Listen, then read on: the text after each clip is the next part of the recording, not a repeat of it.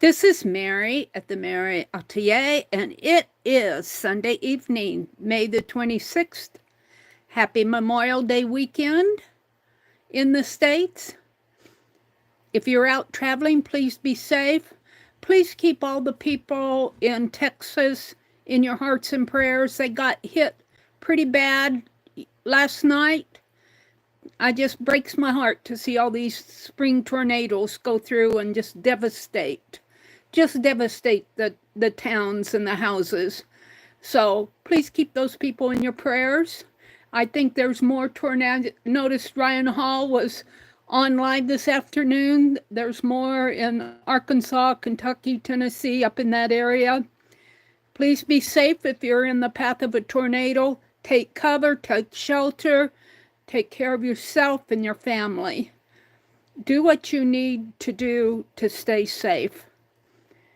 So, with that said, it is Sunday evening. I'm going to work on my doodle deck tonight. I want to work on finishing up some of these postcards so I can get them sent. Hi, Mina. Welcome in, Mina. Let me sit down and adjust my tablet over here so that I can have it all ready for when folks come in. Get to my channel. I'm on a notepad over here. I see 5 of you out there. Welcome in. If you're up in the balcony, that's fine.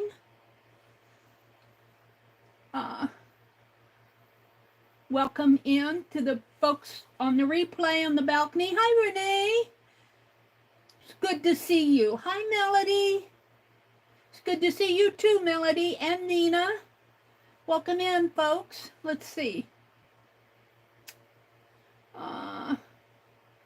Let's set chat first, I guess. Chat filter, all messages. And set my quality up from 240 to 1080. How is that for a jump?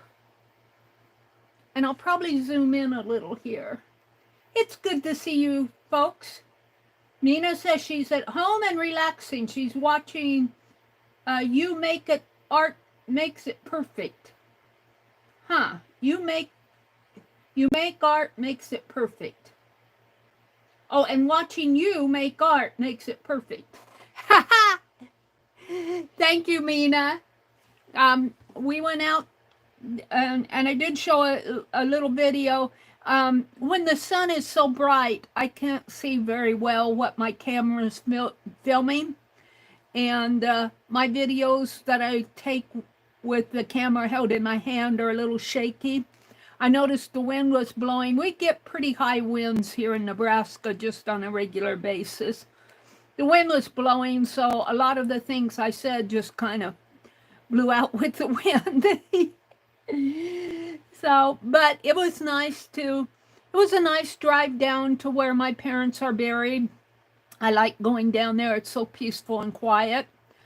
And just honor the veterans that have served our country, whether they died during a war or whether they just died naturally. They still gave up a part of their life for our freedoms.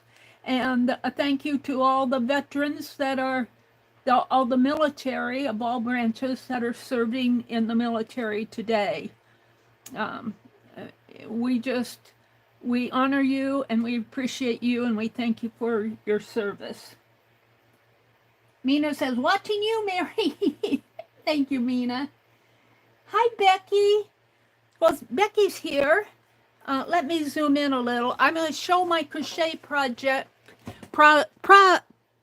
my crochet progress. Hold on here. I want to zoom in a little. I don't know if that's too much or not, but we'll see. I think that might be about right.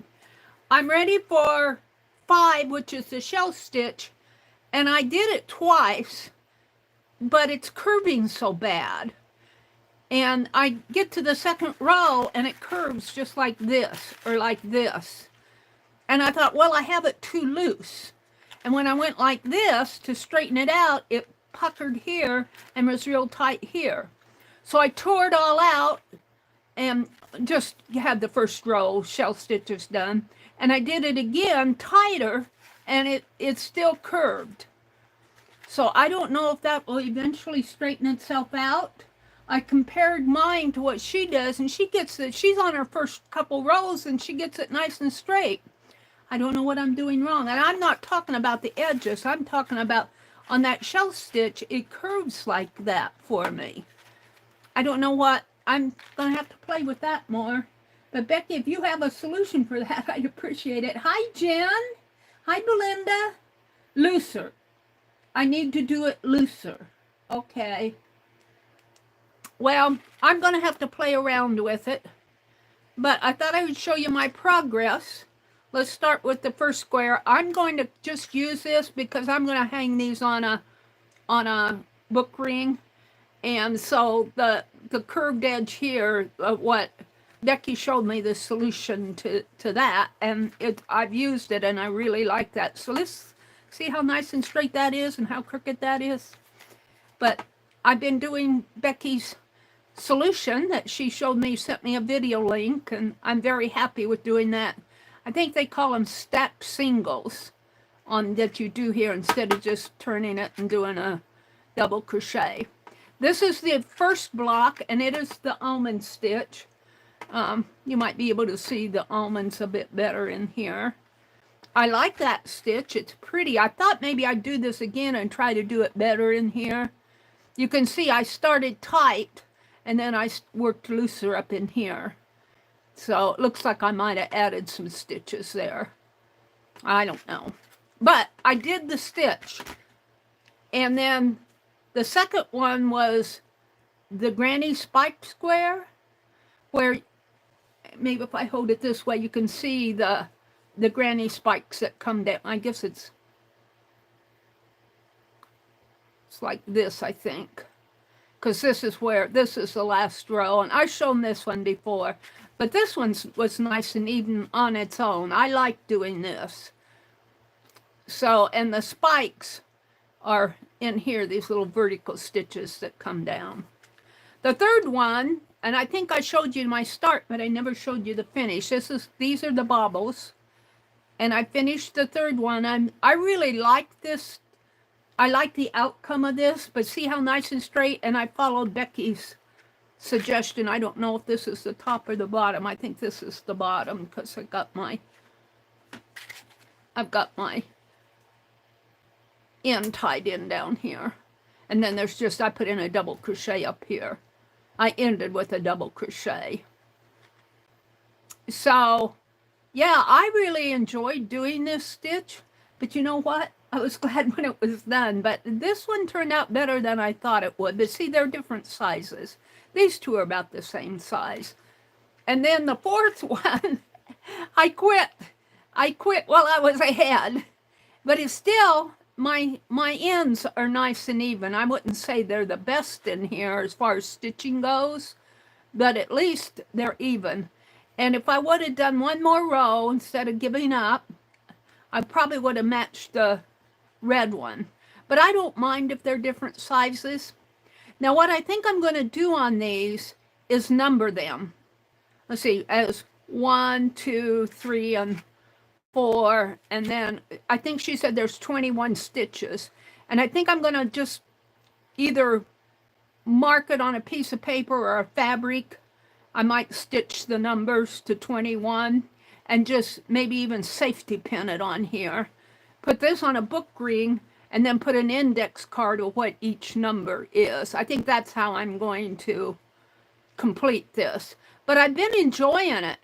I've been enjoying doing, see, this in here isn't correct. It looks better on this side, but you can still see I messed up in here. But I did it. See, I'm not getting it perfect in there. But I did it. This first row was my best one. The others I kind of, I got tired of doing them. I got tired of doing, I got tired of it. My hand got tired. But I understand how to do it. I think it just will take me practice if I ever want to do it. And Becky was saying she thought this would look good on a brim of a hat brim, because it is nice and stiff.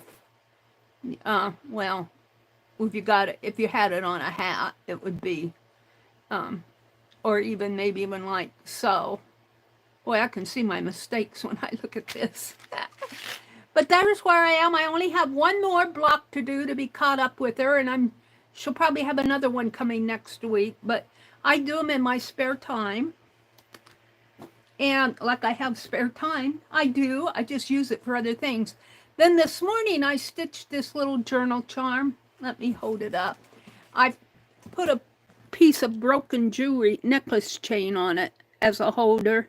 And I did the canta stitch in here. I did it in red, but that's where you start and then you skip to the next row. You don't spiral it, you skip down. And you either start in the center and go out or start at the out. I started at the out and worked in. And then I folded up a little piece of gold fabric and made a little fabric button in the center. And then on this side, I put a button. And then when I stitched my chain on here, I ended it, I had enough thread. I ended it on a little tassel like I make the tassels on my journal. And this will go in my stitch journal. And then one more thing I want to show you here. I did some onion dyeing. And this is the white shirt. I washed it. And when I did that thrift haul, I pulled a white shirt out of one of those bags, a children's shirt. Boy, I'll tell you, that was interesting to take apart because it was so paneled, had a lot of panels on it. But this is onion dyeing from the red onion. And there's strips of stuff because I saved these for ties. But what I thought I would show you here, and it turned out brown for me, a pretty tan brown. I'm very happy with it. There's no mordant or anything in there, so I doubt that it's color fast, but I'm not going to plan on washing it. See the difference in the color? This is the original scrap piece that I saved off. And then look at the onion dyed on here. So, and I've saved all the iris blooms, and I was saving them in the freezer. I've got them thawing out right now. I'm going to see if I can't make some dye out of the iris blooms. I'm not sure exactly how I'm going to do it. I know some people pound on the blooms, but I'd like to make a liquid dye. I saved some of the tea, or not the tea, well, it is an onion broth tea. I took all the skins out of the, I simmered the skins in a big pot on the stove, and I put these fabric pieces in, and then I took them all out after they'd been sitting in there for a while. And I only need one here. I pulled them all out, didn't I? I saved a jar of it, and I thought I would try to spray some. Or I bought a roaster thing, an aluminum roaster, you know, the kind you can get at the Dollar Tree, the temporary kind. And I might onion dye some, if I do it, I need to do it before that dye gets old, before the onion liquid gets old. But I might dye some paper just for the fun of it. I don't know, I don't think I'll do any eco dyeing. I'll probably just layer it in there somehow. I'll have to think about it. I might put some strings or threads or something in there to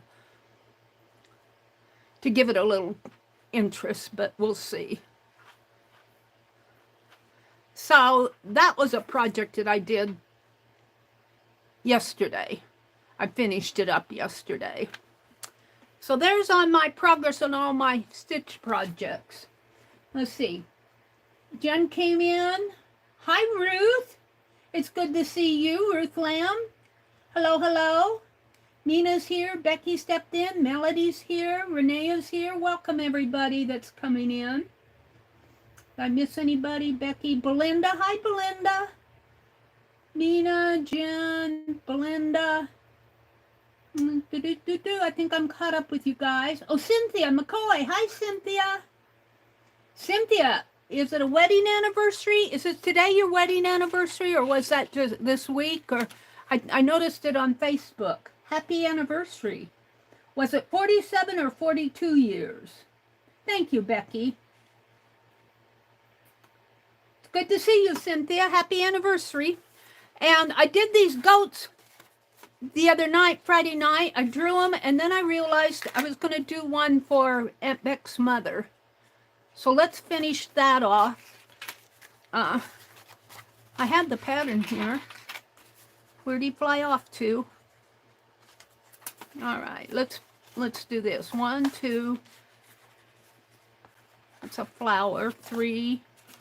I should have 9 of this. 4. 1, 2, 3, 4, 5, 6. Those are my goats. Here's my pattern. Yeah, 6. Derwin, I'm going to move you. 7, 8, 9. So what I'm going to do to these, and here's my little fairy pattern. What I'm going to do to these is I'm going to collage. I'm going to start out with a flower. She's going to be sitting on a flower. I might make the flower fit her tush. I think I got more than one here. You know, kind of curve the flower. Cut it curved. I'm just going to kind of fold it here now. So she's sitting on a flower, and I've got some pink ones, and I might draw some in there and I've got some Tim Holtz ephemera too, but we want to work on these. I want to do Becky's mother's goat. I'm going to do that right away, and then we're going to get into the doodle deck. Let me put this behind me. So, are you all having a good weekend? A safe and quiet weekend? Or what's up in your life?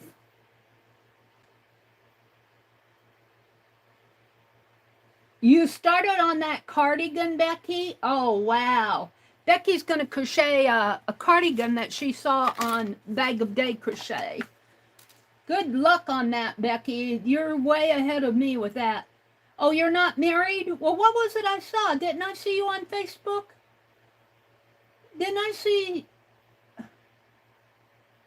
Cynthia McCoy? Is there more than one Cynthia McCoy? I'm sure I saw you on Facebook. And I said, congratulations. I'm sure I did. I'm wondering if somebody's impersonating you now.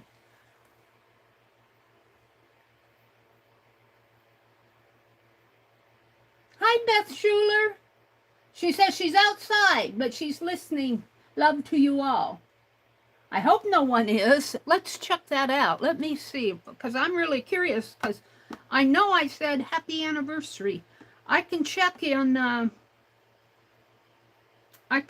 Facebook for the things, the activity. I haven't done a whole lot today because I've been running around. Let me check my activity and let's see. Where do I do that? Groups, save, friends, memories, video. Where do I do that at? On my home page, posts, reels, followed by see or about, edit, public, manage posts. Where do I, well, you can see your activity. Oh, let's just say activity.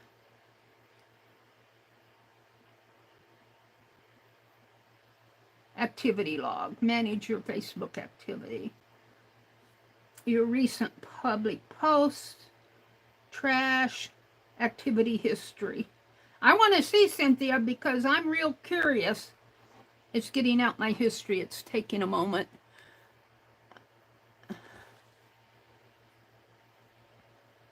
Oh, it's Cynthia Dooley, not McCoy. Cynthia Dooley. I had you mixed up with Cynthia Dooley. Well, happy Memorial Day, Cynthia. I had you mixed up with the other Cynthia. Whew. She says, it better not be my 42nd or 47th. I'm not married. She She says, oh, woo, okay. Cynthia said, I had a birthday in early May. She says, one is enough. Oh, Cynthia, I really apologize. I had you in mind. I had you in mind when I said congratulations. I get you guys, if you have the same first name, hi, Darla. If you have the same first name, you know, I get you mixed up with somebody else with the same first name. I'm really bad that way. Let's see, I've said hello to Becky. Under Dragon.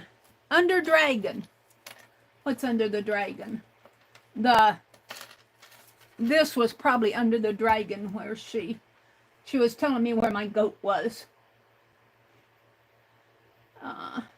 Ruth is here, Renee is here. I think I've greeted everyone. If I haven't greeted you yet. Yeah, it's pretty tough watching on a phone. Mina said, for a second I thought your crochet resembled your dragon. I went into landscape on my phone and saw it was your dragon. You know, I thought of Becky today because I was in the Facebook marketplace and somebody was selling a little, what do they call that, amaguri, where they do the little animals. They had a little dragon they were selling. She said she bought it. It was a pattern. She said she opened it and it wasn't what she thought it was. She probably thought it was the finished one. I almost bought it, but she wanted $10, and I got another package coming from Pearl, but I kind of got to watch myself until next month. But we're going to do, I've got enough stamps to send my postcards.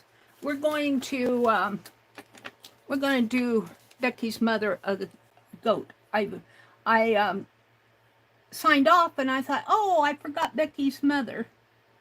So all I'm doing when I do this, I drew this pattern off of the Metropolitan Museum of Art, their open access public domain library. And this is off of a Tree of Life tapestry that's in a British museum.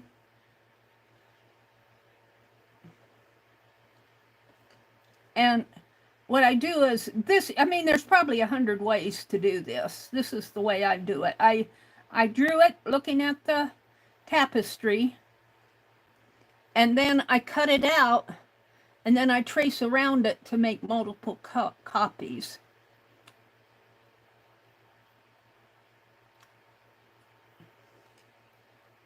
So I showed you the flowers that we put on Mom and Dad's grave. I did a kind of a yard walk. I showed you our peony plot.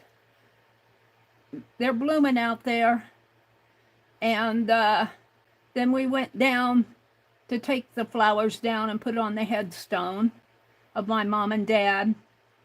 My mom and dad were buried on the east edge of the cemetery. And Mom passed away in 2001. Dad had passed away in 1989, I believe. And, but they were way out there kind of by themselves. And when we went there today, I'm going, wow, they're surrounded. They got company now. Several graves have been dug around them, so they aren't out in a, but they're out on the very last row, and it's really quiet out there. So they're at peace, I think. But Mom loved flowers. She would have loved those flowers in real life. She loved double petunias. That was her favorite flower. She had two whiskey barrels out in the front by the mailbox, full of double petunias. And I remember when I was just learning about them, she'd pull the blooms, and I'm going, you're pulling them! She says, oh, it doesn't hurt them. That's how I learned to pull the dead blooms off of the petunias. Watching Mom pull the petunia blooms.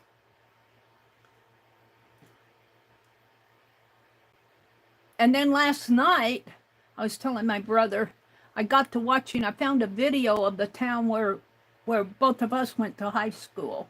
And it was it was quite a little town in the early 50s. And can you guys see what I'm doing? You probably can't see the pencil marks, but I'm going to go to this now. Clip off of something. I don't know what that was.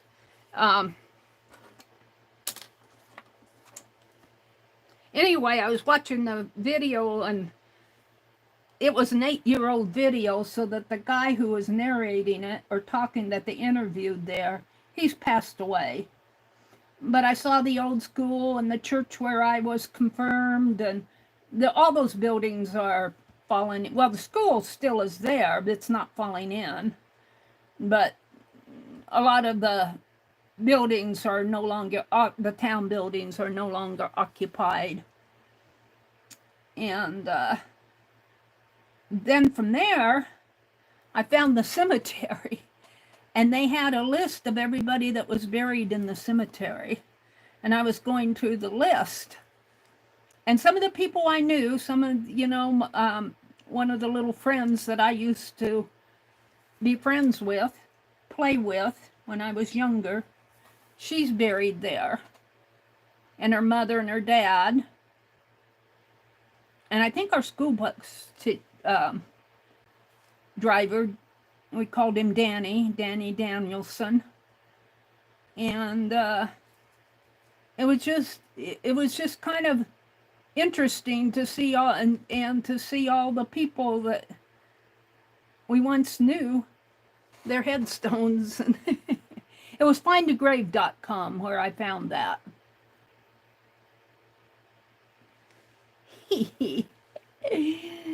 Oh, he's a cute little goat. And now, after I get this drawn here, I'm going to do the doodles. And then, I don't want to be up too late tonight, but I might be a little bit later tonight, because I do want to get these postcards sent out.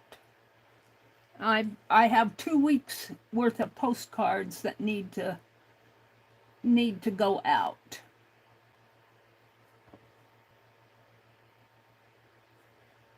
And I don't want to do another Friday night next Friday with these, if these aren't sent.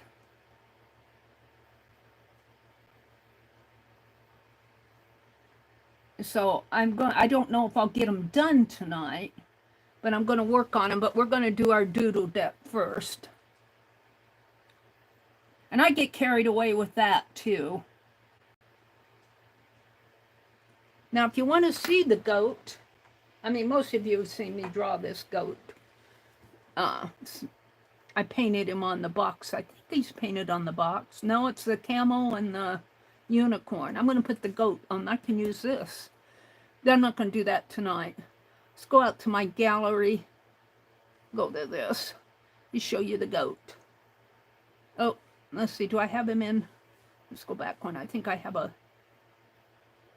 screenshot of him. Where are my screen prints? Oh, that's here. Let me get.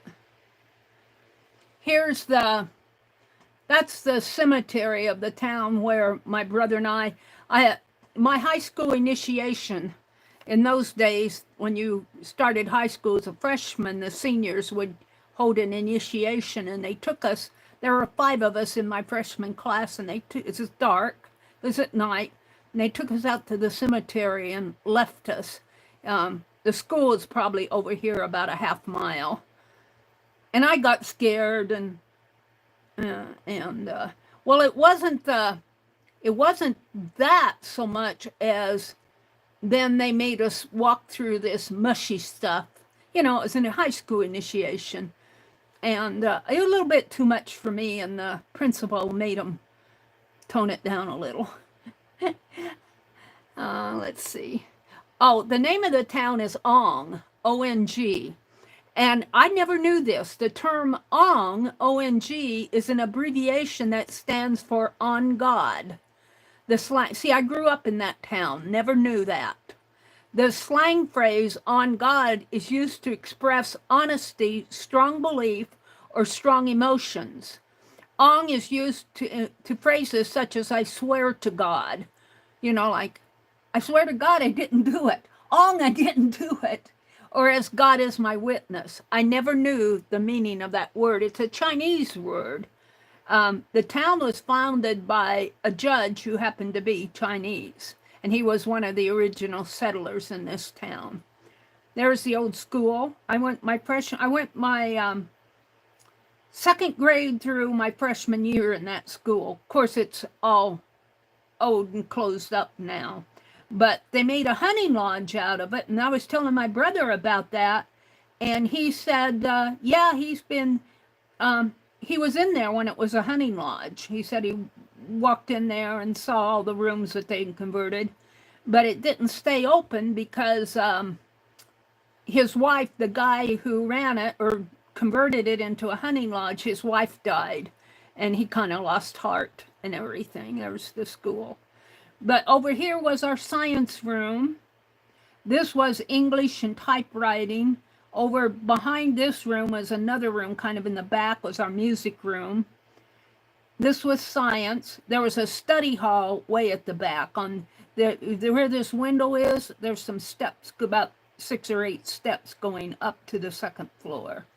Then in the room over here, in the corner over here, was the junior high upstairs. And down here, this was kindergarten, first and second, and this was third, fourth, and fifth. This was the primary. I guess that was primary, and I don't know what, elementary here and primary there. And there used to be a water fountain, a brick water fountain sitting here, and 2 pine trees on each side. And there used to be a flagpole out there, and you can't see it. These trees weren't here. These trees have grown up since I went to school there, but behind these trees was a parking lot where they parked the school buses. And the playground was over on the side of the school. And on this side, the school used to have an old bell, and there was an old bell sitting out in the yard here, and we used to build forts in there. And in the spring, all this grass would be pretty and green, and dandelions would grow in there, and we'd pick dandelions and make dandelion bracelets. So the church, this is the Lutheran church. I was confirmed in this church, and it was pretty then. I mean, you got to think it was a functioning church back when I was in 5th, 6th, and 7th grade. I was confirmed, I think, in 6th grade, and there was a bell tower here, and I would get to ring that bell on Sunday mornings. Pull that, the bell tower comes. There's a rope that comes down in there, and you'd ring the bell. And these doors were pretty white, and these windows, they tore out all the windows. They were all stained glass. It was a Lutheran church. And you'd go up the stairs. If you went in these doors, you'd go up stairs, and there'd be a landing, and it was all a pretty carpet. And then the sanctuary was behind that landing, and it kind of slanted down and went to the altar. And then there was a balcony up here where they could have a choir singing, or you could sit up there. And then there were Sunday school rooms in here. And I can remember all the memories. I had Bible school, and we'd go out here and play. But I can remember one Sunday, my mom always sent me to church. The rest of the family didn't go. Mom always sent me. But my little friend, her mother and father both went to church, and I can remember one Sunday sitting with them, or sitting with her, and her parents were out, in the back pew. And I was feeling sorry for myself because my parents, she had her mom and dad there, but mine weren't. And I was feeling sorry. I was that emotional. And during the service, I got up and I walked out, and I come around here, and I came around here, and I sat right under, there was a stained glass window of Jesus praying, in the Garden of Gethsemane. And I sat underneath of that window and cried, And my friend's mother, she wondered what happened to me. I learned later that she saw me walk out, and she wondered where I was going. And then I decided, we lived about 3.5 miles northeast of town, and I decided I was going to walk home. So I walked, gosh, I walked out of town and I was walking on the road going home. And my mom, it must have been time for her to come pick me up because she found me. And what are you doing? That's one of my memories of that church. And I think I'm looking for, this was the old grocery store. Oh, I could tell you guys memories. You have to dress this up. You have to dress it up. This is the old grocery store, and it was a brick building. It's all torn down now. There's nothing standing here. But we would go in there, and we'd go grocery shopping in there. And I can remember she had a display case of bracelets and stuff like little gifty items right up by the cash register. And then there, if you go in the door and walk down that aisle, probably about into this area, there was the ice cream place where you could get drumsticks and fudgesicles. I don't see the date on this building. It surely is in here someplace. That's an interesting symbol there. I don't know what it stands for, but I don't see the date. 1800s, but it's all torn down now. And you have to remember, this is after it's all closed and everything. Think of that as a functioning store. It's all torn down. Let's see. Oh, let me see. I'm going to the goat here in my screen print. Here. That's where I wanted to go. Here's the goat that I'm doing. So let me finish this. I get sidetracked with my stories. Memories. And that's what I was doing last night, was reviewing my memories. And I was telling my brother about them when we were driving down to Mom and Dad's grave today. And he was sharing some of his memories. He has the memories of growing up there. He was 4 years ahead of me, but we have some of the same memories. Now, let's see, I think I had a flower in here. So let's put that flower in here. I think I had 6 petals.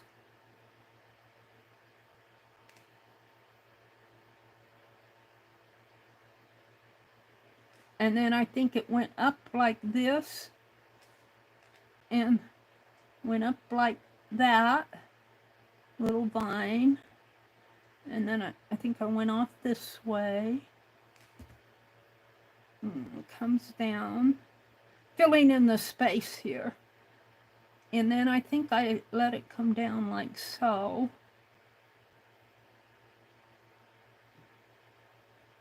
Something like that. And then I have a tree in here. Like so. It comes down and then there's another, it's not a flower, I have a branch with a leaf. And another one coming up like that.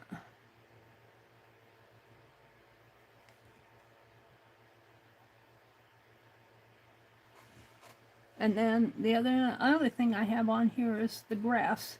I like how the grass, I like how the grass repeats the spikiness of his hair there.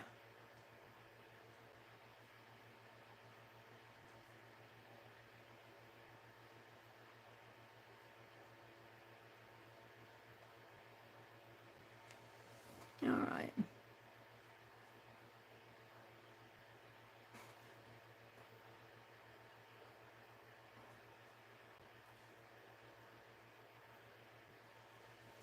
I'm going to put one in there. Whoops. That one's a little crooked. And I had one over here. Okay. Those are fun to do, the doodles, or the postcards. Now, I'm not going to work on these until I get my doodles done for tonight. And last week, we did doodles was it last week or the week before? We did teapots. And I have 1, 2, 1. I think this was my first one. Card 1, card 2, and card 3. I've got 4 and 5 here someplace. Well, I'll run across them. I'm not going to hunt. I might have put them over there. They'll hear. I'll run across them. But let's do... I'm going to put this behind me on the tray.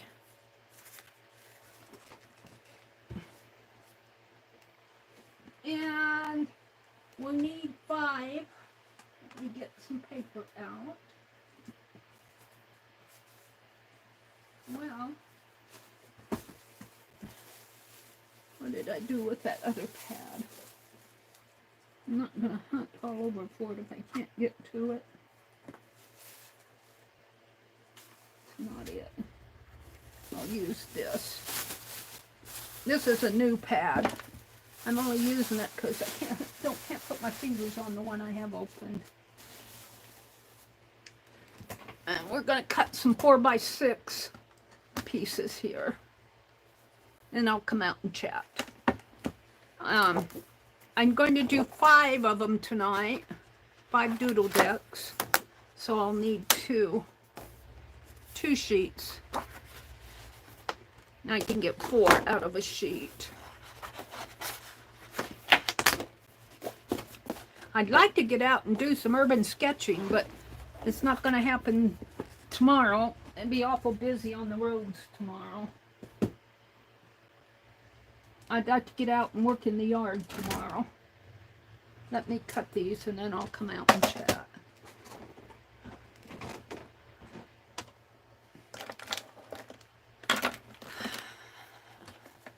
I think I'll use my watercolor sticks tonight.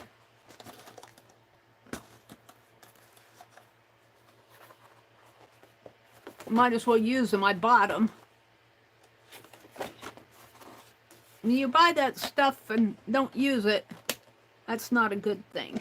Might as well use the things. And Becky sent me watercolors. I want to get those out and use them.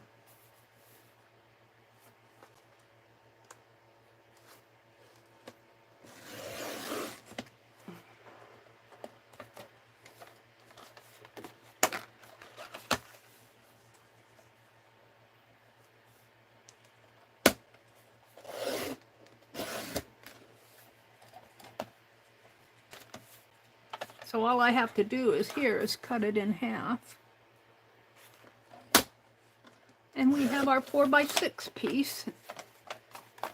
There's that one. What did I do with the other sheet? I think I put it up above. So there's 4. And I've been saving these. Make nice little inchies or ephemera.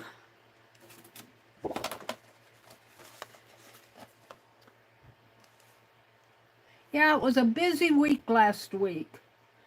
I'm just glad to have a week where I can settle down and stay home.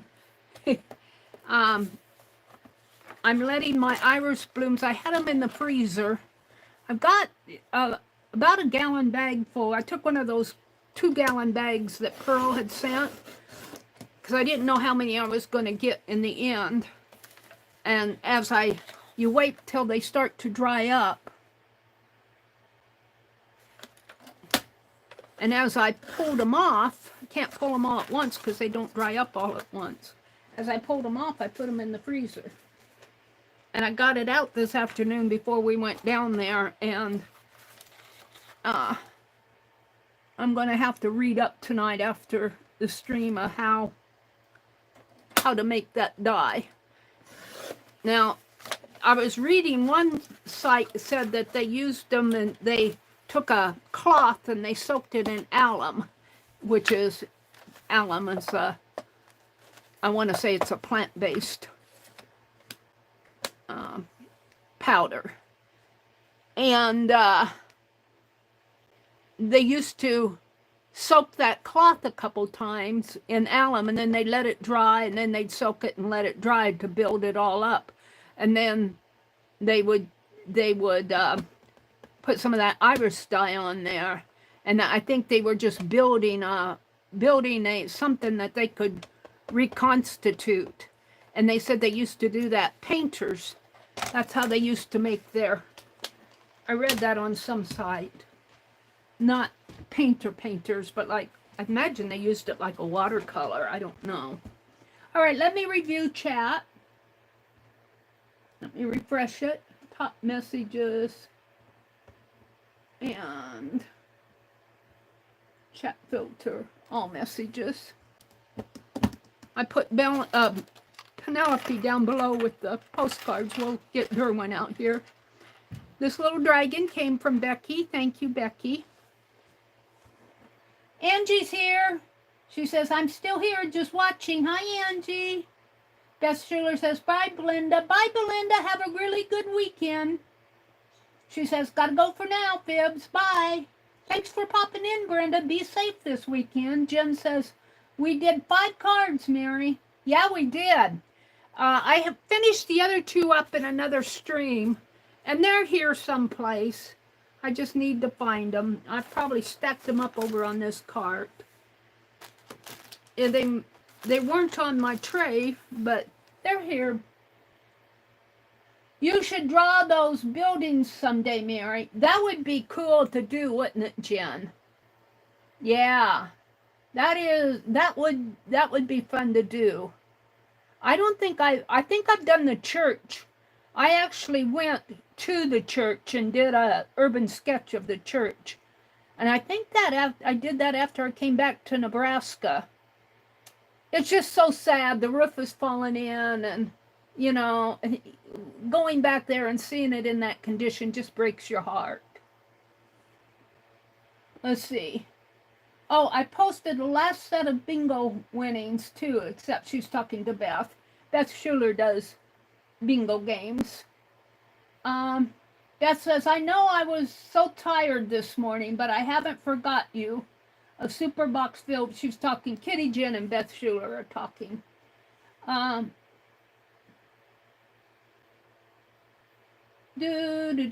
Angie says, no, Mary, I have set you a bedtime. Angie's going to send me to bed. She says, no, Mary, I've set you a bedtime. You're not young anymore, and that walk today in the yard, you need your rest. I go to bed early enough sometimes, and I just sit there and lay awake. Finally, I just get up and do stuff. Sylvia's here. Hi, Sylvia. She says, salutations to everyone. Good to see you, Sylvia. Daisies. What are you doing after this video, Jennifer? Beth asks, and I'm sure she's talking to Kitty Jen. I'm sure they're having a conversation. Sylvia says, Faith Flower is the bird of paradise. Oh, wow. Cynthia's here. Angie's here. Mina. Renee. Joyce. Hi, Joyce. Welcome in, Joyce. Mary, do you need a dragon coloring book? I would say yes, Beth, but the thing of it is, I do not use coloring books as a rule. I don't know, just something inside of me doesn't color. If I used it, I would melt crayon. I would melt the dragons.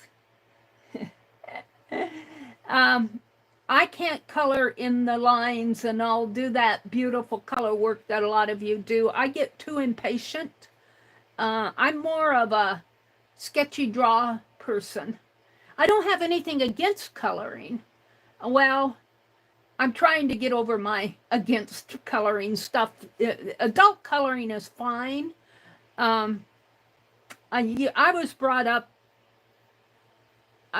with the thought that, especially when I went to the university and took art classes, if you used a coloring book, you would be given an F. but that's a whole different thing. And now coloring books for adults is a lot more accepted. And when you do it like Dee Dee does, I mean, she takes those coloring books and turns them into fine art. And I'm sure a lot of you do too. I've seen a lot of your, I don't have the patience to do all that blending and colored pencil over it and, you know, get all those beautiful skin tones. And I just don't, I hardly have the patience to do my own scribbles. I'm more of an illustrator. I call it illustrator. It's more of an illustrative technique. You know, I do this. Darla's here, Beth Schuler, Cynthia McCoy, the real McCoy. Yeah, I got her mixed up with another Cynthia. Well, let's do some doodles. And I have, gosh, I think we're on week 17, aren't we, Beth? I think we did week 16. I have them here. I think the last ones, these teapots, are week 16. Oh, that's week 15. I think are we on we're on week 16, I guess, not week 15. So let's go out to my notes. 16 and 17, I think. Let me get rid of all my notifications.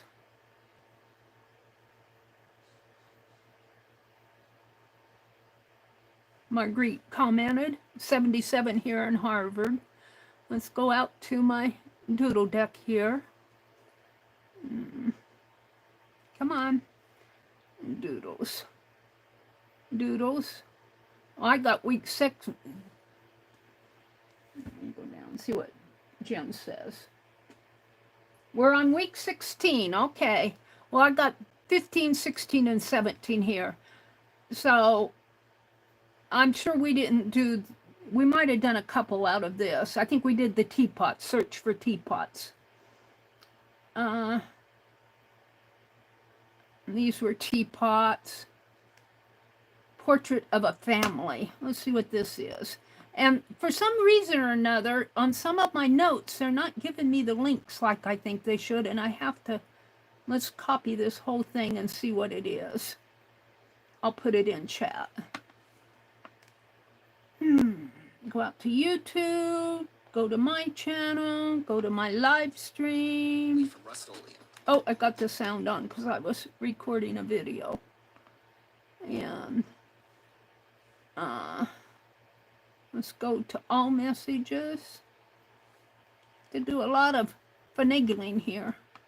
So this is Portrait of a Family. I thought it would be fun to play with that.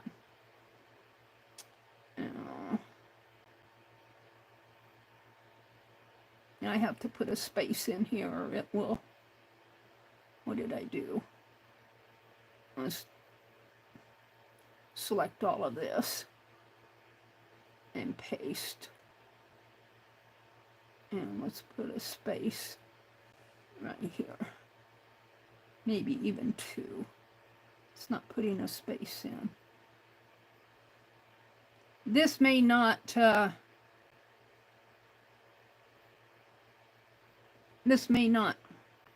oh, it did. Okay. It's going to be good, I think. Portrait of a Family. Let's see what this is. Oh, it's redirecting me to the Met Museum. Oh, yeah, because look at these. I thought these would be fun to do. And doodle them. Don't try to make drawings, you know, original art or anything like. I'm going to bring this down.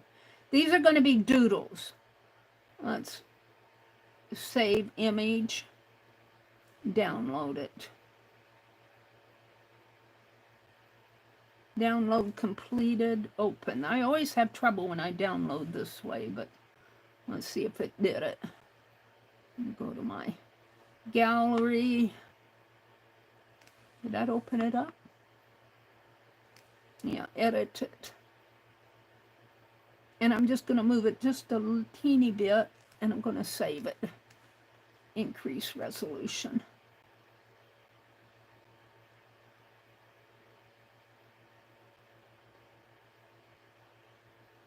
Now, I might have to do this again because what I want to do, let's turn it, let's rotate it, and whoops, got out of it.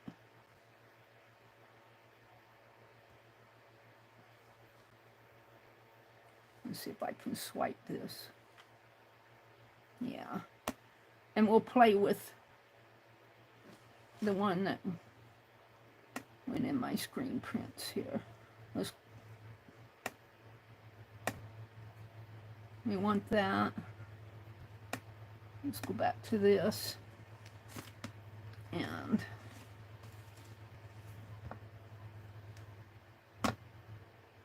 now, come on.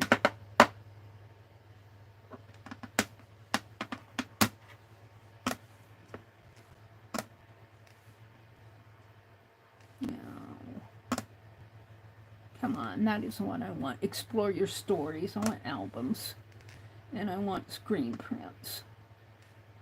They're always changing stuff on these. This is the one I saved off.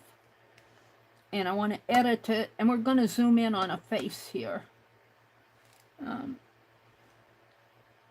easy one. We're going to do a doodle. Shall we do this little girl? Let's do her.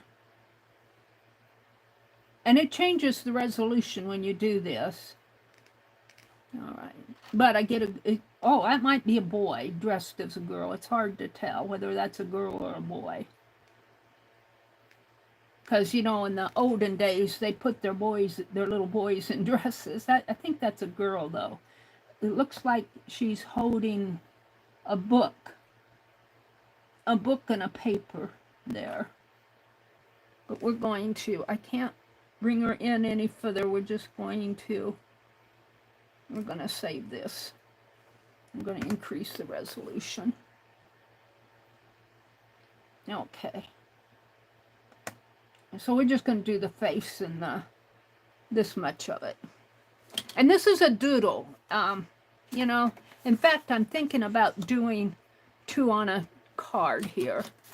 And I think I'm going to use my Sharpie here if it's inky enough. And let's divide this in half. This is 6, so 3 would be the... In fact, I think I'll do a line. And I'm going to do 2 to a... Derwin, I'm going to put you aside because I don't want to knock you to Kingdom Come here. So let's draw a line down the center. And again, these are just going to be doodles.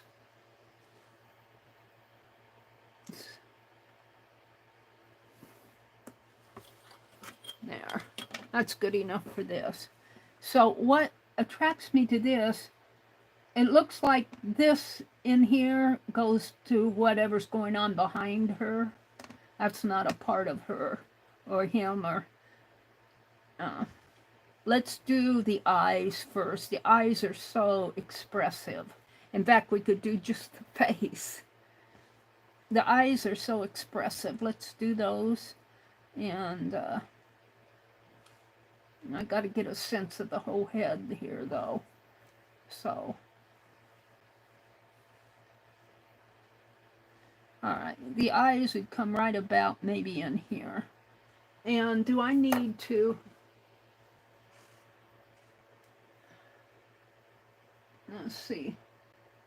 Turn the lights up on my screen here. Okay. And let me... Do I need to zoom in? Are you guys seeing this? I hate to zoom in too much because then I get... So we're going to do these eyes. I'm doing this dark line here first. And it kind of slants down. And she's got a big eyeball. And it's round. And it's really dark here. And again, this is a doodle. This is a doodle, Mary. I keep wanting to draw, you know, and make it So let's just do a doodle. And even then, now a child's face, this line is going to age her probably more than I want. And let's just give her an eyebrow. And let's give her an eyebrow over here. And the nose comes down. Meri, it's a doodle. Keep that in mind, Meri. It's a doodle. Good thing. All right, and then another eye over in here, and you can see the eyelids here. Eyelid there. Another big eyeball in here. And they're really dark, except you get a little glint of shine in her eyes. And I don't like the nose, but there you go. It's a doodle.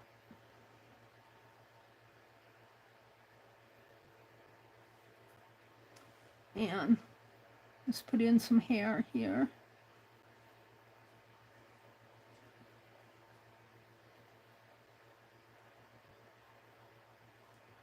And she's got some hair going up this way.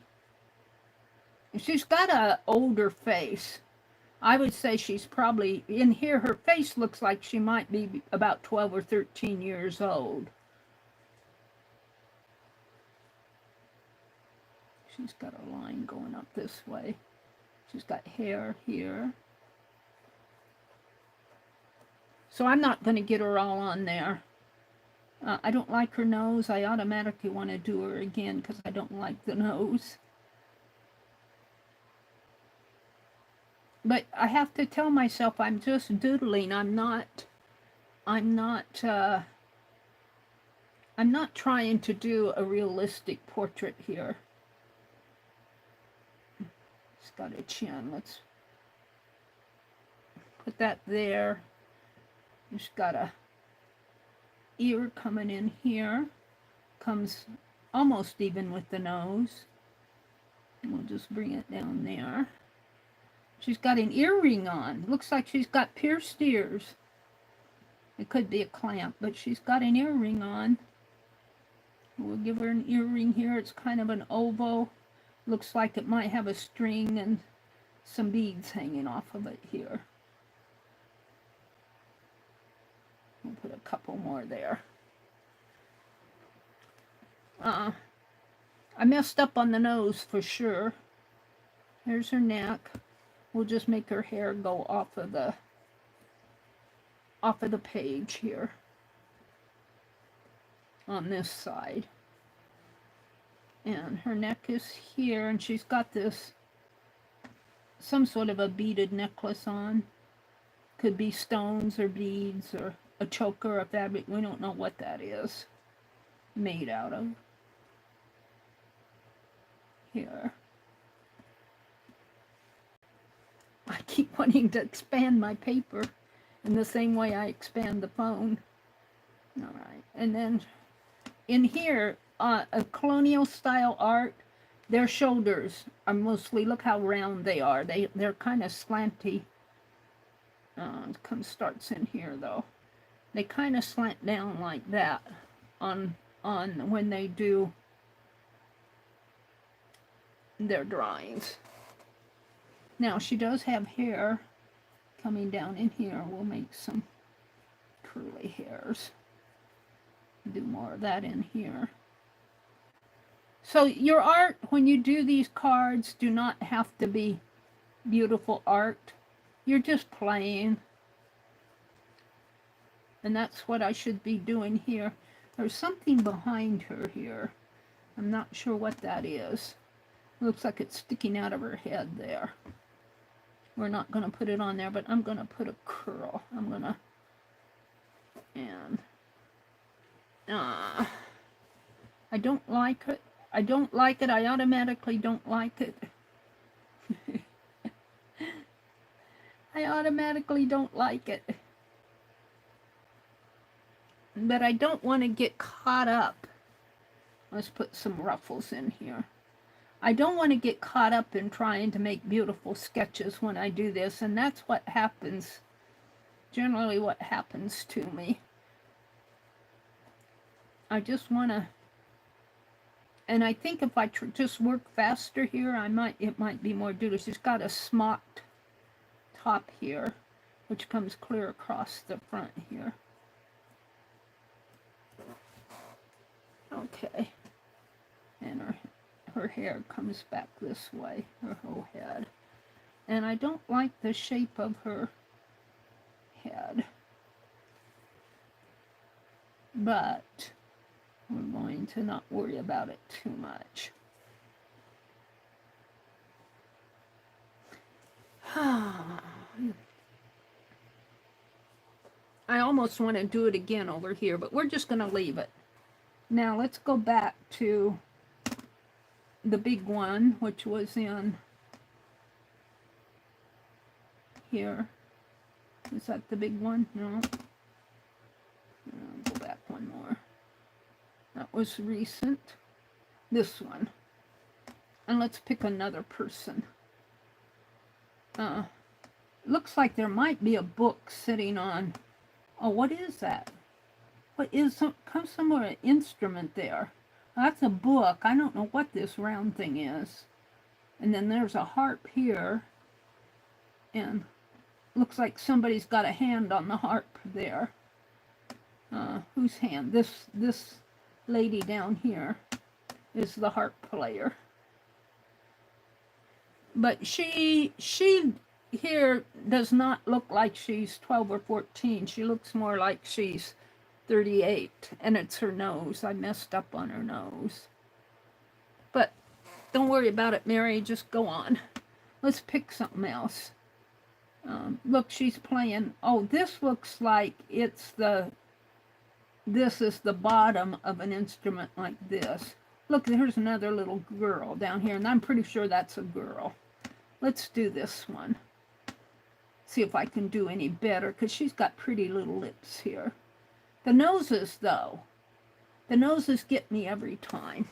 Let's see. Do we want to do her hand? Her hand, what is her hand holding on to? Her hand is holding on to, looks like something on her mom's dress here. This is probably her mother. And what is it holding on to? A tie? Did I give you the link to this? Yeah, I did. So that you can explore this yourself. Look at all the texture on her mom's dress in there. And this is black and white. It's not in color, but that's a good thing for doodles. I'm going to turn that fan more toward me. I'm getting hot. Woo! It's getting hot in his house. So I'm going to do her. We'll just do her face again. And I'm going to try to do it from right here and see if I can't. Look, she looks like she's got flour in her hair here. And look at how her hair is stylized up there. And her face is rounder. It's not as long as and angular as this lady's. She's almost got a double chin there. She also has an earring on. And her collar comes down more in a V with a straight line on the neck, a square collar, squared off here at the neck. Well, there she's got the smocking down there. Her smocking comes down lower. Some ruffle around there. But I'm going to concentrate on her face. Look, it almost looks like, I'm sure that's probably a flaw in the photograph or the artwork, because it looks like she's got a spot on her nose and on her chin. It's probably a flaw. But we're not going to put it in there. Let me look at chat before I do that. The first lady looks kind of sad. Yeah. Mina says, too techie for me. Angie says, do any of you go on your phone and chat with someone and you can see them and they can see you? If so, it's free. I've been doing that today with my nephew. Yeah, you can do they call them video calls, Angie. You can do that. Like I could video call with my grandniece or video call with my nephew. I don't, but you can. And I think that's how Becky is doing her craft and chat, and I think Anwar too. You can have more than one person on a video call. I'm not sure exactly how Becky sets that up. I've never had one. I've done video calls before, but not with 10 people.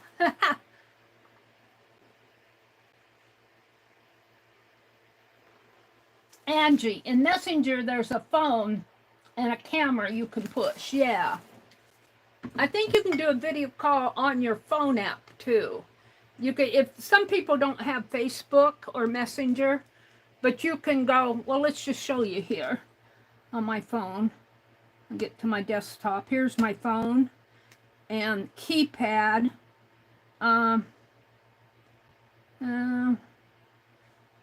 If you call somebody, I don't want to call, I guess I could call myself. Call my other number. It's up there though. I'll call our number here. I won't call it, but I'll type it in. Or don't 402. See, there's a camera. When you type in the number, I suppose I could make this any number. 7634965. I'm not going to call it. I just made up a number. See, there's a little camera there, right down here. And if you call this and press that, it'll do a video call. But if you call it and don't press that and dial it, you can set your speakerphone on my phone. I don't know how it is on anybody else's phone. I don't do video calls, but I know you can, and I know you can do it in Messenger, like Beth Schuler said. Angie says, my nephew and great-nephews are in Florida. 2 kids are burned bad. Oh, Angie, that's so sad. Some of his friends? It's certainly not your nephew that are burned, but some of his friends that are burned bad, Angie. And Angie, are you getting surgery on your, is it your hand? Are you having that done this coming week?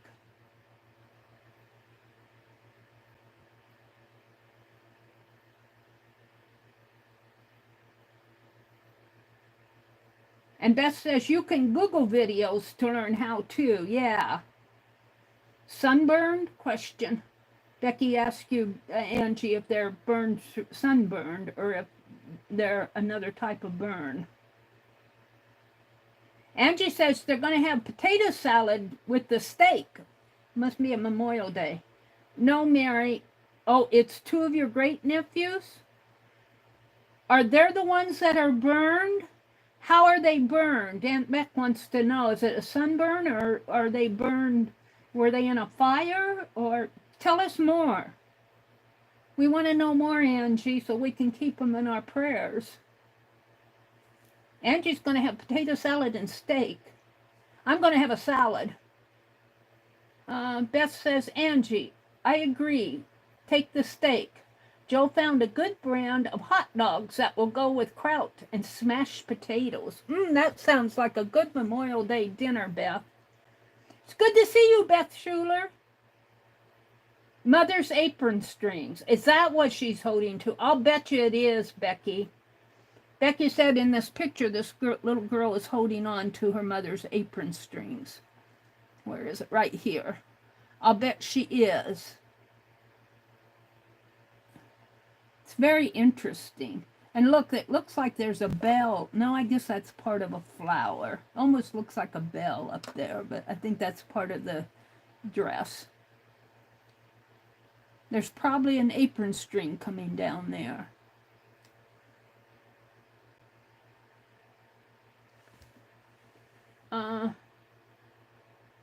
Perhaps the item on top is a type of bagpipe. It could be, Mina. I have no more. Mina asks Becky how Scott is progressing. How is Scott progressing? Mina says, I think of all the authors who write about dragons these days owe their fascination to Anne McAfee's Dragon Riders of Pern. I have no idea what that is, Mina. Angie says, I took a hot lavender bubble bath. Ooh. Jen says, I had fish sticks tonight, but I'm thinking I might make something with hot dogs tomorrow.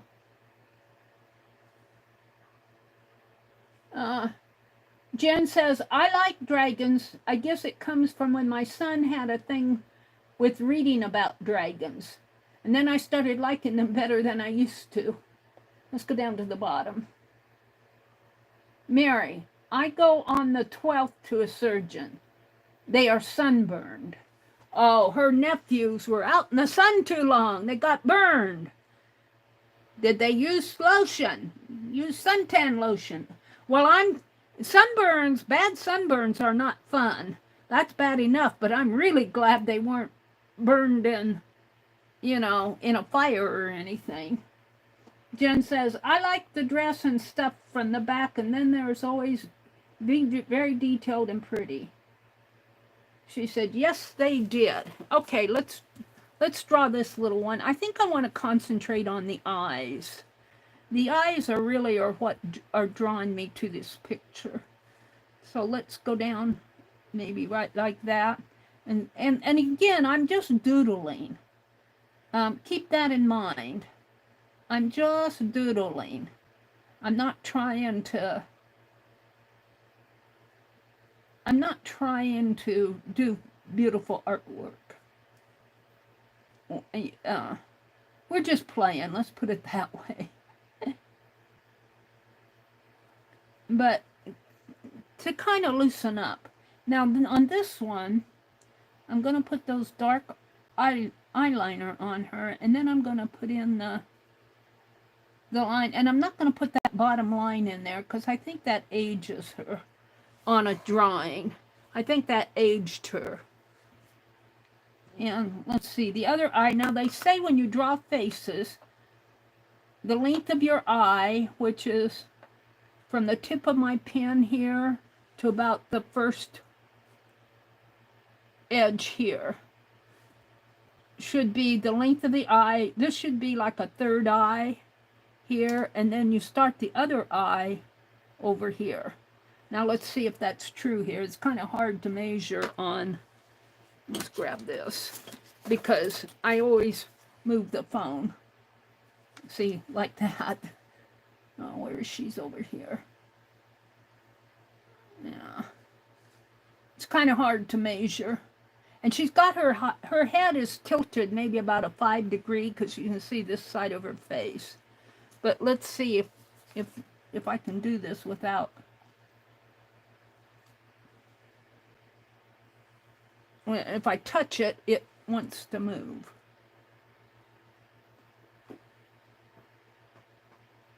Come on, just hold still for me. Maybe if I put it on here.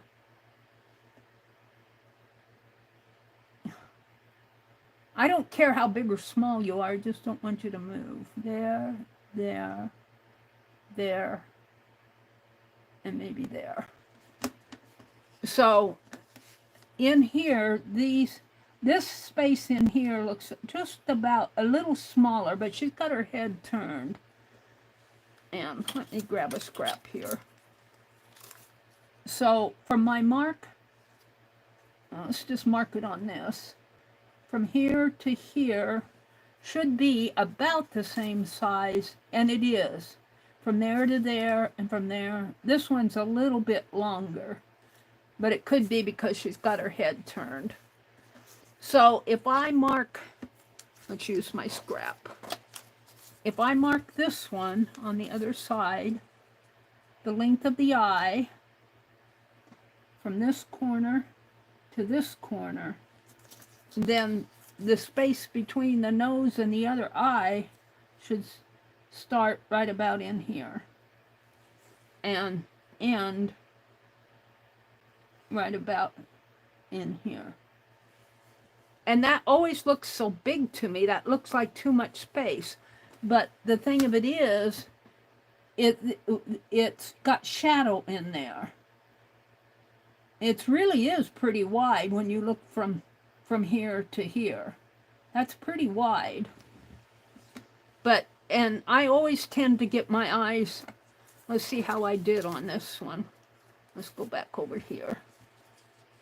And we'll start over on this side. See, I think this eye is longer, because let's just even say it's in there. So there to here.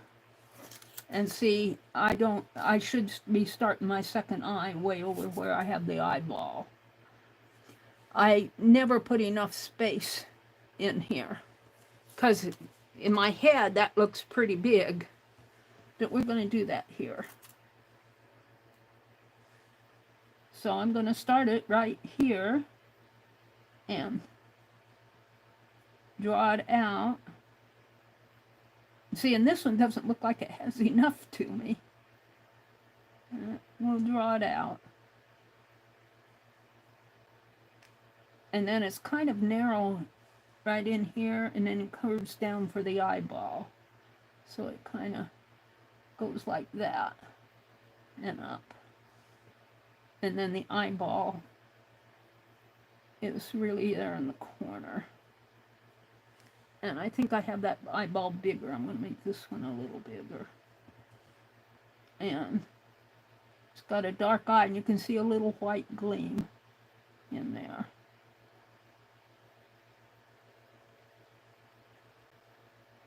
Now that's not a doodling. This was really more of a drawing technique. But now the nose here, there's a little bit of space between her eye and so I'm going to put a little space in there. And I don't have the eyebrow. The eyebrow starts right about here, and it's not as wide. Right in there. And I got too wide of a line in there, but I'm not going to mess with it now. Right in there. And then I'm using a Sharpie, so this is not a pen that I can get tonal values on. Let's see if I can do any better with her nose. Comes down like, now this, her face will be bigger than this face. And then she's got a nostril in here, and it kind of comes down like that. You see, I'm drawing rather than doodling. I get into the point to where I want to draw. And then her forehead's, you know, all up in there. So I'm not going to get her entire head on here. We could put some hair up in there, but I'm going to just leave it. And then her cheek comes down. I don't have, this should, her eyes should come out more. This should come out more like this. I'll probably put hair in there.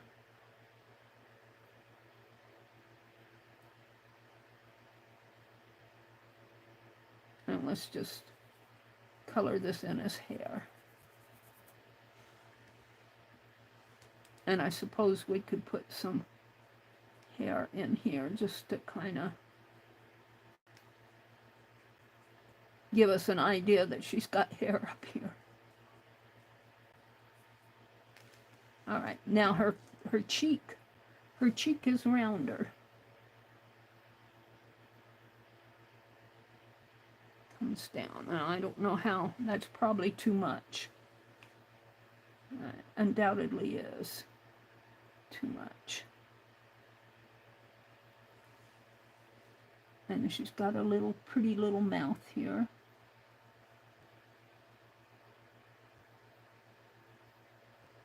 And I have to keep telling myself when I do these, I'm not drawing, I'm doodling.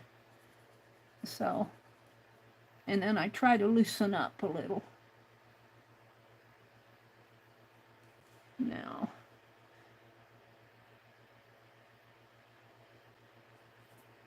and then we'll just darken this area again. And then she's got kind of a double neck, and she's got this necklace coming in here. And that's all I'm going to get on there. I think I'm going to stop right there. I'm kind of happy with it. I'm not going to try to put all of this in. So that's card 1. What time is it? 7:22. Well, it's week 16. Card 2. 5/26/24 Doodle deck. Card 1, not card 2. Card 1 Doodle deck. And family portrait.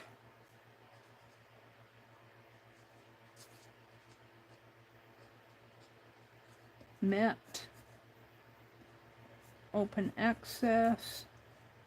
Public domain.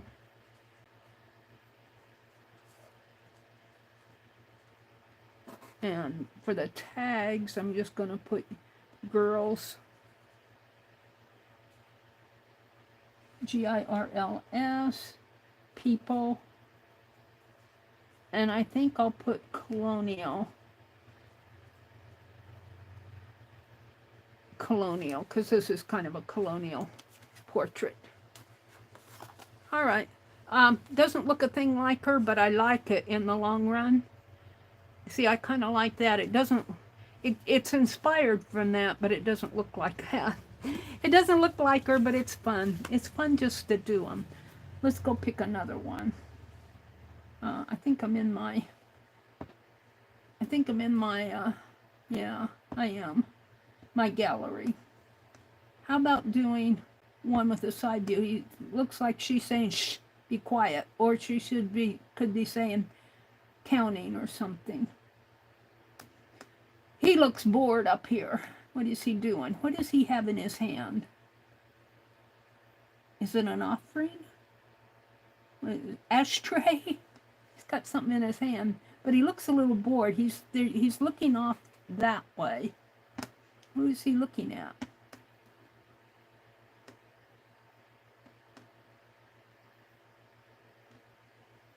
He's got something in his hand too. It looks like he's about ready to beat on that instrument. Oh, I like this guy. I like this guy up here. Let's do him. All right, let me come out and look at chat. Let me refresh my chat filter. Top messages. Chat filter. All messages. Sylvia says, Beth, I'm a dragon lover. Sylvia says, I often use a gearhead divider or a drafting architectural tool to do the spacing. Yeah, Annie V sent me a tool, a measuring tool. And I've used it, but I don't tend to use it all the time. But I do know that I learned that rule from Annie V about the head spacing. I didn't learn that in drawing class. This really isn't bad if you don't compare it to what I looked at. You know, it's kind of fun just to have them. Now, if I was going to draw this, I'm going to have to number these cards. If I was going to do this, I would I'd probably concentrate on the eyes or maybe doodle the lips. In a game, just say it was card number 150, and I drew that, and I was doing a game or something. I could do the whole face, but I might just pick something off of it. Let's see. Angie said, yes, they did. They're still talking about the sunburn. So, I think I'm caught up with you guys on chat. So I'm going to go ahead and I'm going to divide this in half again. There and there. And we'll just draw a line. It doesn't have to be a perfect half. And it won't be.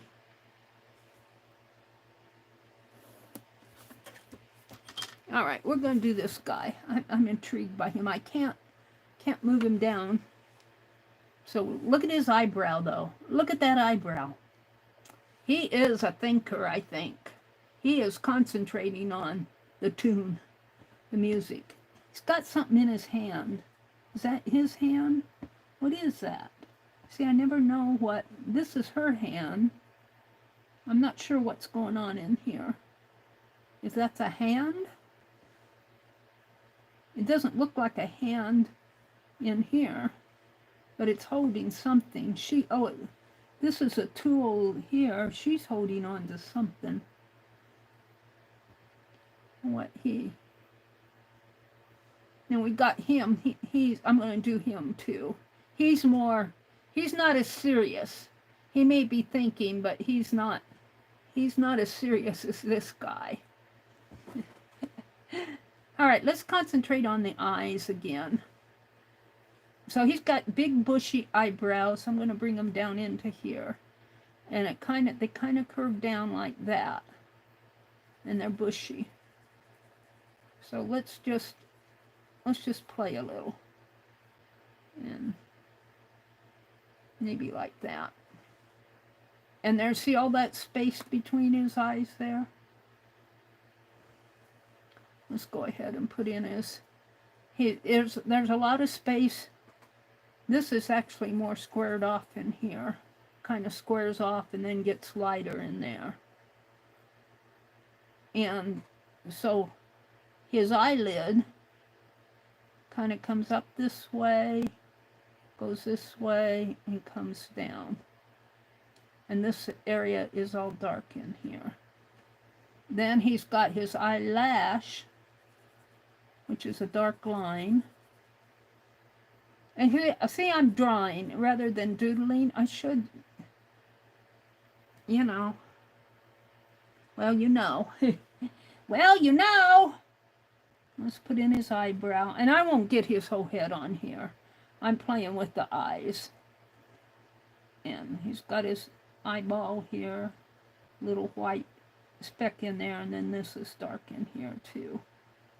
Dark in there. Now I could put lines on him because he's an older man. He's an older man, so I can put the lines in there.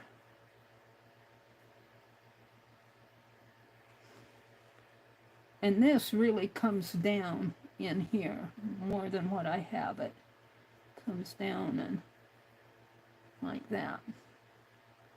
Now I won't get all of his eye on here if I follow this rule. It actually comes out from there to over to here. So right in here. I'll start that second eye. Just don't see as much of it. It's really dark.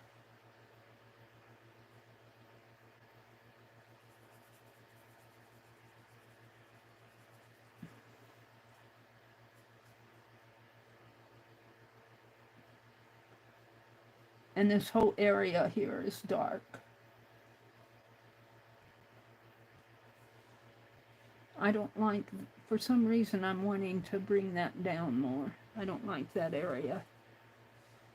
I might get out the stick here, the watercolor stick, but let's go ahead and let's do his nose. I'll never get everything on here.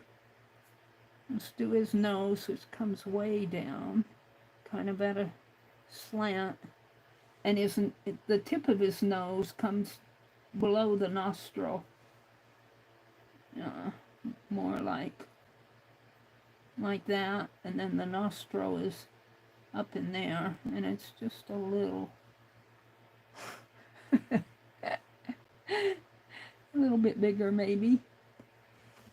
And then he's got this big old beard, mustache in here.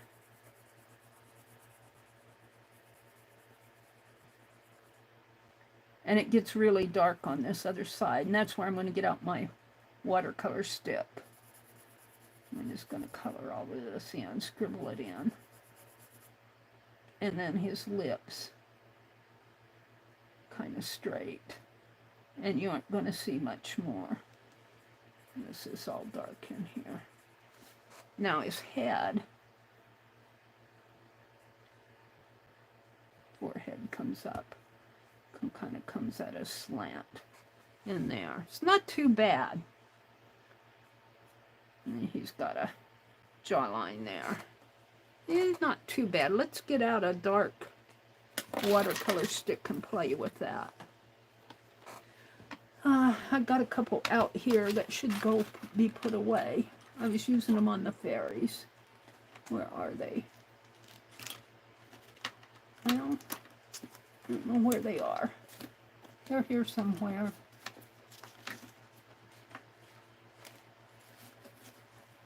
I don't see them right offhand. Maybe I did put them away. It looks like there's one missing there. I'm going after this. I don't know what it is. I have a hard time getting them out.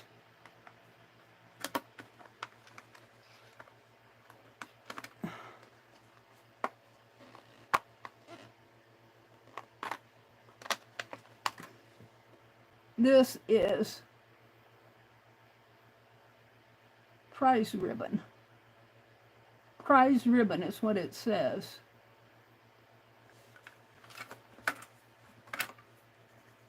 It's kind of a gray color. Probably too gray, but we're gonna put this side of his face in shadow.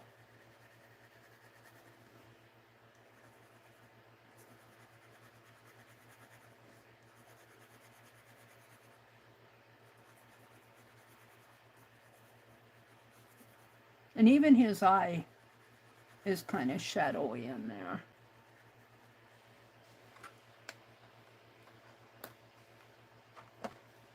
I don't see a darker one in there.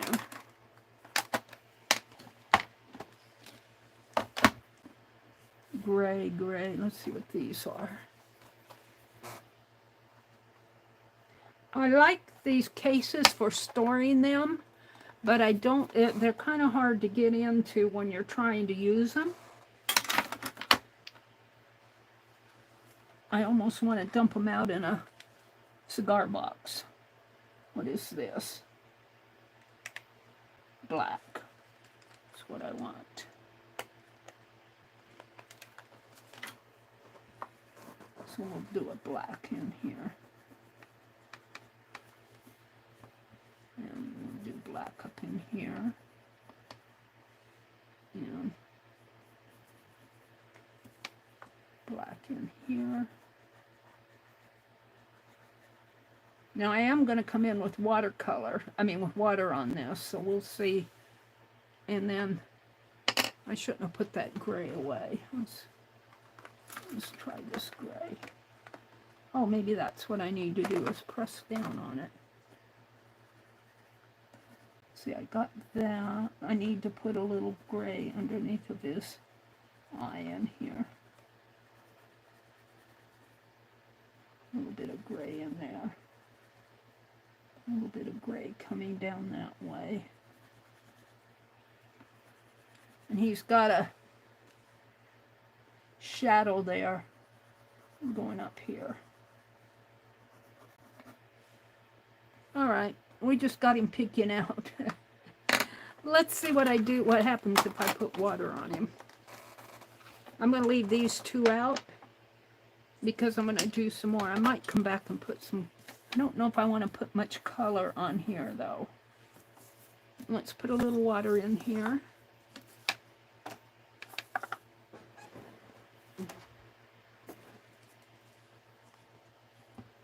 It's getting about time to plant my Japanese indigo. Maybe next week sometime I can plant it. I'm going to have to get out there and kill all those morning glories before I plant in that plot, though, because they're... If you don't get them while they're babies, they grow up into viney. Let's see, I've had a brush out here. Let's use this one. Let me get a paper towel.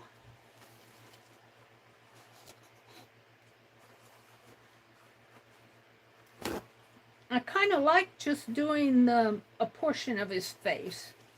It's really not too bad. But let's see what happens when I add some water to this. Yeah.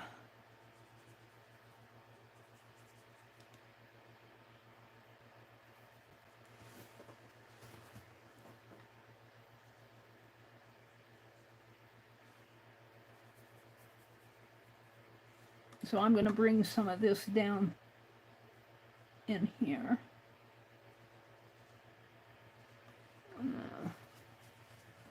Grays in here. This is kind of a bluish gray. We're going to leave it as a blue gray. It's more of a, I didn't look at the color. It's kind of blue. It's kind of blue!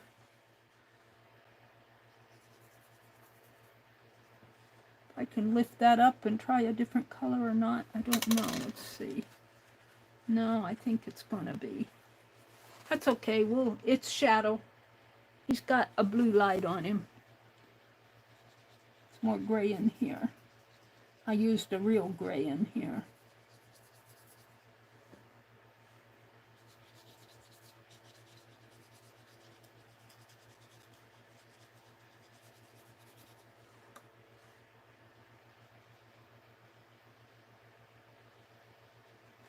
Let's blot it. Where's that gray? Blot this a little. Let's put some gray in here.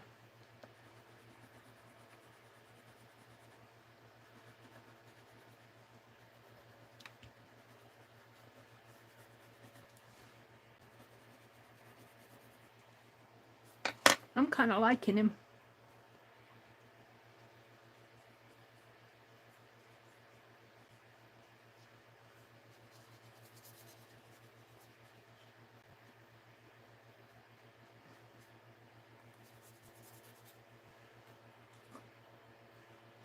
If I can bring any of that down in here, I don't know.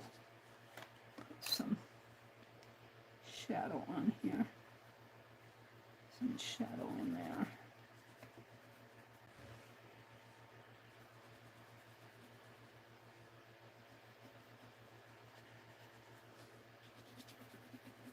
He's just kind of peeking out. Some shadowing in here.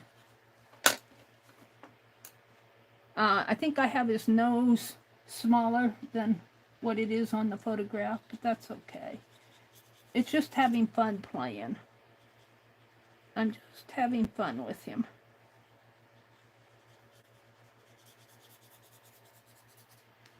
Now I'm going to quit. We'll call him done. We'll call him done. Let's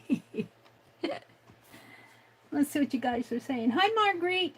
He was in a fight and he bruises easy. Could be, Angie. He does look like he's got a kind of a serious eyebrow there. Sunburn is a radiation burn. Ooh. I cringe just thinking about it, Marguerite. Brenda, hi Brenda, it's good to see you. Beth Schuler's here. Angie said, Candy said to tell you all hi. She can't see chat. She's waiting on her glasses to come in. Well, when she comes in, I need to, she sent me somebody. I'm always so wary of Facebook. There's a friendship request, and it's from Candy, but I thought I was friends with her already. And so if she comes in after she gets her glasses, we're going to have to straighten that out. I just about hit okay, but then I thought, oh, I don't know. I think I'll be a little cautious. Sometimes I get multiple friend requests from the same person, and that causes me concern.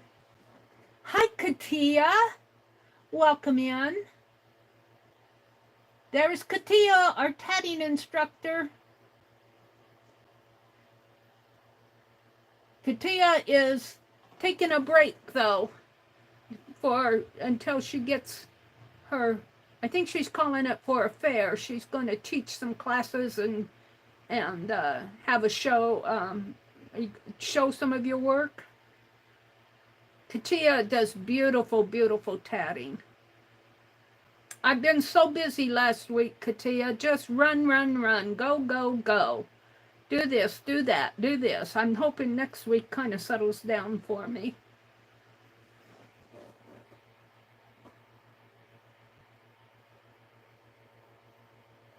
So Angie, if you're out there listening, she might be, because Angie, I mean not Angie, Candy, said to tell you hi. She can't see chat. She's waiting on her glasses. So if you hear me verbally, if she's at all listening, she's welcome to come in. I'd like to get her Facebook. She sent me a request, but somebody sent me a request, but I thought I was already a friend with her, and so I'm kind of wary. Let's see what else is going on. Allie K came in. Hi, Allie K. Welcome in. Hello, hello. Beth says, hi, Sylvia. I just subbed to you. Please stop by and see me sometime. I stream on Tuesday, Thursdays, and Saturdays. This is Beth Schuler. Beth Schuler streams on Tuesday, Thursdays, and Saturday at 6 p.m. Mina says, I got a better look at the mystery instrument. I think that the person who thought it might be an upside down lute is right. Yeah, I think so, Mina. Sylvia says, I often use a gearhead divider or a drafting instrument. We were talking about the spacing between the eyes. All right, let's see. Let me go down to the bottom. Katia came in. Katia says, good evening, everyone. They're greeting her. Katia says, yes, I need to prepare for a show and for a fair in August. So I'm still tatting. Let's go to this other guy here. Let's go to this guy who's very similar, but his eyes are more at an angle. This other guy, see, his eyes are more straight across. They're kind of side by side. I wonder if they're brothers. Because they're all in the same family. This is a family portrait.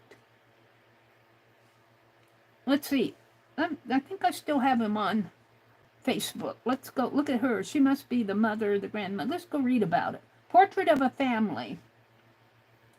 The three figures at the lower right by Girolamo Forni. The other figures were added later, possibly in the early 17th century. The instruments are a harp and two lutes and a Theorbo, a Thorbel lute. Portrait of a Family by the maker is Girolamo Forni, an assistant. The date is the second half of the 16th century. It's Italian culture, and it's a painting. And the Crosby Brown was a credit line. Let's see what's in the pictures at the bottom here. I guess these are them. Oh no, those are the publications. It doesn't have any pictures at the bottom to look at. That's interesting. Usually there's some pictures we can look at. These are resources for research. Has related artworks, but there's usually pictures down at the bottom. Nothing here. So we'll go back up, and I was going to do this. So it says a portrait of a family. It doesn't say what family, though, does it? It says who did them, but it didn't say who. Somebody in Italy. Interesting. Very, very interesting. Let's go back to this guy. Yeah, this guy here.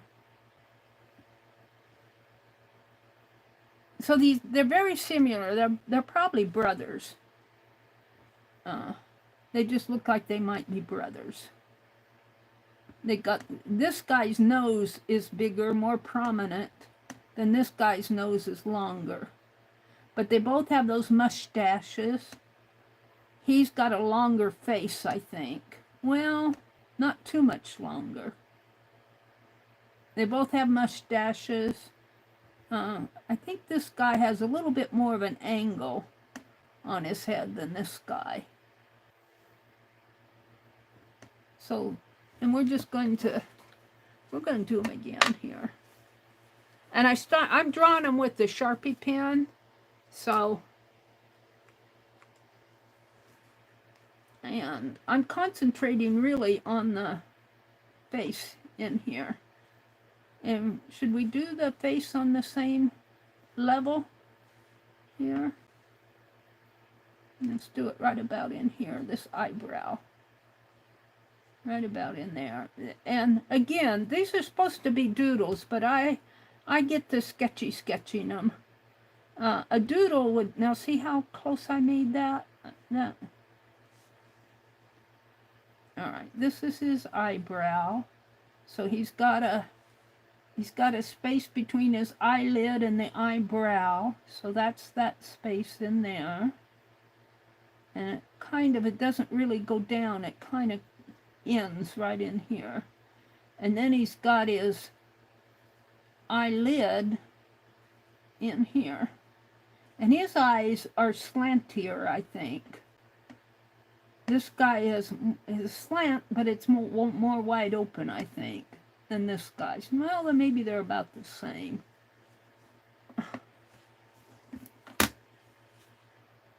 Where'd I go? He's right here.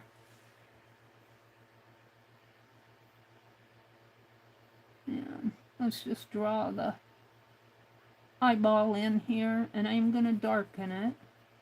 Leave a little white spot there.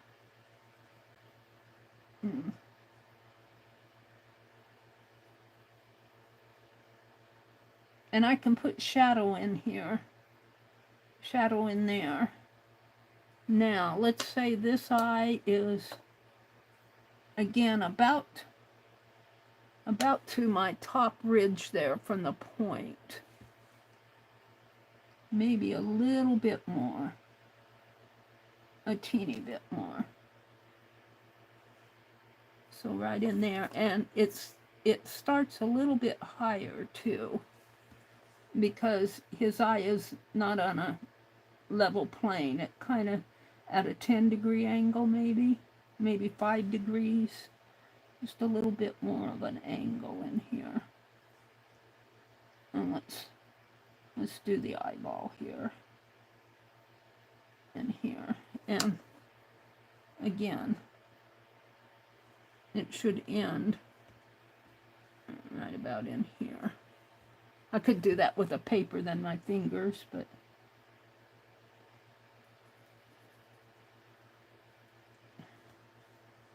and then this is all dark in here. It's all dark. It's all dark. There's a little bit of white showing there. And it's dark in there, and then even his eyebrow is dark. Now his head, we're seeing more of his head than what I have here. I got this face is much larger. I did this one much smaller.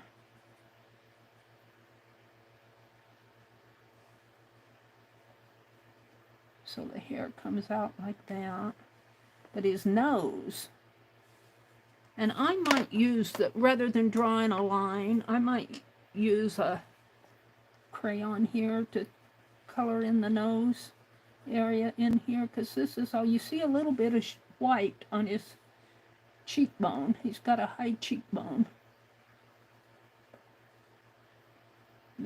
We'll put that coloring in here, and then I'll go to my pen down here, and we'll make it right about in there. Now this will all be dark in here. Get my coloring out here. And it's dark up in there. And then he's got the mustache. No. His mustache comes more of an angle down this way than this guy's went out more.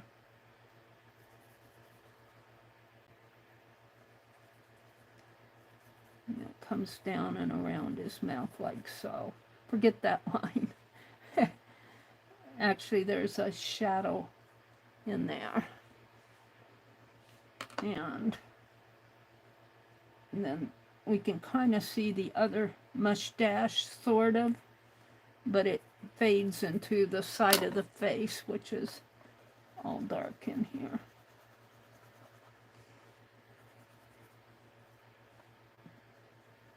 And then it gets really black out in there. You can kind of see his lip area in here. And then there's shading down in there. And then his chin.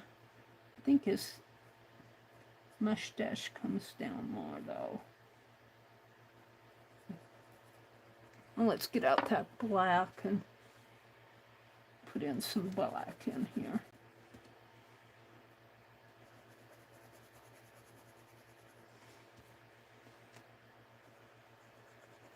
And see, it's really dark all around him. So I could make all of this really dark. He just kind of, his head ends someplace in there. But it's so dark in there that, who knows?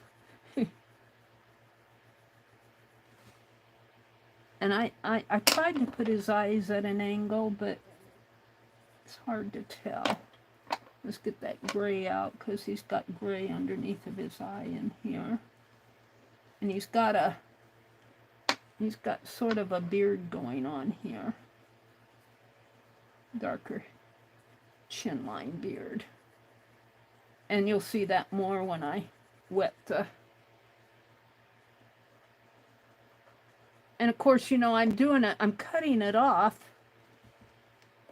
This gets really dark in here.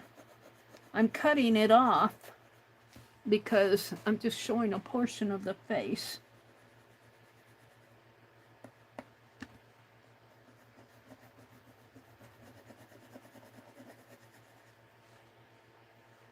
And it really does his ear. Look at his face again. See, his ear is right about even with his nose, so he's got a little bit of an ear coming in here. And then that hair comes down.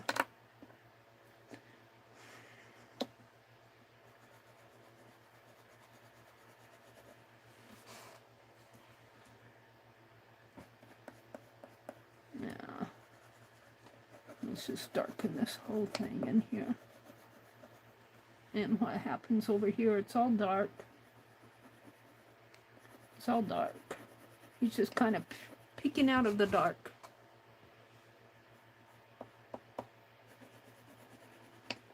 And let's play with the water on here and see what happens.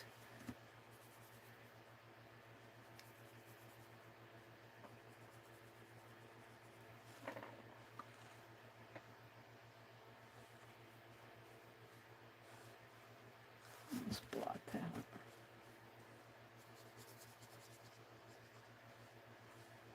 I'll come in with some shadowing in there, but I want to do the background.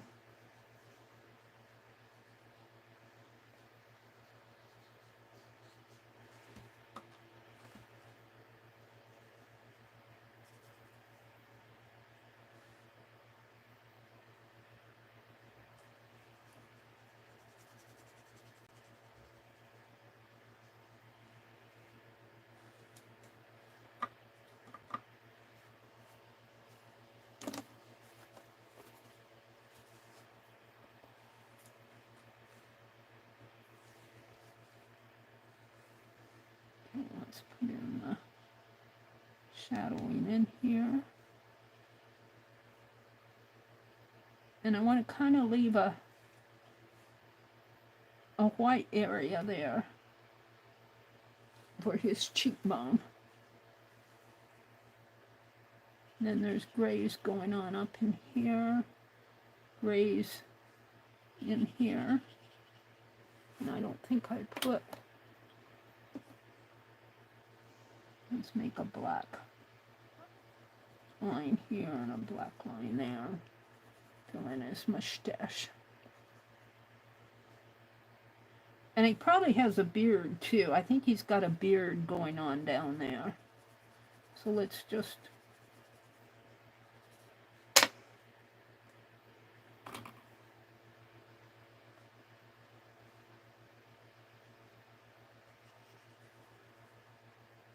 He's just kind of peeking out.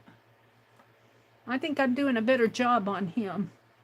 Now this got some shadowing going on in here. Shadowing going on in here. And underneath of his eye, his nose.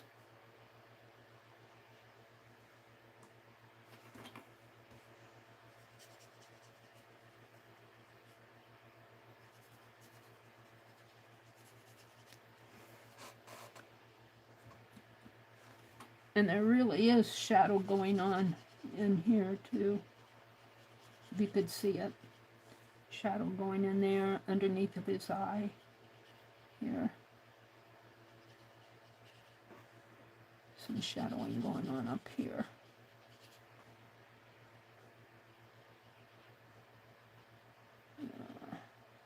Some lines. Soft lines. Not quite that harsh.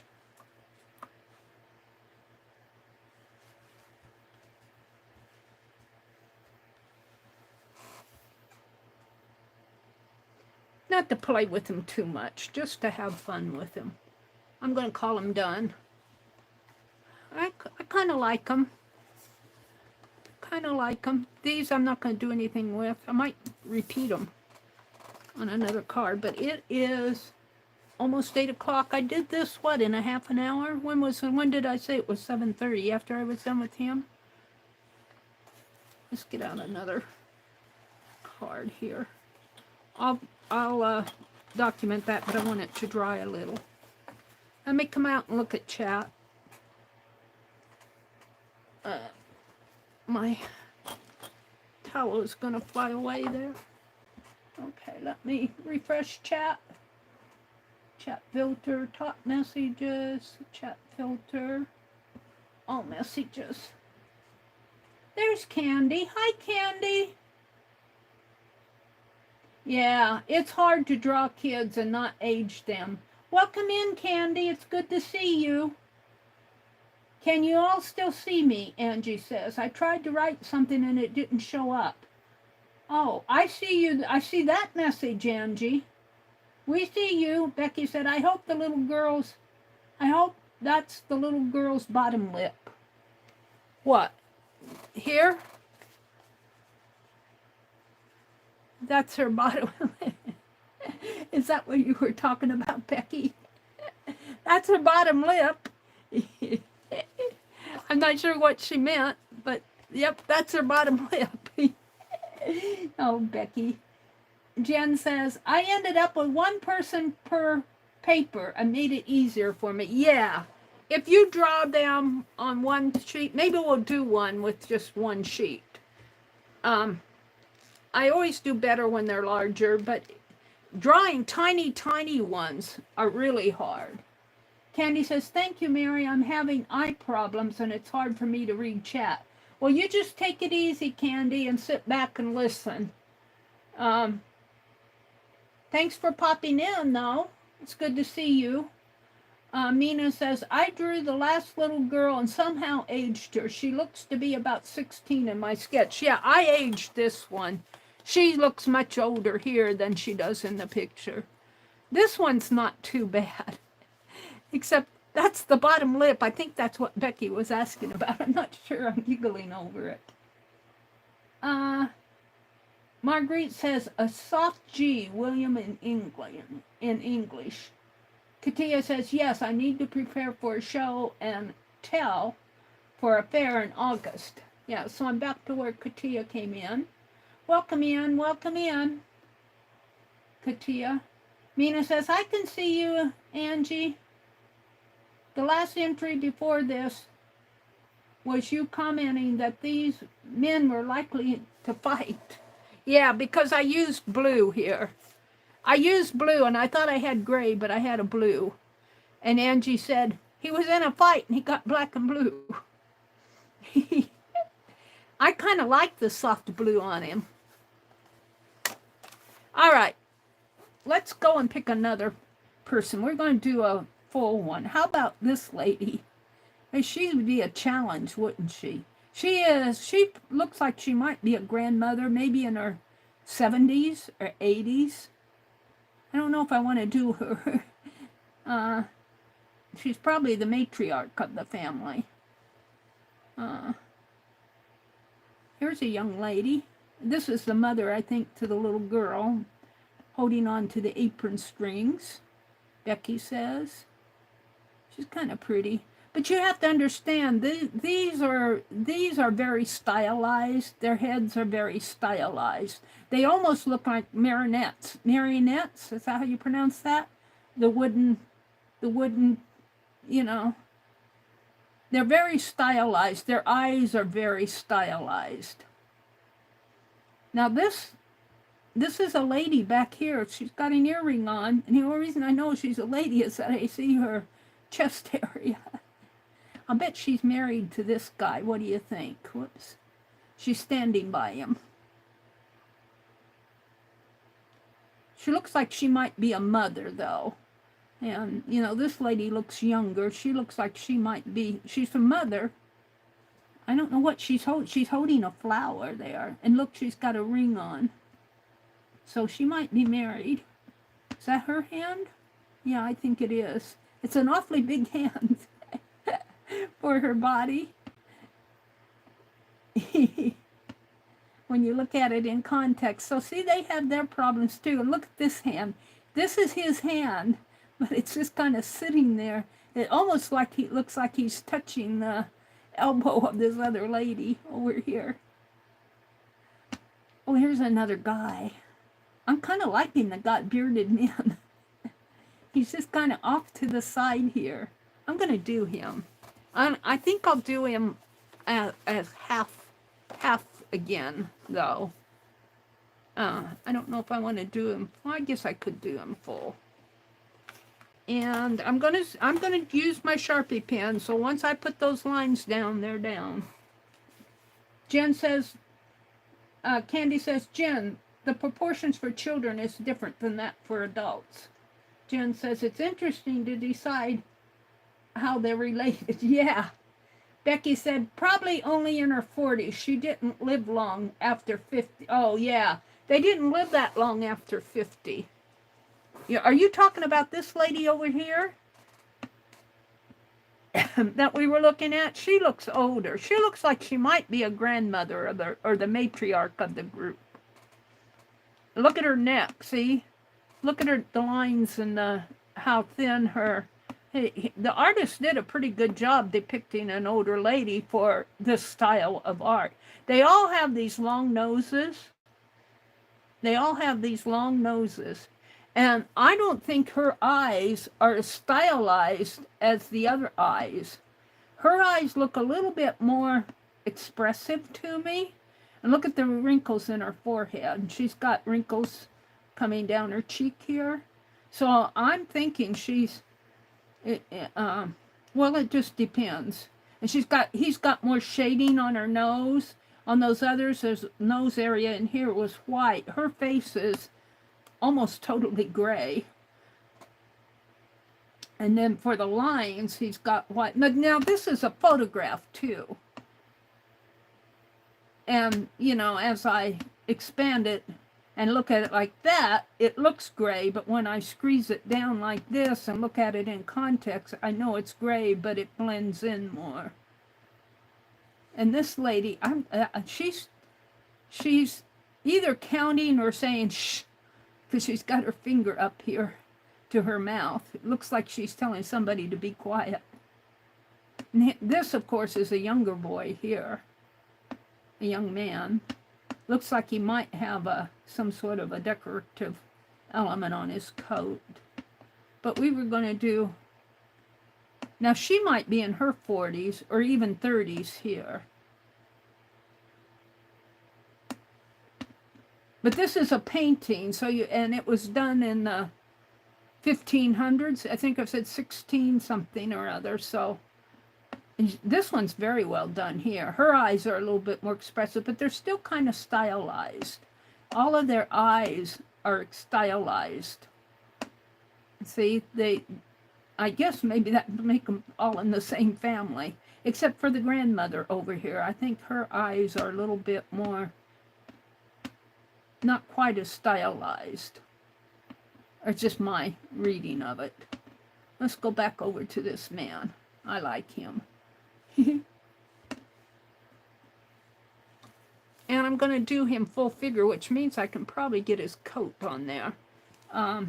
Looks like he's got a tie of some sort, but there's that instrument coming across here. I think that is strings on the lute coming across his, right under his beard there. So I'm going to do this much of him.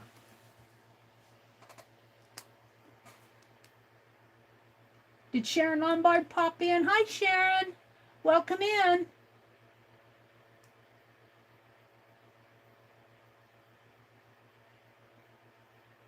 Jen says, yeah, but my face end up coming out how they end up coming out. I'm not sure what she means there. She's the old maid. Aww. She could be the unwanted aunt, but I tend to think of her being the matriarch of the group. Sharon says, hi, everybody. They're saying hello to Sharon. Jen says, and I probably could redraw the same person over and over. I want to do an exercise like that, and I started it in my big one, and I don't like what I did, so I haven't found a good photograph to work from. What Becky was, enjoy, Becky. What? Oh, Becky's saying, I'm going to say goodnight. I'm going to brunch with 2 of my sisters tomorrow. Okay, Becky.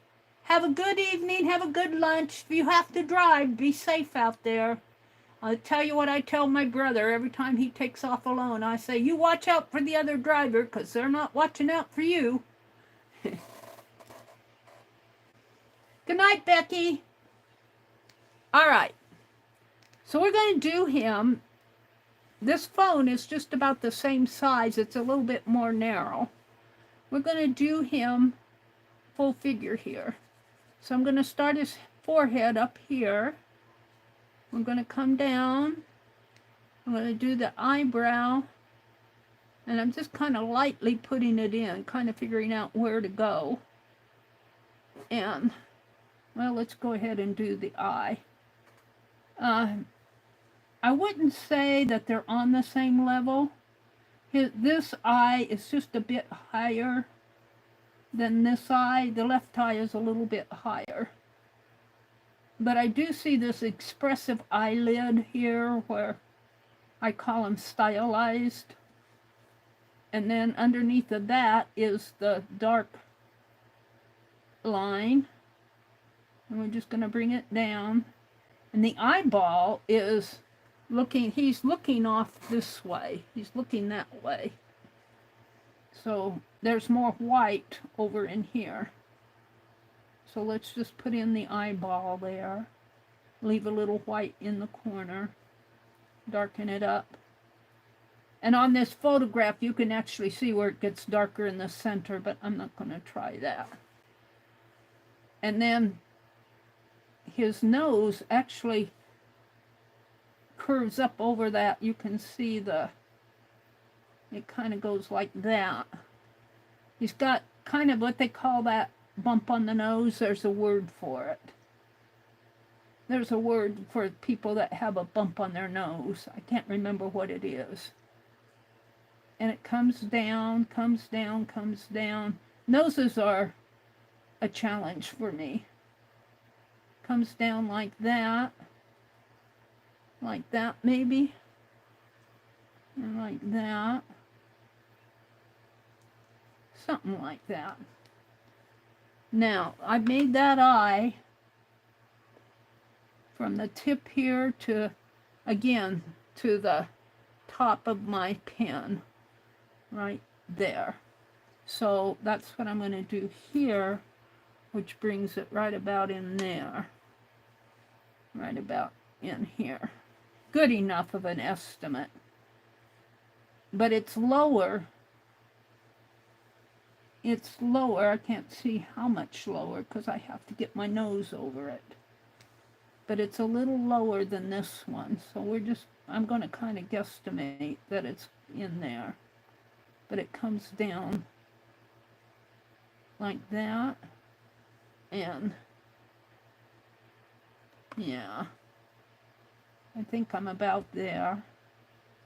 And then there's the eyelid, the dark eyebrow, or the eyelid, the eyelash dark line, and then there's an eyelid line. And then this area in here is dark. Let's put in the eyeball. The eyeballs are pretty open. I think his eye is a little bit more slender than I have it, but, and again, he's looking off over that way.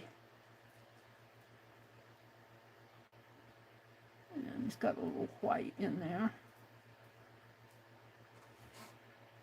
All right.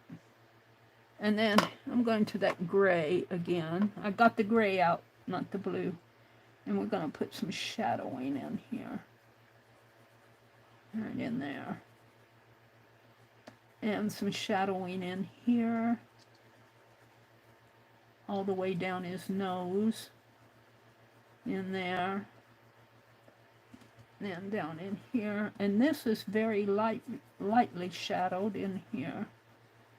But the cheekbone kind of curves out and down. And then he's got this mustache in here.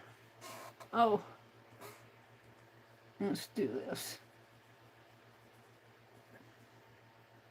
Give him his eyelashes here. And straight. And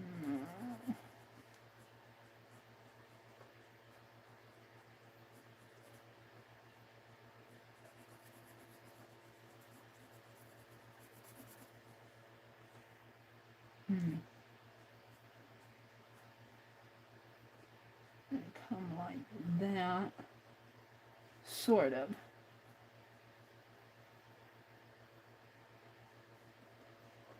And then he's got a very long area in here, but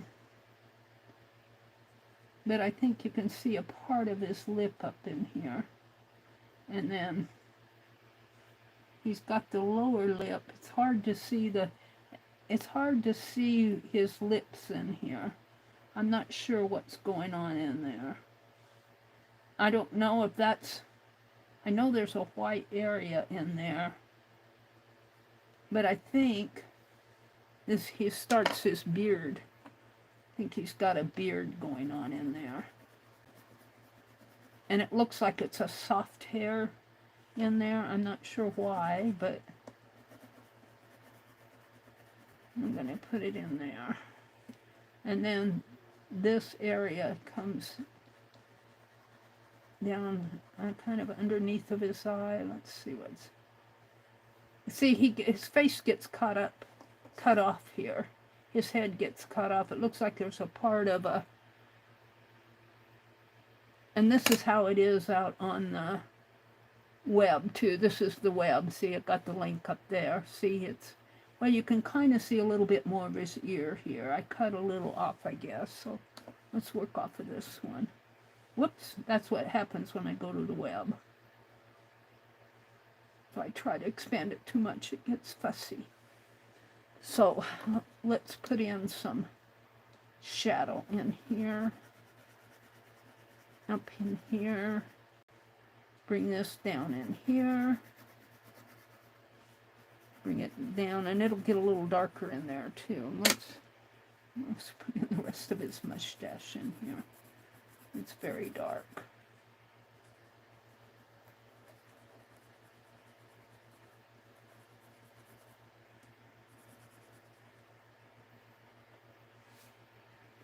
And then his beard gets a little darker in here. And the side of his face. It's a little darker. And then you can kind of see an ear right in there. And it's very shaded. But it does fall in line with his nose, so It's kind of just hidden in there. His ear is, with all the dark. And that's what we're going to do. And it will be, you know it's there, but it'll be a light. It's in shadow. And then there's dark.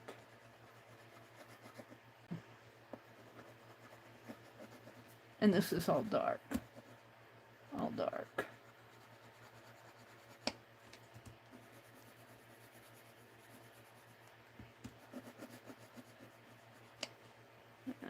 And then he's got kind of a,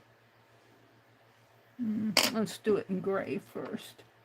He's got kind of a crown here, a point where it's coming right in there.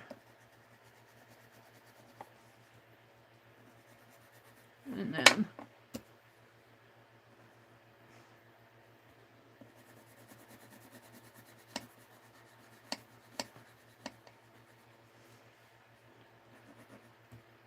and of course we've got things going on behind him, but I'm going to make it dark.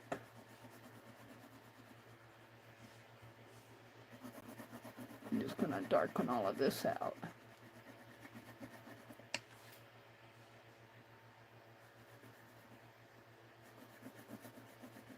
Now he does have on his collar here, he's got a white collar coming down this way. Coming down. And we got his kind of his beard in here. And I'll put some dark in there, but I want to get the shape of his beard coming right in there. And then the white comes in here. Something like that. And then there's another one kind of going off over this way. I lose it in there. And we'll just put it up like that. And then there's a V here and going up. And it doesn't go all the way up. It only goes part of the way. It ends right there. And that's part of his collar, I think.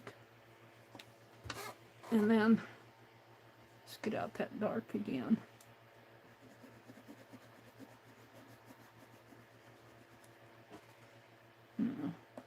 All dark in here.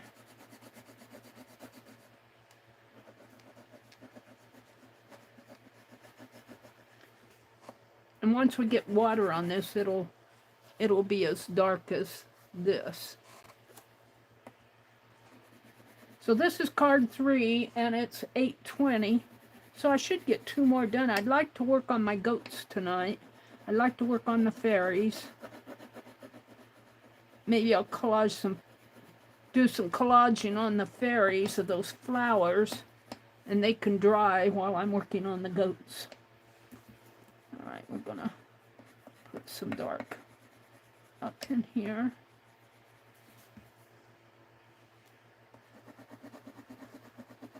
Let's layer this a little bit more. And it actually, that gray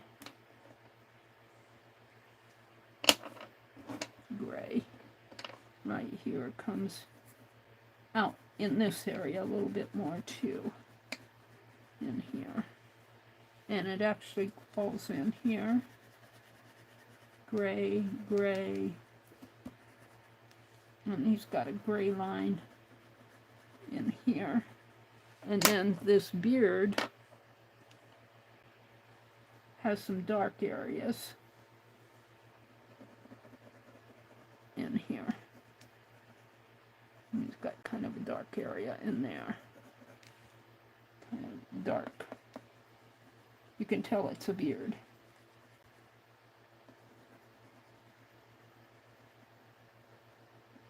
Something like that.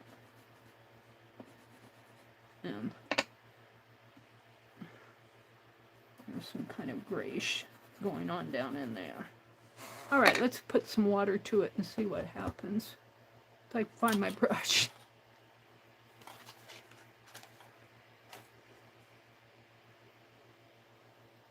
Oh, before I do that though, it's got a little bit of gray going on. His eye in here, underneath of his eye, in there.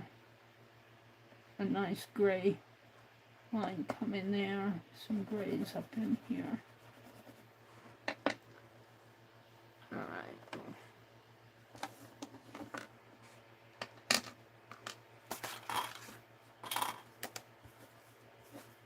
It's fun to play. You know, I'm not trying to be a master artist. I'm just playing.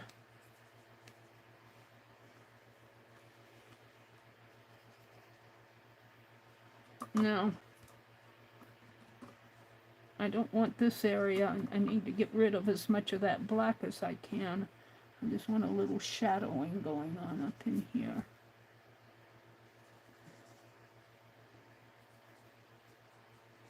And I'm going to blot it.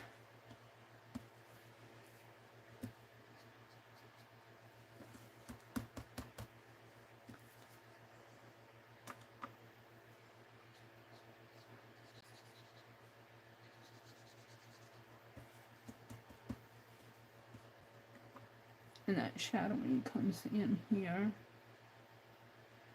underneath of his eye. It really gets dark under his eye, right in there. But, and then here.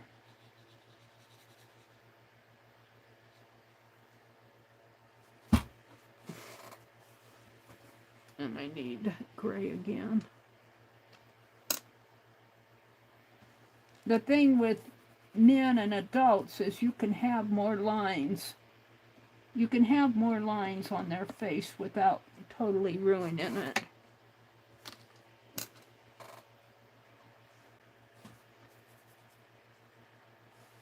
It's really dark in here.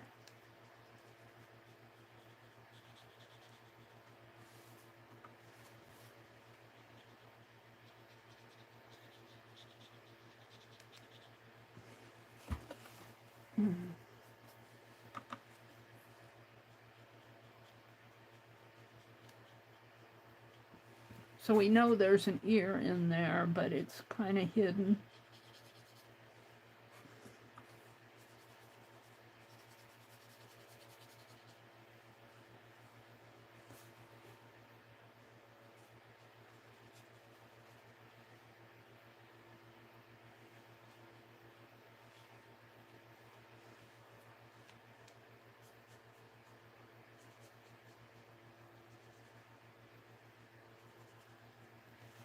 You see that black really makes him pop, makes it all pop out.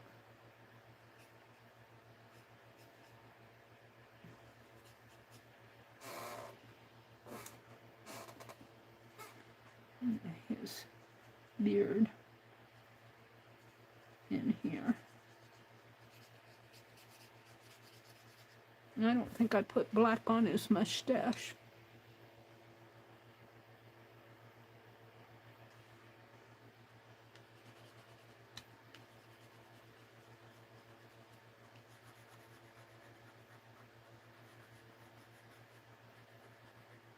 Let's get a little black in here on his.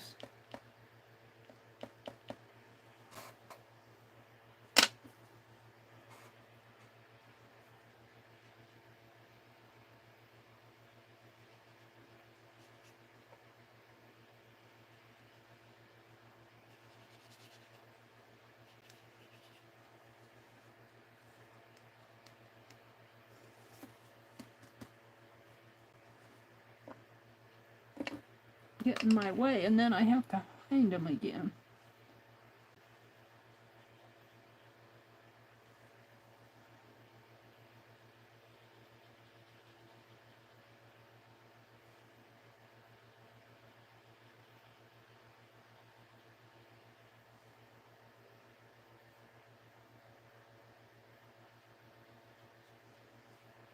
And that line really comes down.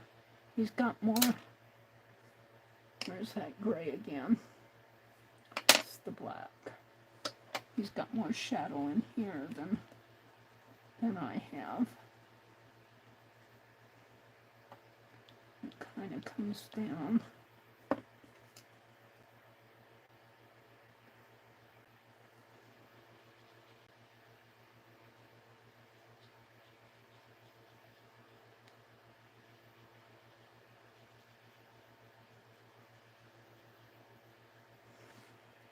No, I think I'm getting there.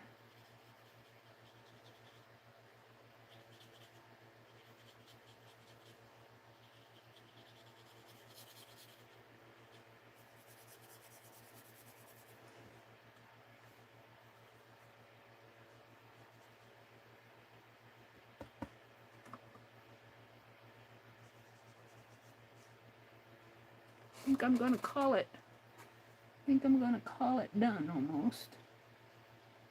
Almost. Call it done almost. I think I'll call him done. Not too bad. Not too bad. That was card 3. I've got 2 more to do here. If I can find my cards. What did I do with them? Where did I put them? I know I cut 8 of them. Here's one. Oh, they're under here. All right, we'll do. Whoops, my phone went off. It's 8:30. I got an hour and a half. Let's do a lady. I want to do her, but look at all her jewelry. Can I? I think I'm out on the web here. I turned it off. Wait, hold on. Let's go to this. I don't have as much trouble when I come in here. Let's do her. Let's do her. Because she's got dark all around her hair. She's got a lot of fancy stuff here. Some sort of a fancy head thing around her ear. Looks like she's got something kind of a beaded headdress on. Beads in there. She's got a very circular face. She's got those expressive eyebrows again. A long nose. And she's got a very pretty necklace on. So we're going to do her about like that. Let me refresh my chat and see what's going on in chat.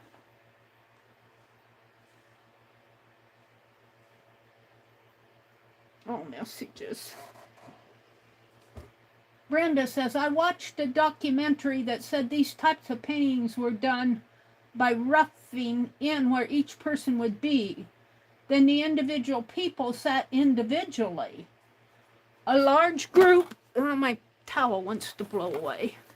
A large group, that makes sense, Brenda. A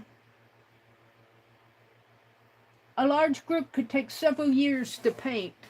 That's interesting, Brenda. It would make sense that they would pencil in, and just because I think it would be hard for those people to all sit in that position for hours at a time. The men would probably want to walk away. That's interesting, Brenda. Children that only a year or 2 apart could end up with age distortion in the finished painting if a 6-month-old baby was painted at the start of the project and a child a year old at the start wasn't painted. That's interesting, Brenda. Thank you for sharing that. Makes you think, doesn't it? They are 3 in the picture, but they started out and they're now a 2.5-year-old and was a 6-month-old. Very interested. Thank you, Beth. I think I did better on this one. This is just it. When you get sketching this, remember, you've got to warm up. You don't, unless you're a pro, which I'm not. I'm just playing. But, now I think I got a child's face here. It's very round. I don't have a lot of lines in there. But she certainly is, she's a child in the picture, but she's certainly not a child here. But this was my first one. This was the one I started out with, and then I got to, you work with it. You get a little better. here's my men. I think this one's better than that one, and I think this one is better than both of them. But they're not bad. And if you don't look at them in context of the painting, you know, they're just kind of fun to do, aren't they? But I'm going to do her next. Very interesting, Brenda. Beth said, oh, thank you, Beth. Kitty said, oh, thank you, Kitty. Kitty Jen said, I find people interesting to draw for some reason, and the clothes too. Candy went off to bed. Good night, Candy. Thanks for popping in. Sharon says hi to Kathy. Which Kathy? Did Kathy come in? Kathy Whitney. Hi, Kathy. Welcome in. Kathy's a very busy lady with all the crochet that she's doing for, I think she's doing it for family. I showed where I was on my crochet projects toward the start of the stream. You know, and I showed that tea-dyed fabric. I want to take a piece of that and put in my Society of Idea collector, and I want to grab a piece of the walnut dye and put in there.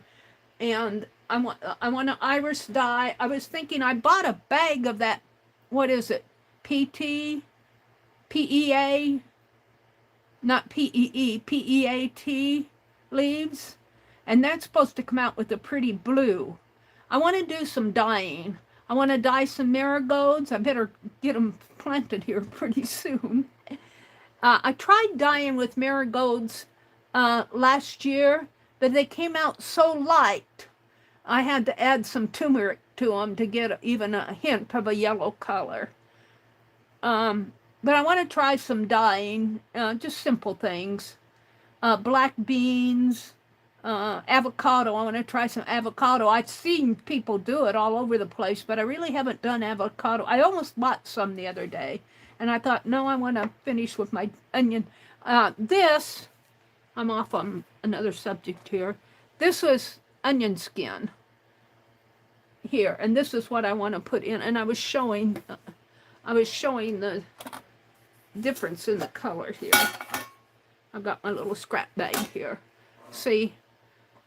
And this was red onion skin. I was expecting it to be pink, but it didn't. They came out tan. But it came out, you know, I'm happy with it. It's a nice color. Why would you do this? For the fun of it. I mean, you could go buy fabric of this color, but it's fun, and it's fun to know that you hand dyed it. I washed the piece before I dyed it, but I have not washed it afterwards. It was soaking in this. It soaked in the tea. I mean, not tea, the onion skin juice. It soaked in there. So, but I imagine if you would wash, I'm not going to wash it because I'm going to use it in my stitching for my slow stitch stuff, and that's not going to be washed. But if you soak it and wash it with soap and water, it would probably come out, wash a lot of this out. And K3N says the thing, she does onion skin. I think hers came out more red than mine did, more of a pinkish color. But that could be, you know, attributed to several different things. But she says that she does the indigo dyeing. Look at my hands, probably from the watercolor here. My hands are getting black. She does the indigo dyeing and the onion skin. And I think she did something else. I can't remember.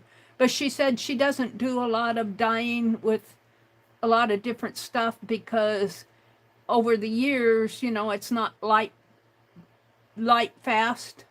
It will, the sunlight can, of course, if you put it in a journal, like what I'm planning to, there's a lot of sun isn't going to get it. So, but it's fun to experiment with that stuff.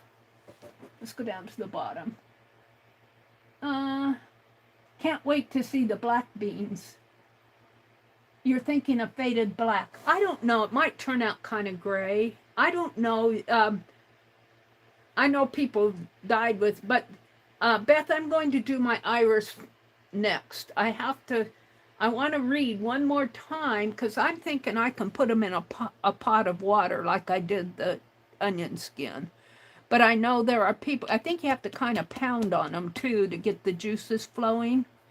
And then I'm going to put them in a pot of water and see if that will. I know when I handled those, you wait till they're folding up, you know, when they're done blooming and the blooms kind of fold up, and you get them before they're all dried up.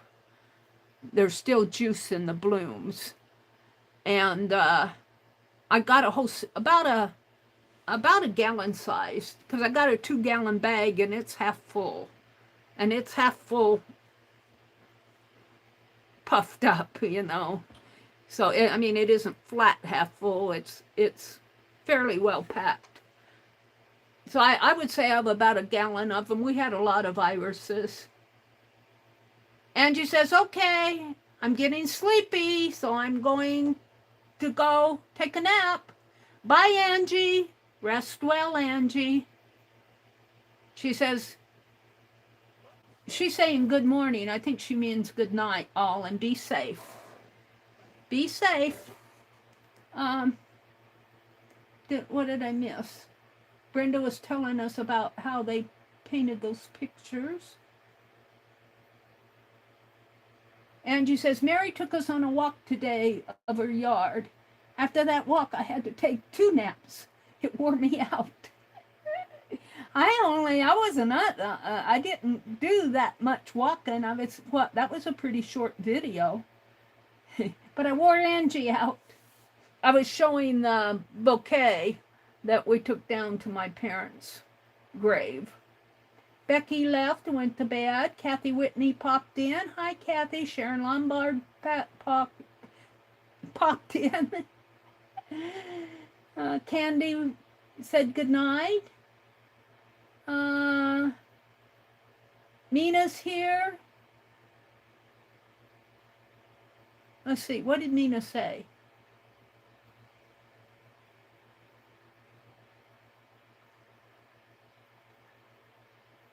Oh, Angie asked if people could see her, and Mina said that she saw her. And then she said, I drew them. Let's see. Brenda said, I was looking through my email. Something I'm lazy about. Friday, I got one updating an order I made for some bird feeders, along with an apology. It shipped from California, and on Friday, left Perth. Perth, Australia? How does that even happen? Uh-oh. Hopefully they have your right address, Brenda. Mina says, I drew them on my Sunday newspaper. Somehow I feel less inhibited when I do that. That's a good idea, Mina. I could get some newspaper out and cut it to this size. I'm not sure what she drew. Let's see.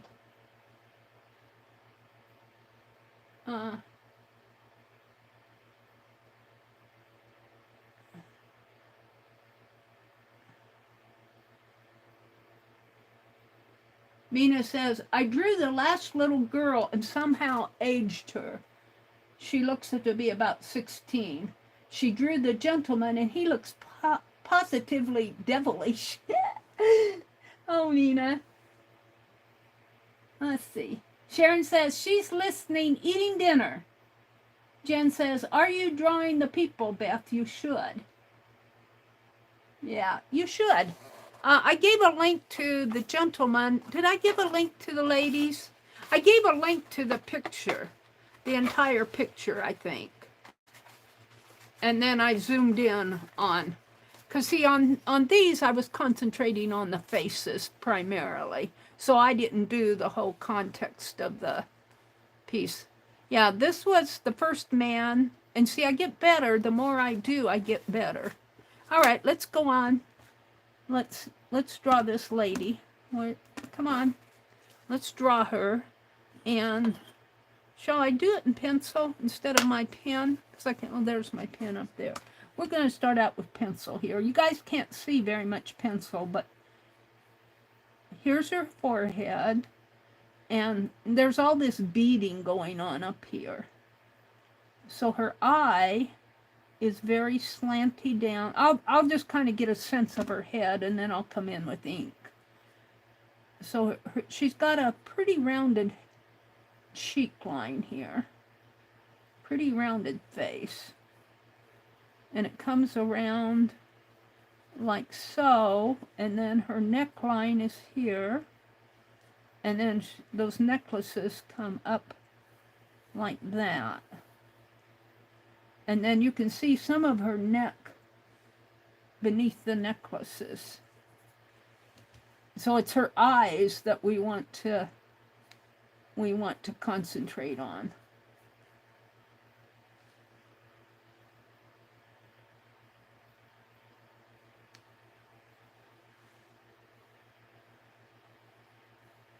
And you can see her ear here, but it's got all this jewelry in front of it. I don't know what's going on there. And she's got, it looks like it might be a leaf or something in her hair, a flower, a bloom. Maybe that's what it is. She's got a flower in her hair, I think. Because I can't figure out what this is if it's not part of the flower. And I think in here is a leaf. I'm marking on my phone. I got ink mark on my phone here. Oh. See if I can get that off. Let's turn it off.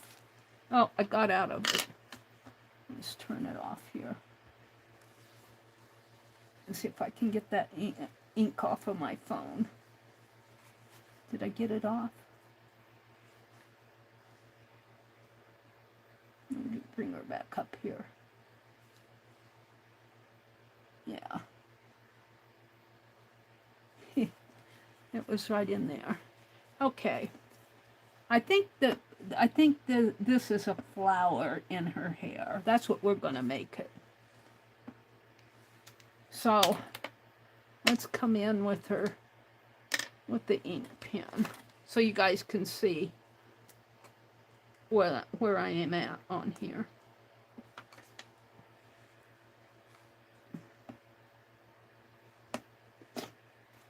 So I started up here.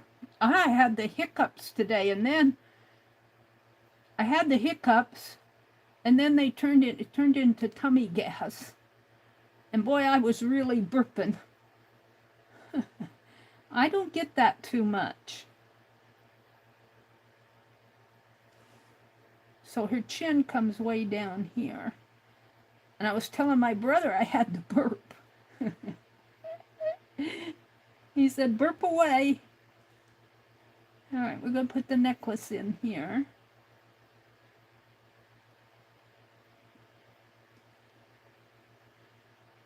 I told him it usually comes out the other end.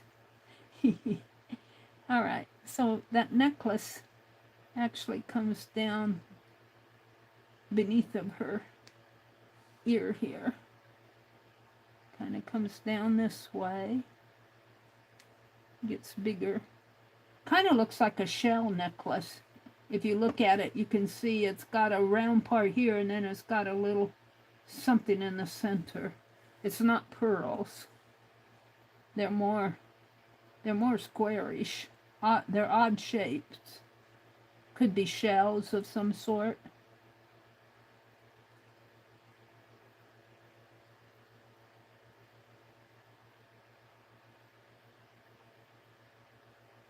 Now let's go ahead and put some lines in there for those. What color do you think? This is a light color. Let's see, her dress, it looks like it's a kind of a sheer fabric on her there. And it looks like she's got a ruffle about halfway down. Well, I'm not going to put all that in there.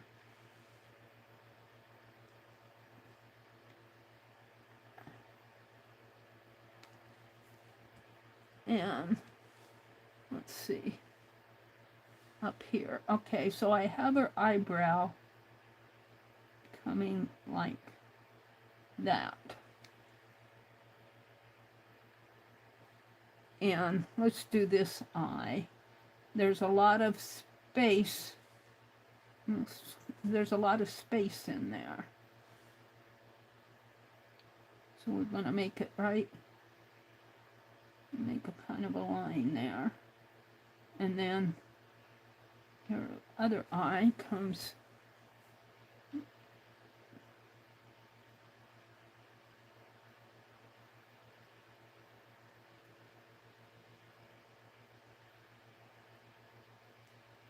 let's put the eyeball in. Sometimes if I put that eyeball in and don't draw the bottom line, it works better for me. I don't know why. And it's very dark. I can see, I can't expand it anymore. I can see the darkness of the eyeball, but my pen is all one tone, so. And I'm going to make this come out a little there. All right, let's thicken this up a little. And it kind of comes down like that. I did okay on that. Okay, so I have, again, just about from the tip of my pen to this first ridge is about the size of the eyes. And so I'm going to leave that much. Now her eyes are pretty much on the same level. I have this one at a slant more than what I probably should. And I don't know if I can fix that. Maybe more like that. So I want to put a space in here to about to there. About to there. And her eyes are pretty much on the same level. Same plane. So we're going to start this eye in here. Put the eyeball in first here. Right in there. And bring it up. And make it. Yeah, I'm going to have to end it pretty soon here. I think our front door is open. The screen door is locked. But I opened the door when we got home because I'm going to go close it. You guys can look at my man while I heard something out there.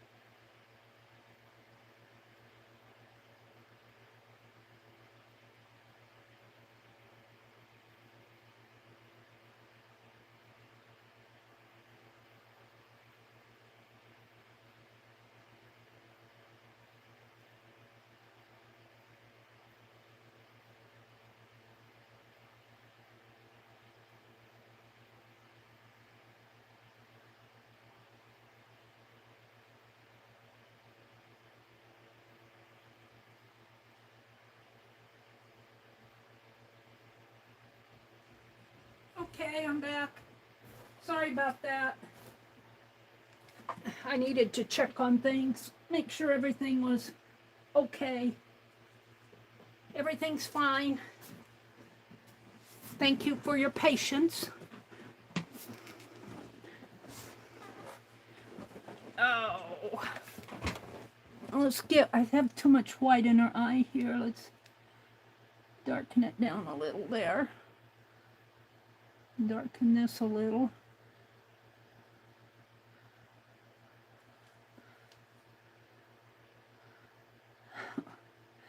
Okay.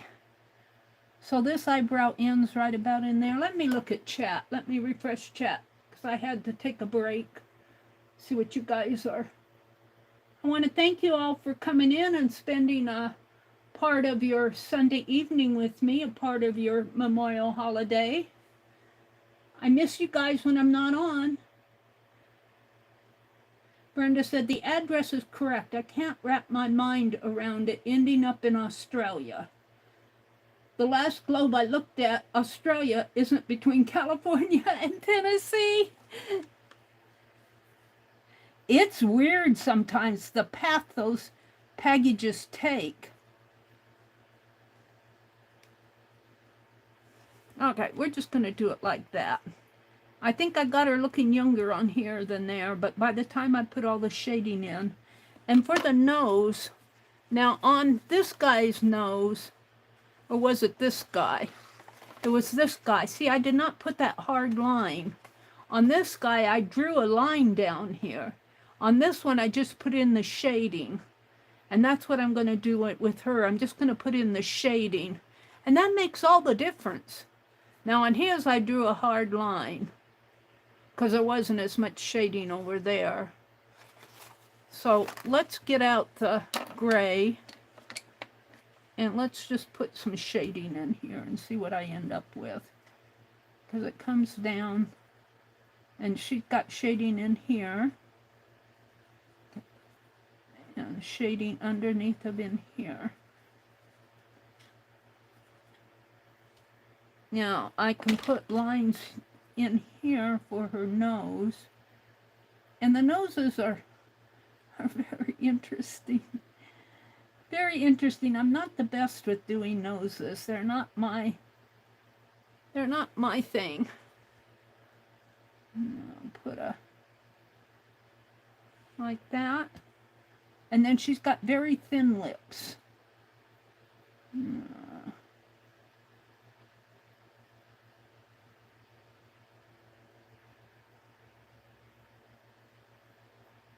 And a little bit underneath in there. Now her hair, she's got a lot of jewelry in her hair here. It looks like she might have it tied in, you know, like a braid or something. And it starts right here where her nose is. Is there, I can't tell if there's hair going down there. I don't think there is. But her hair, now those braids, I'm going to call it braids. It's not braids, it's tied. And her hair, there's 3 of them. And I think I'll do good on that. Let's see. Let's just kind of shade those in. And there's 3 before it gets to the eye level, and so I'm good there. And it kind of comes up that way. And then there's, goodness knows what's going on in here. I think that's more of the braiding. And I'm just going to kind of sketch it in here. Because it's not in any definitive shape like it is down here. It's just kind of in there. But it gets smaller up in here.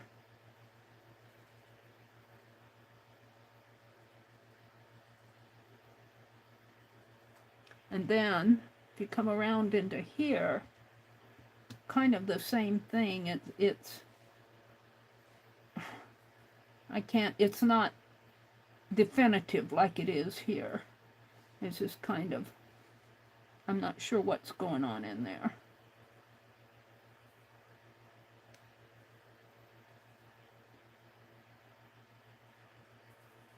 but it goes around. Now, it comes around her head.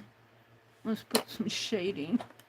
I lost my gray. You can see a little bit of shading going on in here. Now, this is supposed to be a doodle. This is not a doodle. But I'm doing it in my doodle deck. So she's got gray. There's gray in here. But there's not a lot. It's a shadowy. And she's got that, we're going to call this a flower. Because I think she's got a flower in her hair here. Because I can see very, very definite shapes in there, which looks like it might be the leaf. So it kind of comes like so, like that, pointy, like that. And then there's another one going in here, kind of. And it's very dark. I don't know if that's part of the leaf in there. We're gonna make it part of it in there. And it comes down behind her ear. You can't see very much of her ear. It's right in there. So I'm just gonna kind of bring it down. And then I think there's a bloom or something. I think that's supposed to be a bloom. A flower, kind of some sort of a bloom going on in there. We're just going to make it look like a something. And then her ear kind of comes down like that. It doesn't even come down unless here's her nose. Usually the ear would fall right about in there. I'm going to leave mine alone. We might bring this leaf out a little bit more. Like that. And it's dark. Let's shade it in.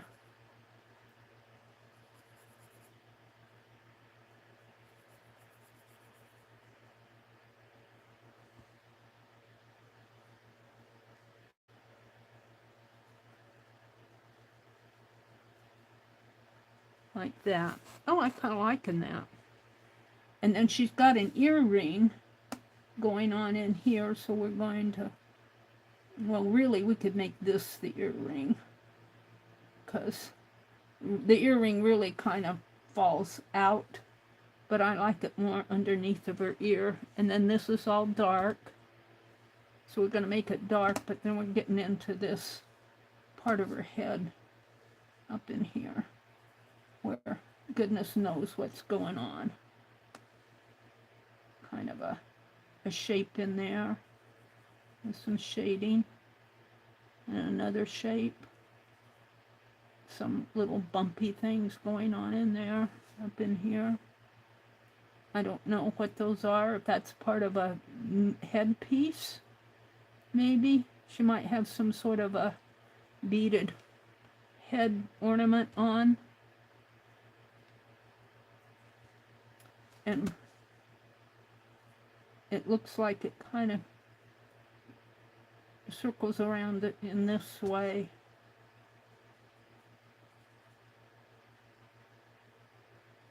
And then up at the top of the head, up here, there are very definitive, again, highlights. Something's going like a head, a tiara or something, tiara going on in there. Some little ones up in here. And then it kind of darkens over this way.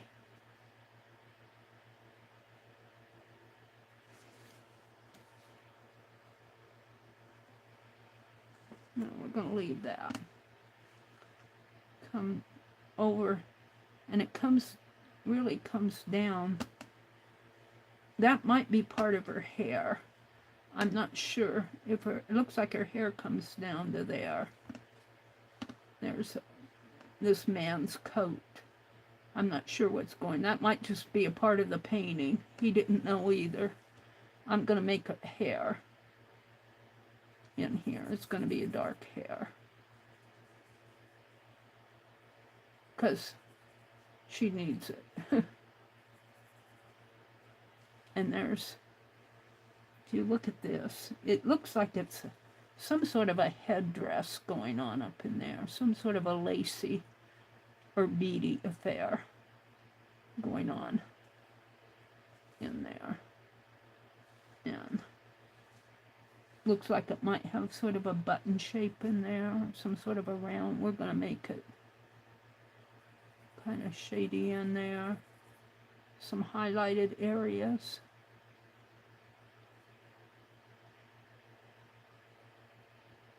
And then it's dark. Now,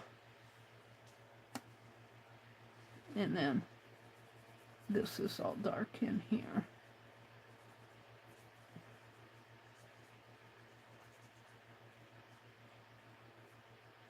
And I'll add dark in there. But now her neckline, see, her face comes up this way. So her neckline really comes down right next to that necklace there. And it comes out like that. And then on this side, she's got a little bit of a dress coming down this way. And her neckline kind of, there's some space in there. This might come up a little bit more. And then her shoulder goes out like that. And she needs, you can't see it very well, but she obviously has a neckline going down there.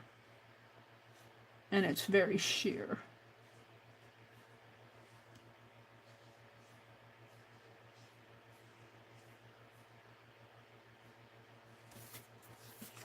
I think I did pretty good on her. So let's give her, what time is it? It's 9 o'clock. Let's give her some dark in here.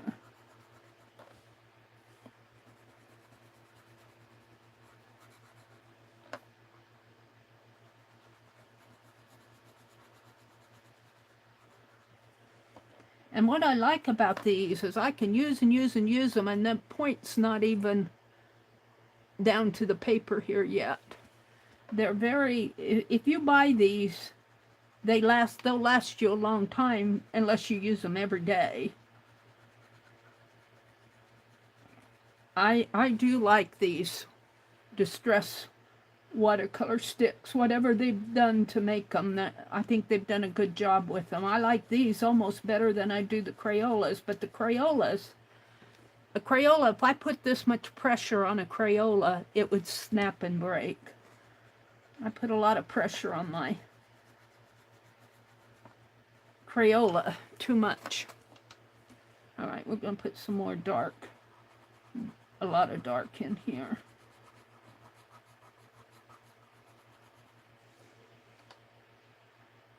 And I think, see here, she looks more stylized and colonial here than what I have her. But I'm not unhappy with her. I'm not unhappy with this at all.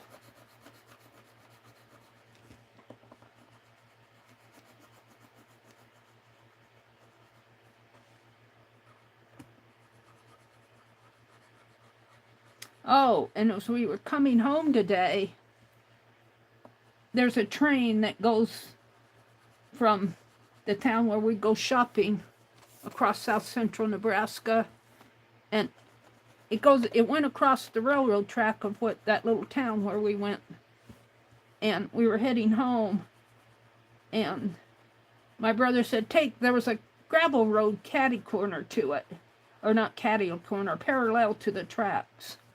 He said, take the gravel road, Mary. So I did. I haven't driven on a gravel road for a long time. I was saying, hey, this is a new experience. And that train had to be 2 miles long. It was a long old train. I don't know what they were hauling, but they wanted to get it there before Memorial Day.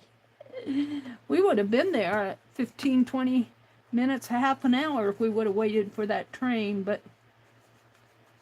And it was kind of a nice little drive it's very rural, a lot of country, a lot of country. Very rural area, and it's kind of nice to see just as a fun, all right, she's got shadowing under her neck here. As a fun, diversion. We're so used to going on the highways and byways. It's kind of nice to see something different. I'm going to put a little bit of shadow underneath of her eye. A little bit of shadow in here.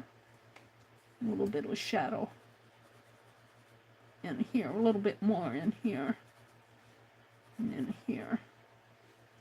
A little bit of shadow under her nose. A little bit up in here just to kind of round it off a little.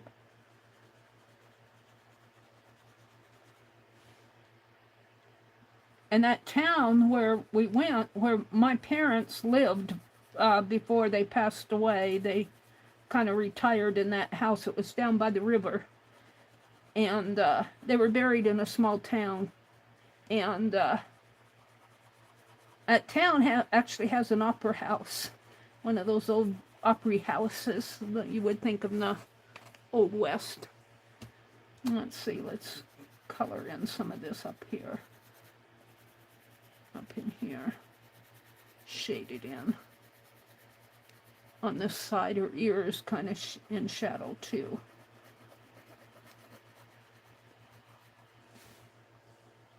And this part in here is very light. There might be more shadow going on. In here, and in here.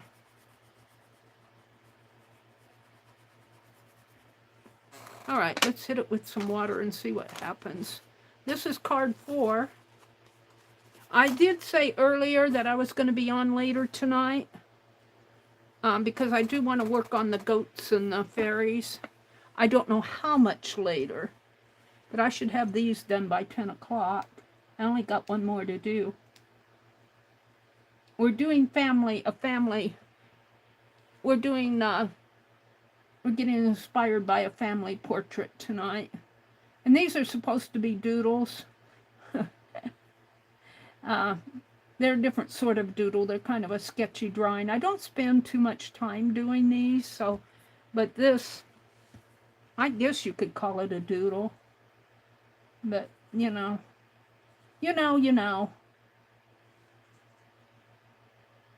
This is more of a drawing than a doodle, but I'm going to put it in my doodle deck because I get it out at the Metropolitan Museum of Art there. A doodle would probably be more cartoonish. Let's lighten some of this in here.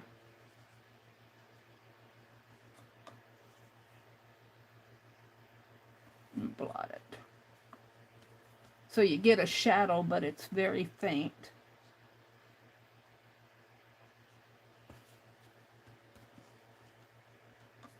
On the wrong side of her face here. Under her chin. In here. And then kind of bring it up very thin in there.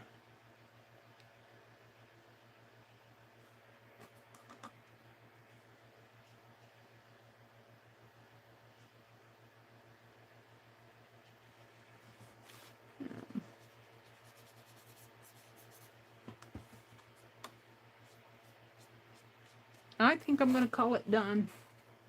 Her nose isn't the best. And I didn't play too much with her mouth. But this is enough. I played more with doing this flower in here than anything. Alright, I'm going to let it dry. And let's go to do one more. Let's go do one more. Who shall we do?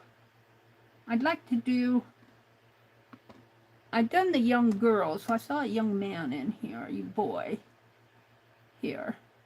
He's obviously younger. He's not a man. I would say he's probably in his teens, 15 or 16, wouldn't you think? Let's see what else. Oh, I think she's telling him to be quiet. He's looking at her and she's going, shh. And what is she holding? She's holding something, or maybe that's just in her lap. There's some sort of something going on there. Is that part of the loot? I don't think that's part of the loot. It could be part of her dress. I do think Brenda is right, because when you look at these, they look like they've been put in separately. You know, they like, especially right in here, it looks like maybe he was, they've been put in. I don't think they were all done at the same time. This guy looks positively bored. He's looking like, really? You mean we have to do is sit for a family portrait for 3 hours at a time for 10 days for a half a year? Well, he's holding something. I think it looks like an ashtray. Maybe it's a candy dish. He's holding something there. And this lady intrigues me, but I don't think I'm going to do her. I love how they got the lines under her neck there. And she's got a very skinny face, and it got lines on her face. I like how she's very interesting. And she's going to play the harp. I think she's the harpist. She's got her hand on the harp. Now, I think I'm going to go for the young boy here. I'm going to do him. We'll do him full figure. Let me come out and refresh chat and see what you guys are. Are you talking or you sleeping? It's okay to rest during the chat. It's okay. I don't expect to, because I don't sit and... Oh, Jennifer's here. Or, is it Jennifer, Lovely's Crafting Lodge? I want to call you Jennifer. Is it Jennifer? I can't remember. Hi, Teresa. Hi, Lovelies. I want to call you Jennifer. Do I have that right or wrong? Kitty Jan Brenda says, sketchy doodles or doodly sketches. Yeah, they're more doodly sketches, because I can't really, they're drawings, but they're not drawings where I would spend hours trying to get it to look right. Teresa's here. He will be cute. Allie Kay says, good, Mary, I've been crocheting, not coding too much. Not coding? Not coding. Modding? You mean not modding much? That's okay, Allie. Jen says, so we call them drawing doodles, Mary. Doodly drawings is what they are. Doodly drawings, what Brenda said. Sketchy doodles or doodly sketches. Doodly sketches. I like that. Chatting. You're not chatting much. Okay. That's okay, Allie Kay. You crochet. What are you crocheting? Teresa says, I like the lady that you were looking at. She looks like she has an interesting life. She does, doesn't she? She turned out pretty good. It usually takes me a while to warm up.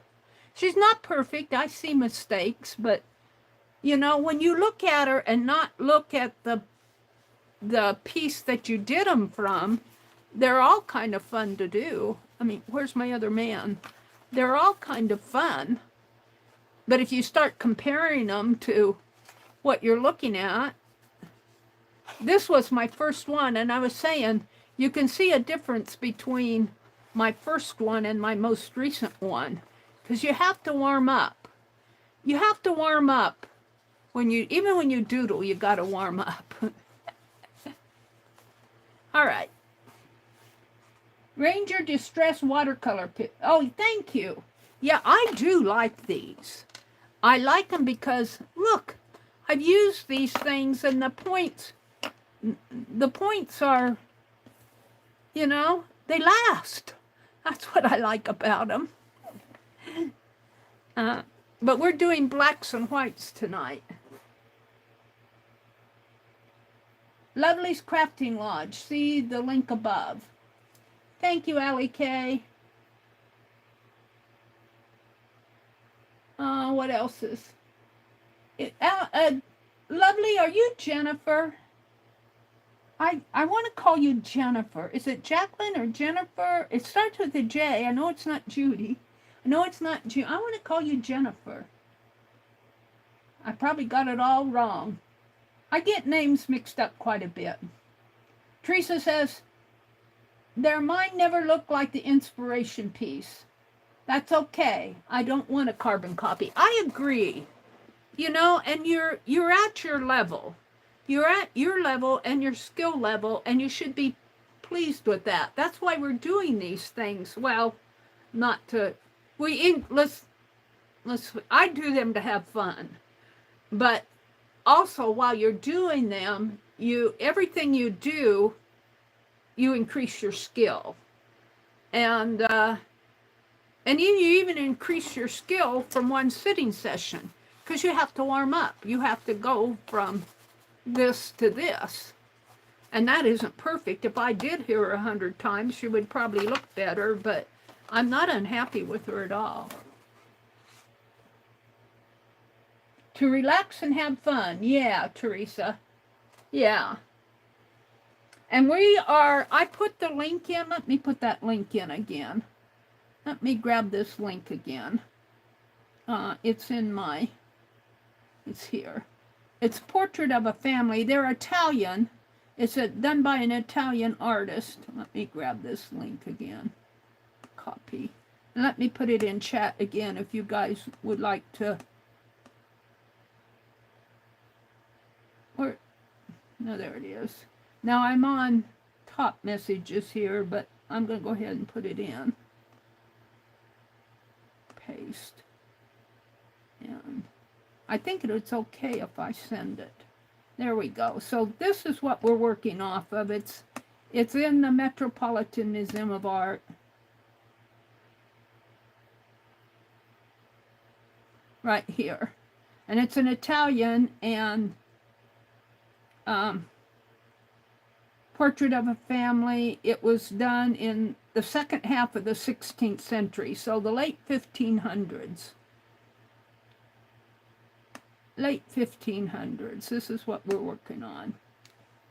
And I've downloaded it and I'm working out of my photo gallery because it doesn't float around on me. All right, let's go ahead and do him. And I think I'm going to do him in pencil because that's what I did with her and she turned out pretty good. And then I added ink in there. So let's go ahead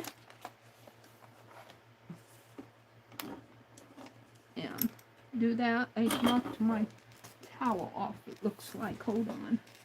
That towel doesn't want to stay. No, I knocked this off. Where's my towel? My towel must have blew away. He wasn't wanting to stay, but I've got another one up there, so we'll use that. Okay. All right, let's draw him. Now, his head is at sort of an angle too. See, it angles like this. Sort of like that. Probably, I would say, maybe 35 degrees. It's not 45. 45 would be like that. Like, well, it's almost 45, but I want to say it could be 40 degrees. Saying that this is 90 here. It's a right angle going that way. Well, and you could move it this way and say it's 70 if you come from this side and 30 that way. So anyway, it's at a slant. But this is not angled as much as this. And neither is this up here. This is more, this area in here is more straight. That kind of goes at the angle. And his hair, I'm just going to darken it all up there. So the eyes are very expressive, aren't they? The eyes are very expressive. It looks like he's got a medal or something on.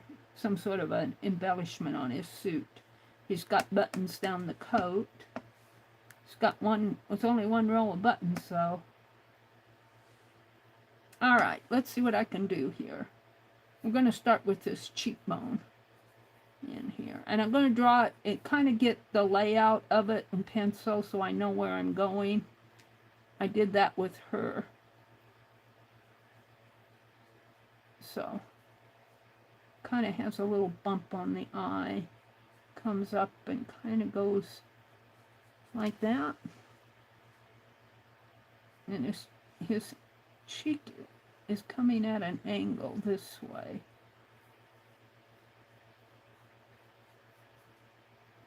I don't know if that's enough, but that's what I'm going to do. His eye falls right in here. His eyebrow falls up in here. His other eyebrow over in here. And then this is his forehead, and all of this is dark in here.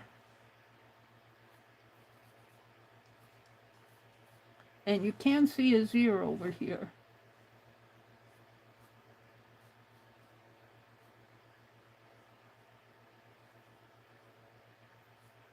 I don't do good with the noses. I don't even like that one.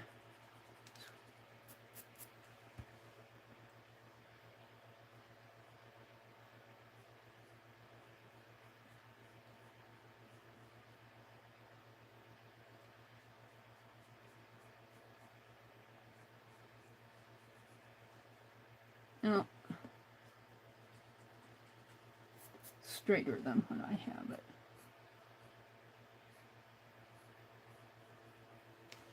Now I'm going to leave it like that. Shading there. Now I'm going to do the trick with the eyes again. I lost my paper that I was using. There's my towel.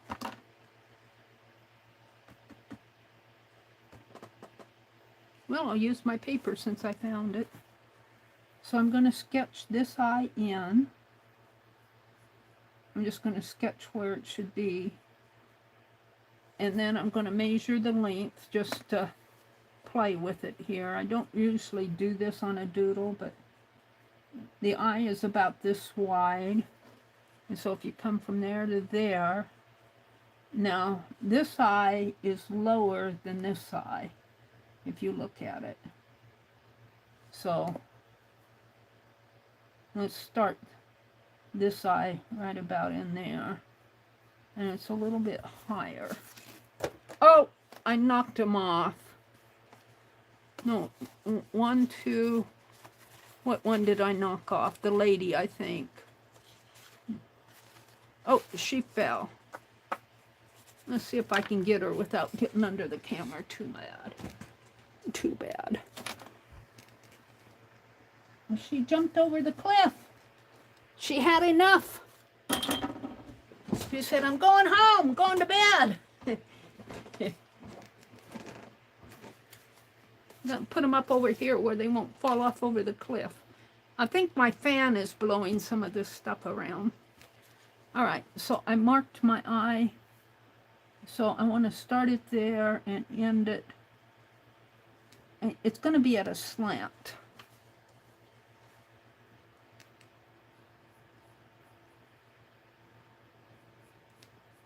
Up in there. And he has a definite, they have definite eyelids. These drawings have definite eyelids, and his eyebrow is going to come higher. His eyebrow comes higher up in there. He looks like a mannequin to me. He comes down. He doesn't have that much of a... He comes down that way. His collar comes in there and comes out, and his chin is here, but his collar comes... See, there's chin and collar, so the collar comes there, and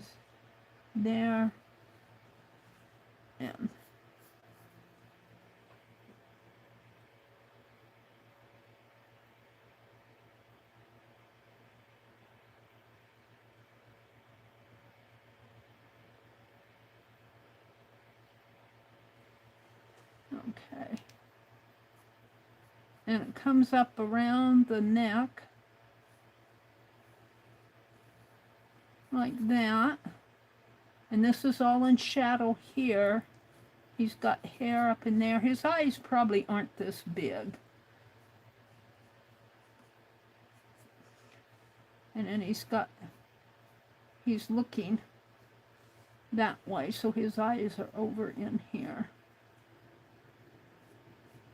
Okay, let's add some ink. So no, let's do his lips here.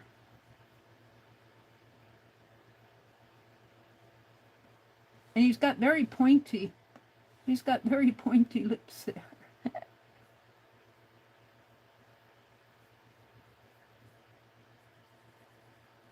Very, very female-ish lips, I would say.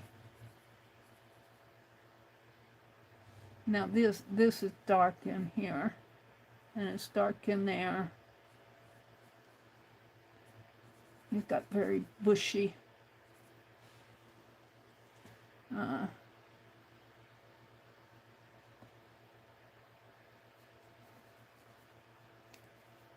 I think his nose is too pointy. It's more roundy. Shadowy in there. It's very shadowy in there. I think his face is a little bit rounder than I have it.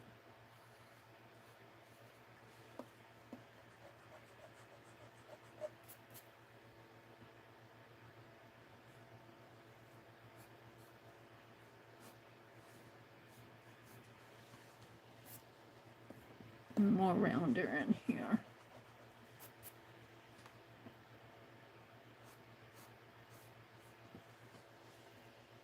All right, let's do the ink and see what I come up with. If I can find my pen.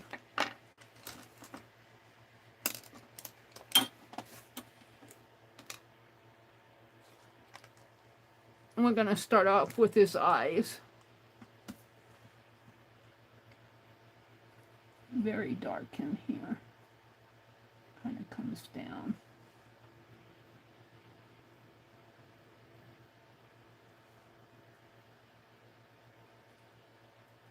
And all of these, you can kind of see a little bit of a highlight, a little sparkle in their eyes that gives them life. And I think there's a little bit more.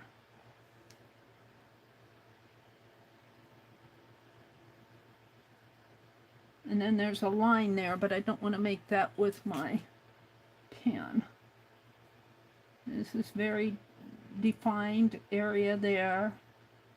And his eyebrows are very, very much defined in here.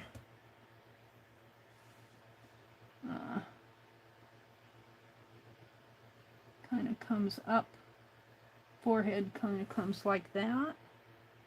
He almost looks female to me, what I have. Doesn't look masculine to me. Is why I'm doing that. Maybe if I square off the round face a little. Make his eyebrows a little bushier.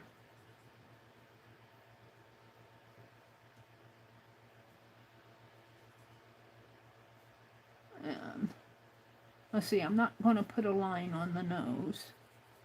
This eyebrow. Here. Oh, you went to sleep on me.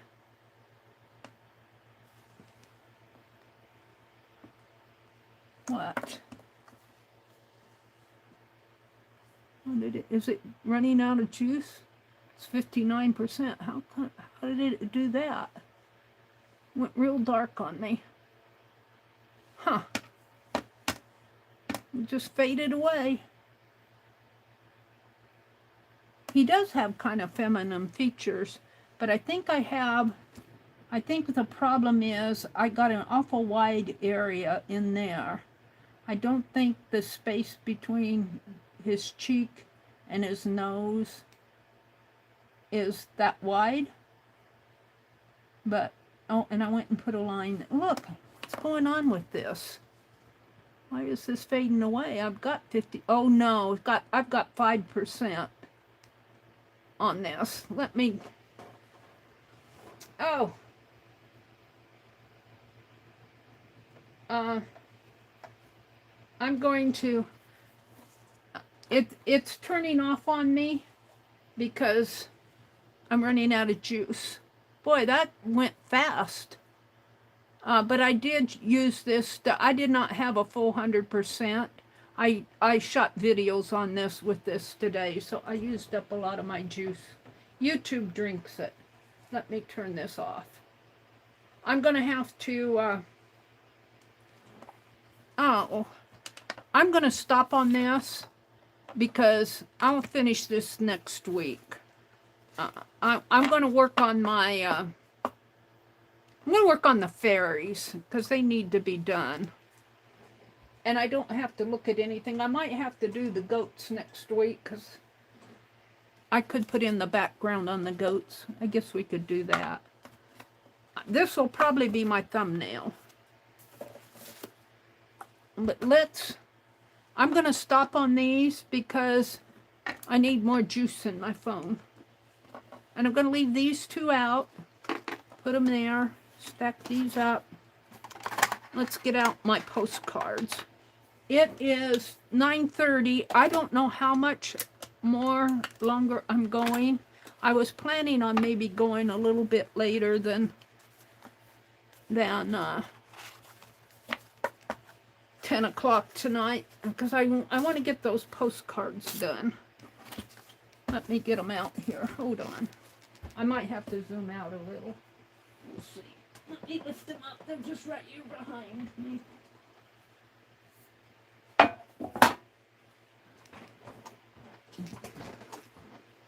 So we got the goats. I drew an extra goat postcard for Becky's mother. I could paint in the background. And I think I'm going to do these with my Sharpie pens. And I can start collaging some flowers on here. Figure out how I want to do it. Maybe like so. So she's sitting in flowers. I might have to fussy cut more. Maybe we'll put a flower. See, I wanted to put a lot of flowers on them. And I might have to fussy cut more. They're all on here on the tray, but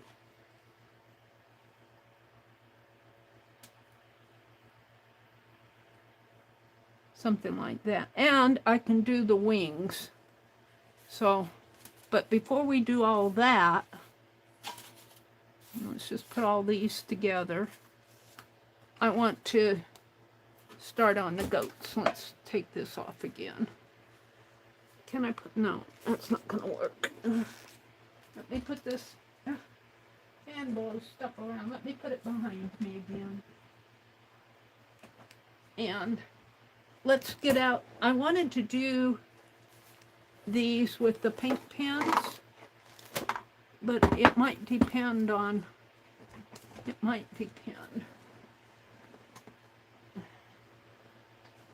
Oh. I know I can do the grass. Now see, is that blue or green? Is that blue or green? Got a bug in here. See, they look like they're the same color, but they're not. Could be my lighting. Don't these look like the same color? I think this is blue and that's a light green, and this is a dark blue. And I don't like their choices here. That's blue. Maybe this is a dark green and a light green and a dark blue and a light blue. I think that's a light blue. This is a dark blue. That almost looks like a light blue to me. I guess I'll get out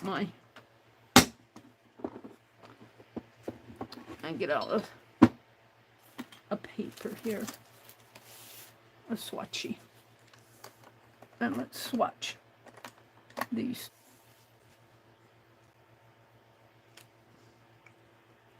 I think this is a light blue. Yes. And this is the darker blue. And I think these two I'm not sure of. I think this is a dark green and that's a light green. It almost,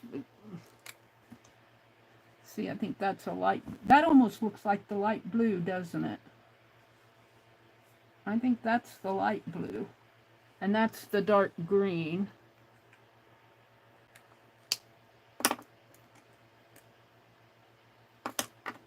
This is the dark green here. No, that's a blue. It's hard to tell. And this is the light green. This is the light green.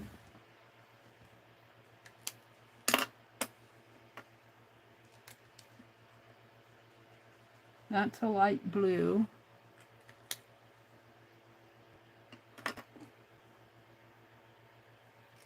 I think my head says this is the dark blue. So this has to be, is it this one? I get mixed up. That's the dark green. Okay.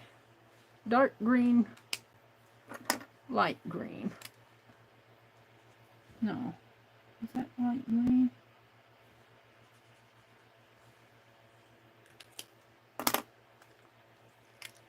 Light blue.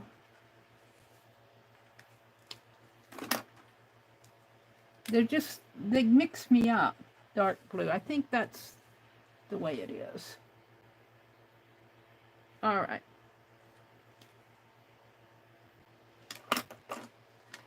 We're going to start with the greens.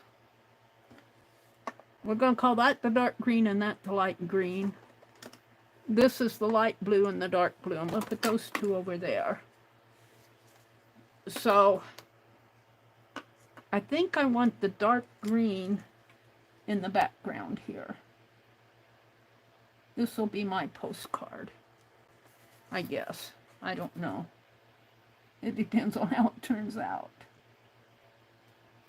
I do like the flow of them. I don't like the caps and the... it's hard for me to tell what color is what on these. And they didn't give me a brown.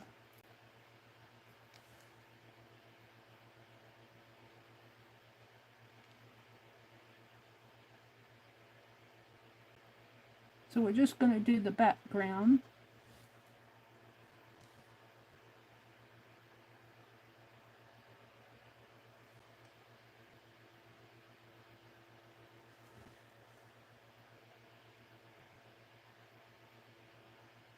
In here. Now that's his foot, and there's an area between his feet in here. Right in there. I like how they work. I would have chosen different colors, and I would have marked the caps better. I like a dark green and a light green, but it's hard for me to tell, and it's probably to do with my lighting in here too. So I can't blame it all on them.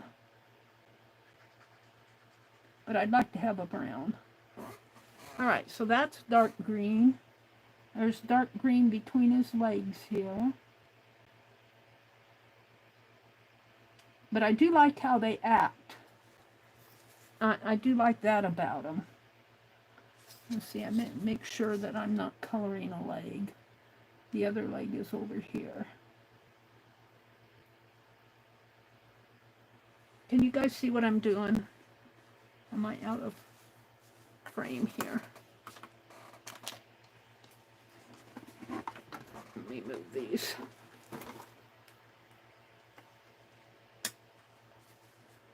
Is that better?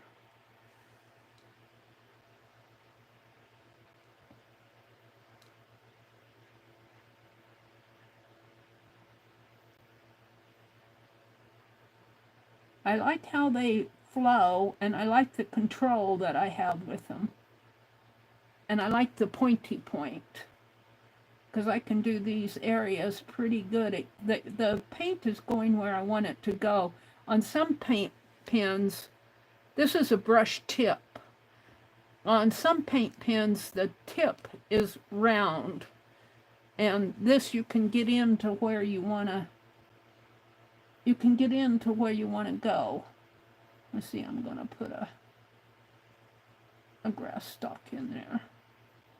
And bring it up that way. Sort of. And this is tree in here. Give it a little bit of a grass in there.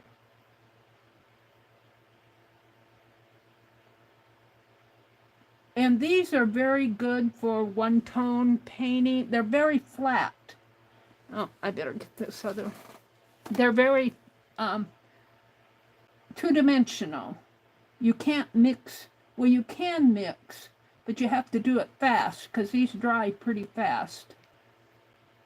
These dry pretty fast. I think I mixed a brown, a red and green, or a red and black. Both of those, depending on what you have, will make a green. I mean a brown. Depending on the tones that you have. Let's see, I'm going to bring this grass up a little more. Make it look like.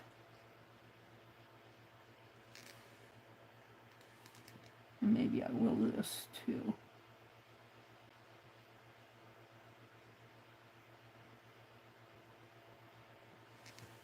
And so I did it there, so I guess I could. Now we'll see when I get there. Let's color this in. I do like working with them though. They are they're easy to work with. And I like the coverage that I get. There is some white, but that's my fault. I like the color. They're very good for illustrating. They'd be good for doing children's books or any type of illustration. These pens would work really nice for. But we need more colors. They need to give us more colors.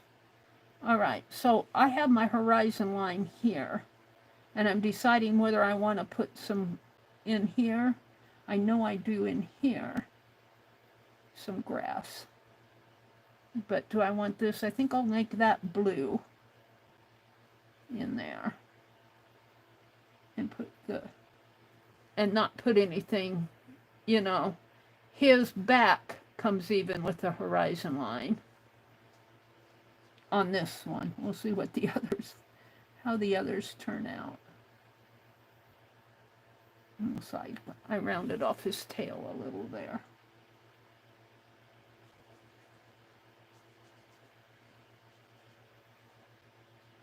Okay, I'm pretty happy with that so far. I'm not going to do the... And you always want to make sure you get the lid back on them. All right, so now I'm going to do the light green in the foreground. And I might do the light green leaves.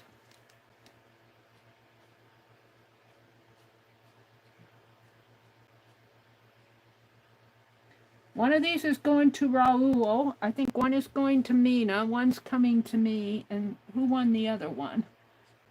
I've already given them away. One is going to...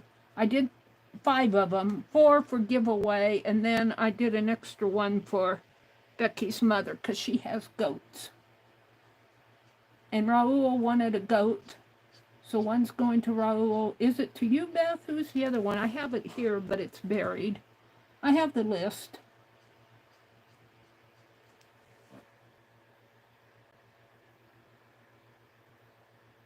Angie says she's back. Her nephew woke me up again, so I can't go back to sleep. Hi, Roseanne.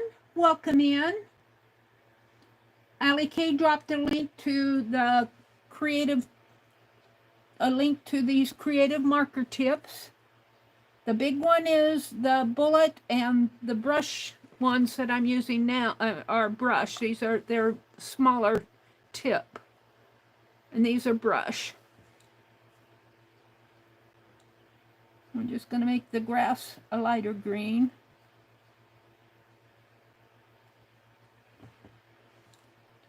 And I think I'm not going to do the goats tonight because I'm going to have to mix some tan. There's no browns in here. There's not a whole lot. There's only 12 colors. And so they gave you, they're probably gonna do a market, I'm getting paint on my, market study to see how well they received, and if they're received well, then, got a inky paper here. If they're received well, they'll probably add more colors, and I would think that they're received well. A set of 12 will cost you about $20, but that's, divide 12 into 20, that's a little over $1. Right, 2 times 12 is 24. So it's probably what, $1.50 times 12 is what? Well, that's $18. So, right, yeah. And they're 19. Well, you can divide it, round it up by the time you pay taxes, $20 for 12.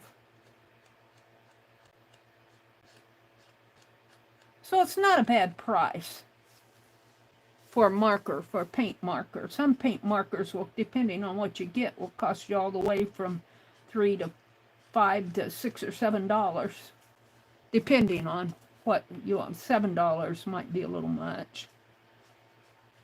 All right, I'm gonna get some grass over in here, up in there, maybe peeking around in there. Now let's do the leaf, and I'll have to come back in with the lines here. We'll go ahead and paint in the leaves. And I think I'll make the branches, we'll decide what color I want to. I don't know if I want to make them green. I might have to do the branches separate too. Although I could make them a yellowish color. And yeah. So let's do that on all 5 of them. What time is it? It's 9:50. I don't know how late I'll go. It depends. Maybe I'll just, I wanted to collage some on those fairies, but I don't know. Well, let's go ahead and do these. I'll do these here first. But they're easy to use, these paint markers. And look, it paints right over my lines. Like I have lines here on the grass.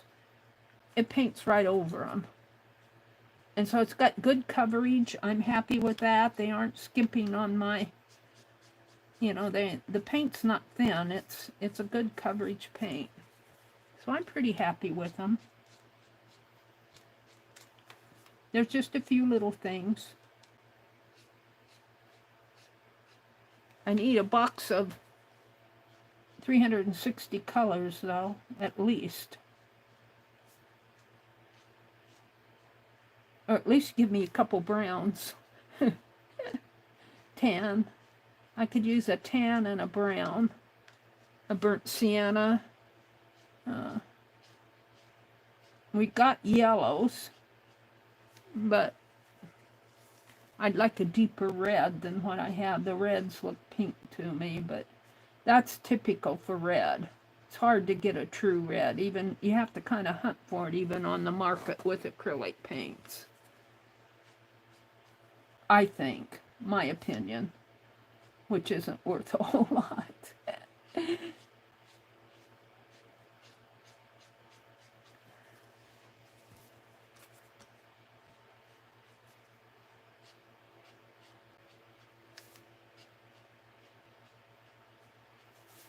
And I'll Put in the green down in here. There's some green grass going up this way.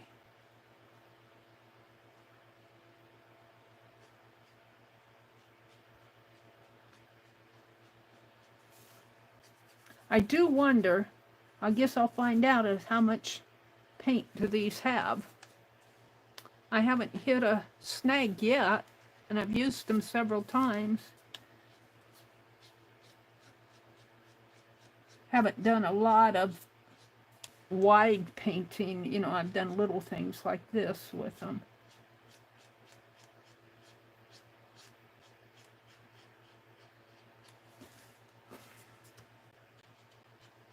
So this is Memorial Day weekend. Thank you to our service military, for people that are in the service now for serving, and for family members who served and lost their life. I had an uncle on my mom's side. His name was Uncle Sam. She had a brother named Sam, and he served in World War II, and he lost his life during World War II. I think he lost it over in Germany. I think, or not in Germany, not right in Germany, but, you know, the German occupied. He lost his life over there. I never knew him.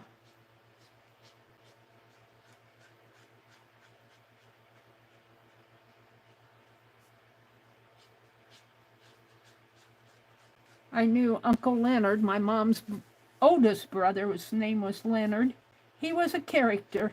He liked to tease Mom. Mom was not raised with her siblings. She was raised by her great aunt, my great aunt.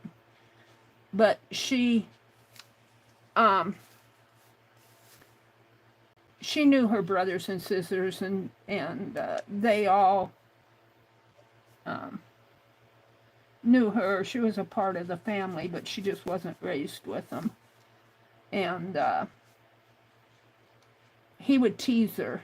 And even when I was I was looking at a college in Colorado, and we went out there, and she was fixing her hair in the mirror, and he'd crawl up behind her and tease her that way, pretend like he was fixing his hair. He liked to tease. And he made and I have it, he made a little wagon for me out of a wooden Coke box. You know, they used to come in those wooden boxes. And I have it yet. He made it, and I got it from him. I'm putting in all the green first. So I do like these pens. I like the flow of them. Has anybody used these and actually used them up? Good night, Angie. Lambs and some cattle carry their tails like that, Mina said. Yeah, that was an interesting tale, isn't it? How it's just kind of... That's how it was on the tapestry. Roseanne is here. Katia's here. She says, one is coming to Quebec. One what? What's coming to Quebec? Get your protractor out, Mary. What's coming to Quebec, Katia?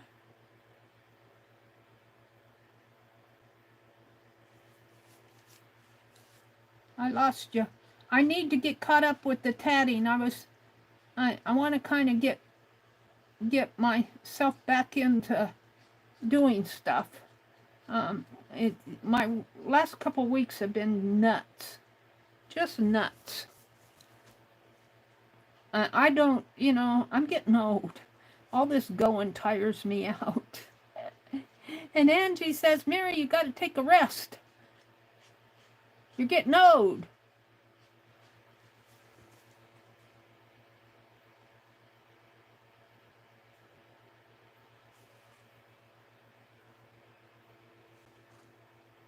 Let me refresh chat. My chat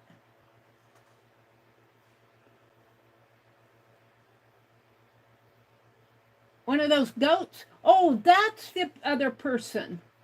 Thank you, Katia. That's right. You're the other person. I couldn't remember who won the last one. One's going to Raul. Raul's in Spain. Beth Schuler, bless her heart, sent me his address. And then he sent it later. He sent me a message later. But I think Beth kind of said, I was telling Raul that I need his address. I can't send a postcard when I don't have an address. And Beth Schuler sent it to me. And then he sent it to me later. She must have said, Raul, you need to send Meri your address. You won't get that postcard. You won't get your goat.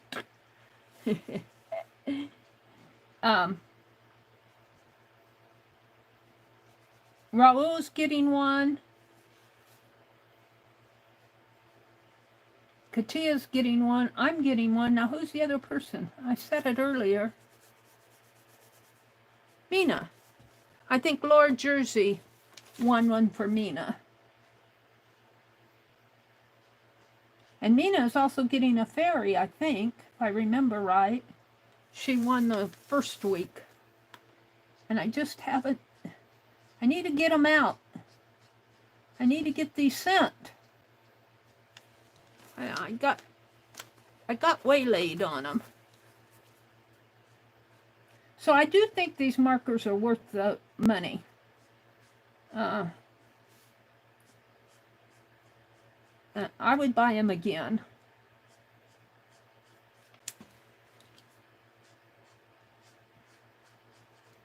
See how easy that stuff goes in there? It goes on real nice, the paint does. And the nice part about it is you don't have to, you could do an acrylic painting, but you have to stop and paint and that. And here you can just kind of sketch it on. Just kind of draw that paint in there. I'm kind of wary about how long they're going to last, though. I'm wondering. But we'll just keep using them until they run out.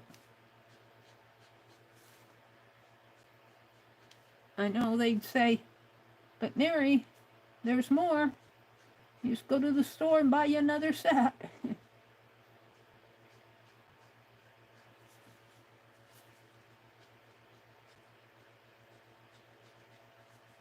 The thing of it is, I don't get in here like I used to. I used to come in here and work during the day. I don't get in here as much. But I'm doing all that slow stitching with K3M. That takes up my Mondays. Because I got to watch her video, and then I have to hunt everything. And I get myself behind on stuff. All right, there's all the light greens. Now let's go in with the dark greens. It's going to take me a little bit longer.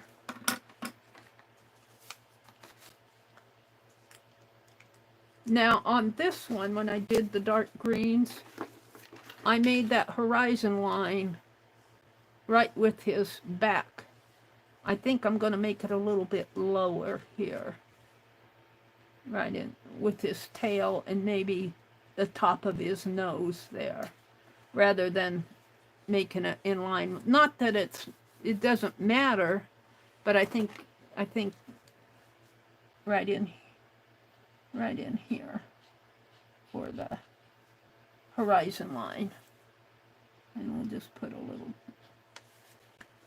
And then there's a tree in here and a vine going up on the tree. And we'll put some grass in there, a couple. And the tree and the flower.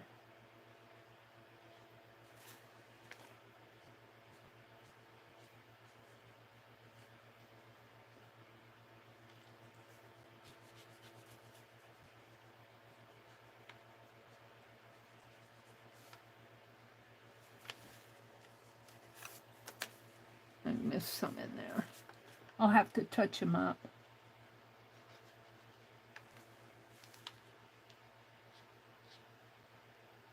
And what you can do is kind of outline this like so, and then go in and color in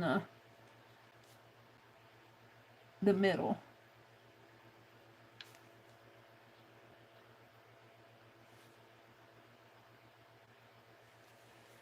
And you can go faster in there.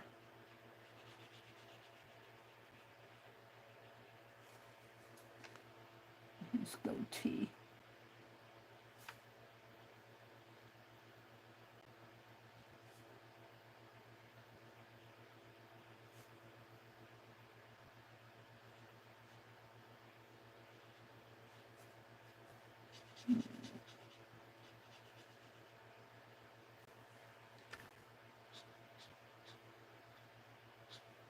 Do some pretty fast stroking in here.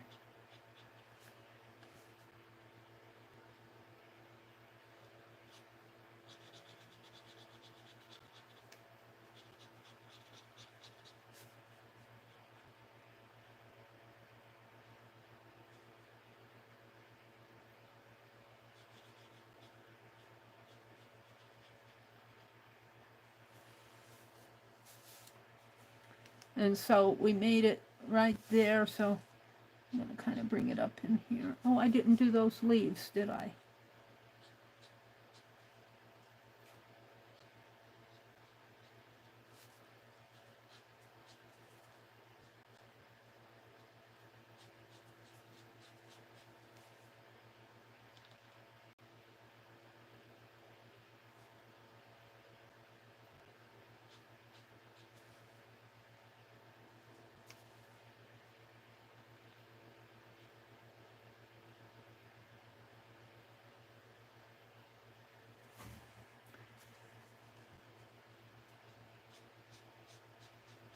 I've run out of things to say. I'm kind of interested to see what K3N is going to do for her page this week. She puts up a new video on Monday mornings, but she's 6 hours ahead of me. But usually when I wake up, her video is there. Sometimes if I can't get to sleep and I'm up all night, I catch it before I go to bed.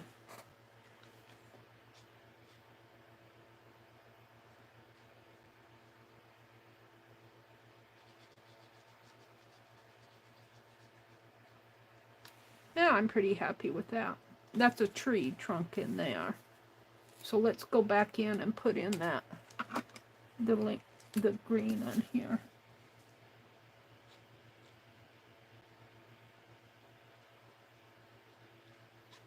And let's see. I'm either going to color these lines with green or blue. I'm going to use the green.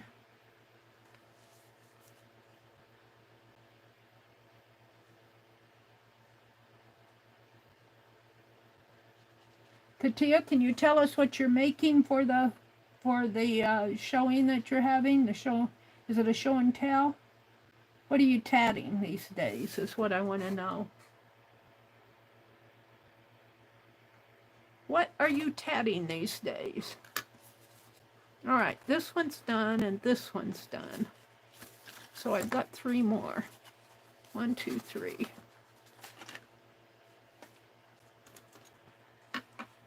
Keep my greens away from my blues. So let's see. This one I'm going to bring way down the grass line.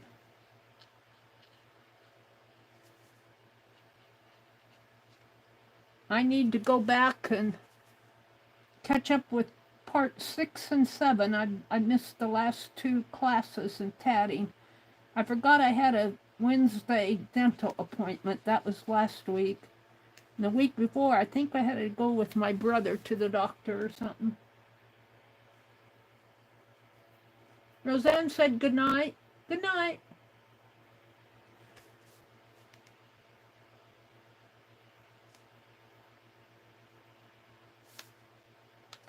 Yeah, this what I'm doing now, if I have a lot of these, this to me is busy work.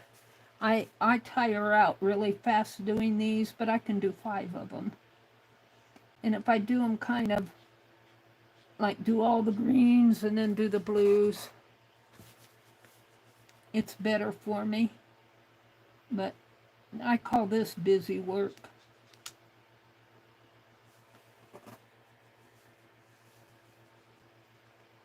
Let's see, that's his goatee. He's got some goat hair hanging down here.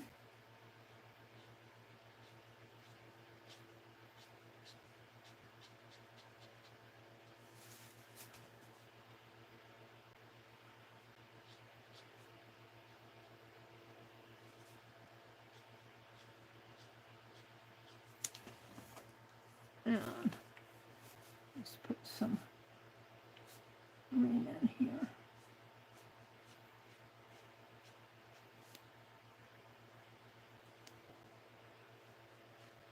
And when I send these out, I don't look to see who gets what one. I just kind of grab and send. Put them in a pile and start addressing. Except I was thinking I need to figure out where I can, maybe on the flower or maybe up in here I'll put a, I want to put a tatted something on Katias. And if I have time, which I probably won't because I want to work on those fairies, put tatting on them. Tatting's been getting through clear to Canada.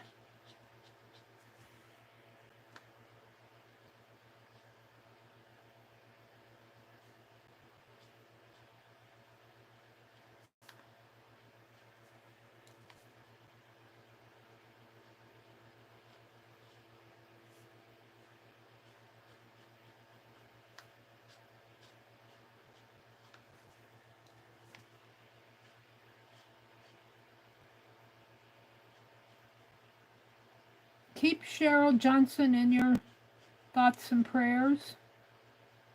She's going to be starting her second round of chemo. I think she said in June sometime, but that's right around the corner.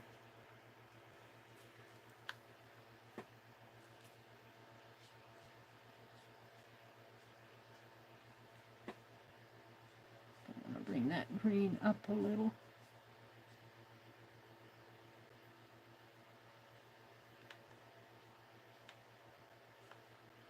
Be kind of on a hill.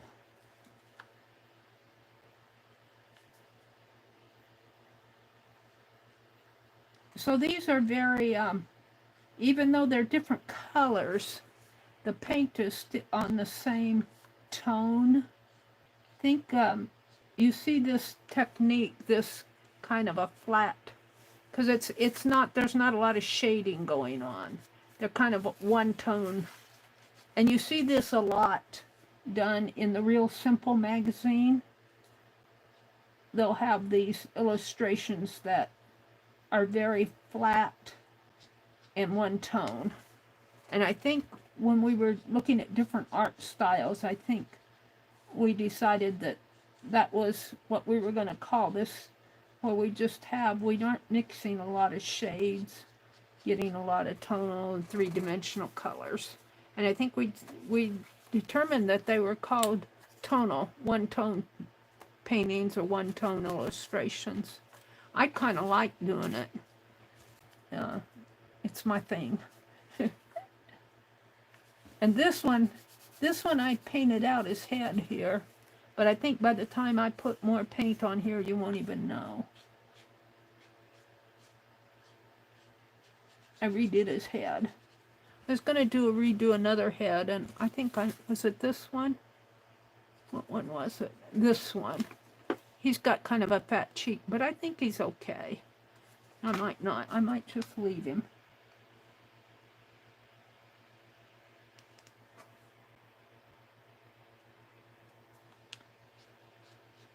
Yeah, not much chat going on. That's okay, you guys.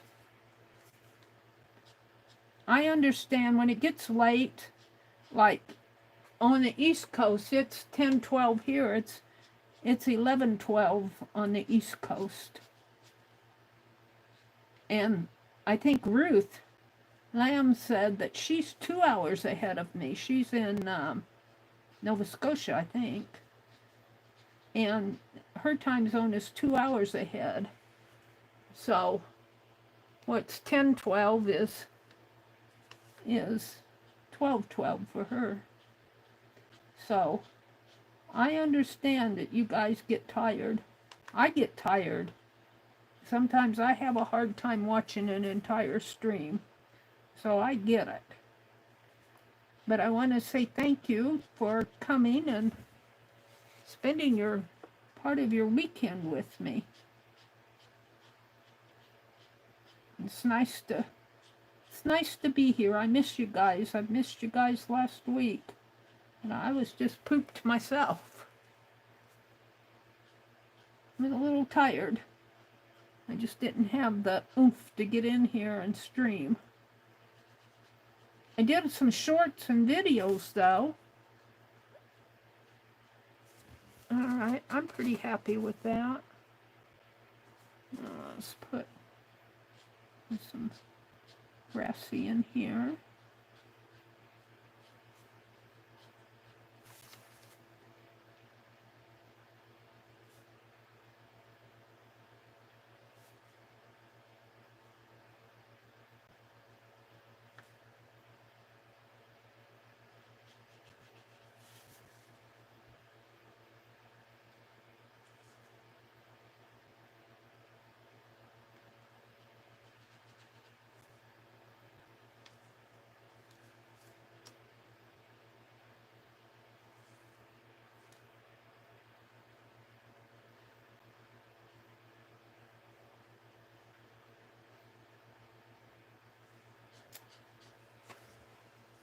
I was thinking I'd like to do something else on my channel. I'm not sure what yet. I don't want to give up my postcards, and I don't want to give up the doodles.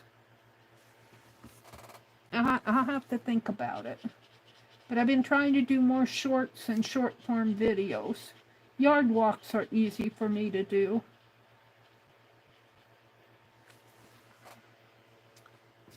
I didn't do that leaf there either, did I?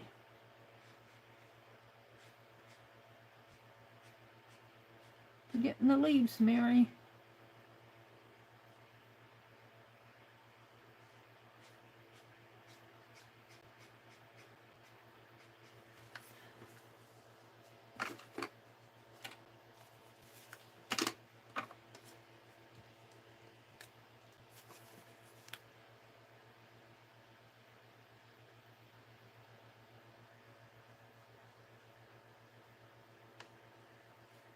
Got my hand in that.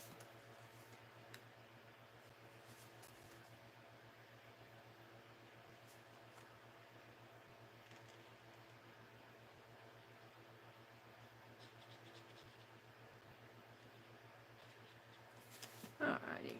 One more.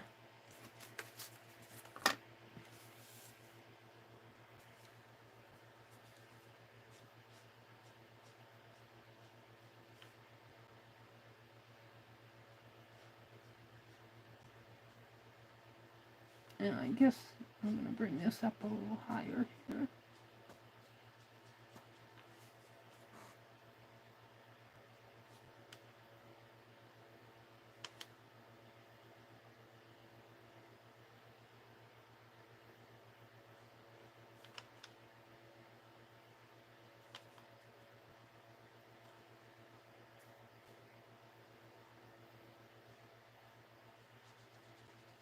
So if you do the outlining, then it's really easy to go in and fill in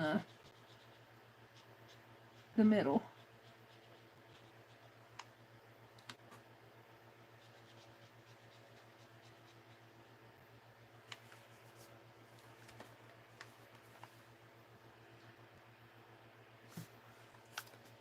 The tail, I think, needs to be a little curvier.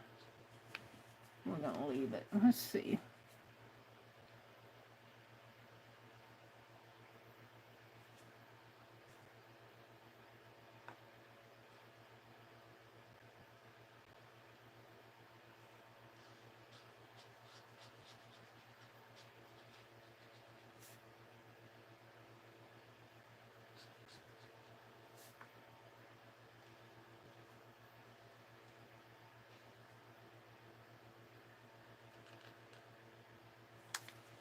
I do like the way these pens handle.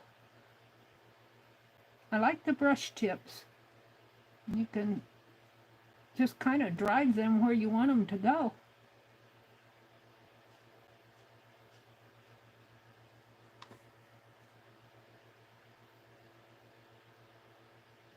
I just wish they had more colors.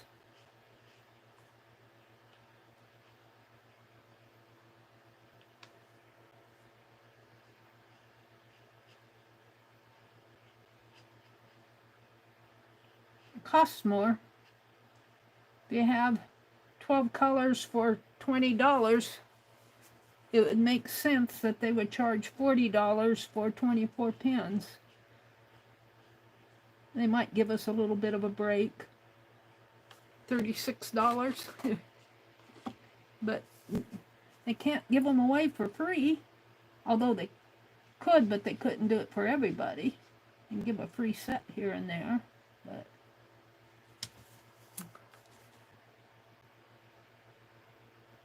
alright, he's not going to have much of a leafy green in there.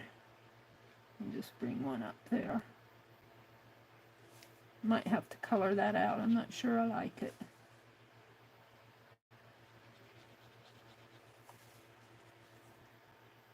And put the paint over it with blue.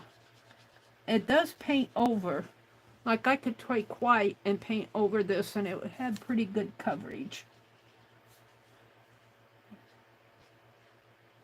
They paint over themselves pretty good because they're paint. But not all paint paints over good. Oh.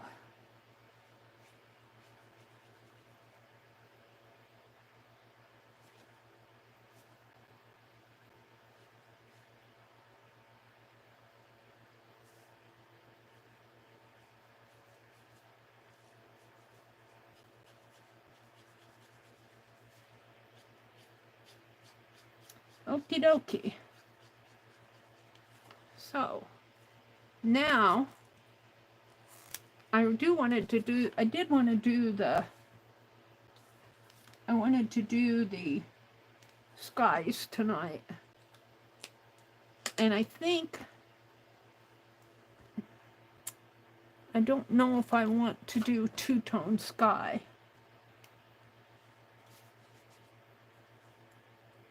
I'm not going to put clouds in there. What do I want for the sky? Do I want the sky all the light blue? I think the dark blue would make the goat pop out nicer. Well, that's the light blue. Where's the dark blue? I grabbed the green.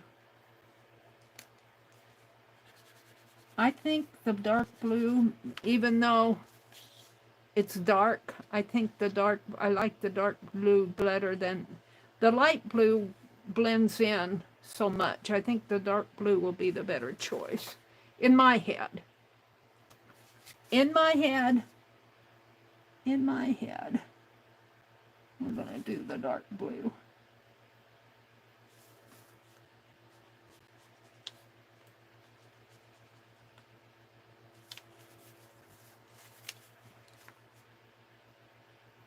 That fan is blowing behind me. It feels good. I like air. And my brother doesn't like air blowing on him. My mother never did either. I have to have air blowing on me, especially when it's hot. And it hasn't been that hot yet this spring, but I get hot. Told my brother I thought I was having hot flashes the other day. He said, "What? What are those?" No, he knows what they are. I said, it felt like I was having hot flashes. Kind of old for that, aren't you, Mary? Yep.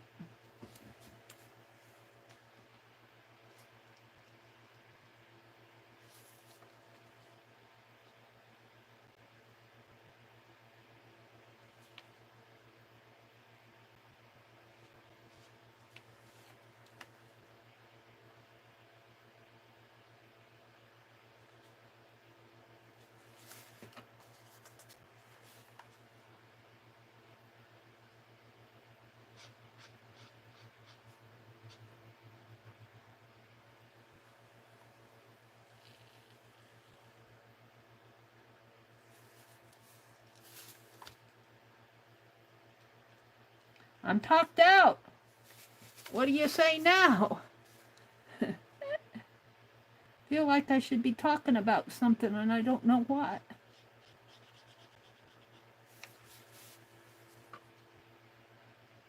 And I ain't even thinking. I'm thinking about coloring in the lines here. Not even thinking stuff. Thinking I need to get that phone charged up. So it was at 5%. It'll probably be dead by the time I get in there. I'm going to have to fix his tail a little there.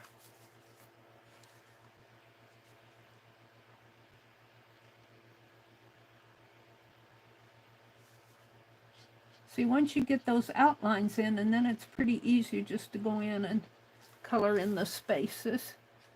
Goes a lot faster once you get the outlines in there. Just kind of go in and fill in the blanks.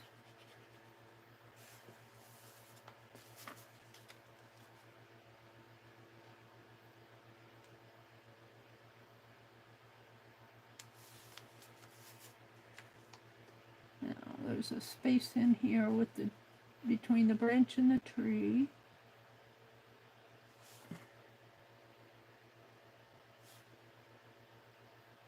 Any of you going on picnics this weekend? I saw some references to some pretty good food out there. Potato salad and I think that was Beth Schuler. I've been eating a lot of salads lately. I can't eat all that meat anymore. Although, well, no, when we went to Amigos the other day, I didn't have meat. I had a cheese enchilada. I can't eat all that meat, all that processed meat anymore. Sausages and hot dogs and steaks and hamburgers. I miss it, but can't have it. It affects my kidneys, and I'd rather have health. I'm going to like these a lot, I think. By the time we get that goat painted in there, get these leaves and flowers painted.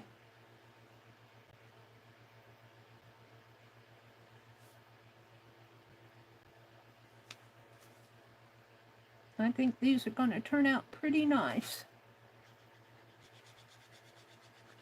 They're fun to do, that's for sure. I think I'll do some tatting over tomorrow. Watch the video and catch up on lesson 6. I'm pretty happy with him. You get my goat. We used to have I was in high school, they had a event where you buy, I don't know how that worked. Somehow it was called You Get My Goat. And you would buy tickets for, I don't know if they gave the goat to the person who bought the most. I'm not sure if they had a drawing. You'd buy tickets and the person that won got to choose who they wanted to send the goat to. I think that's how it worked. That's how they raised money for whatever they were. It was after I graduated from high school, but was the high school that I went to. They had an event called You Get My Goat. And that's how they raised money for whatever they were raising money for. And I think the person, I don't know if it was the person who bought the most or the person who had a drawing and won the drawing. I'm not sure how they handled that, but I remember they took a live goat and didn't gift it, it just dropped it off probably, and probably kept an eye on it. I'm not sure how that worked, but they sent a goat. I thought it was a creative way to raise some money.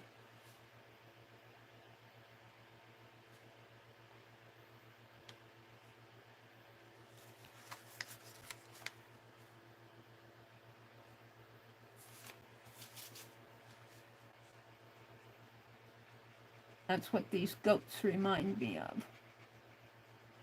They're kind of cute though.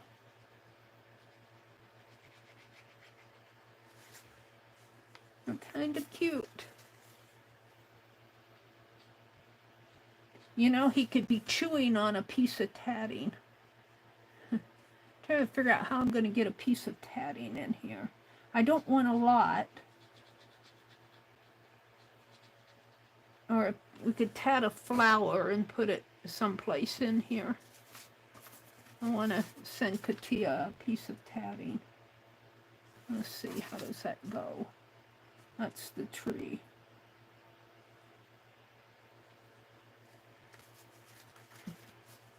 It's got a little in here.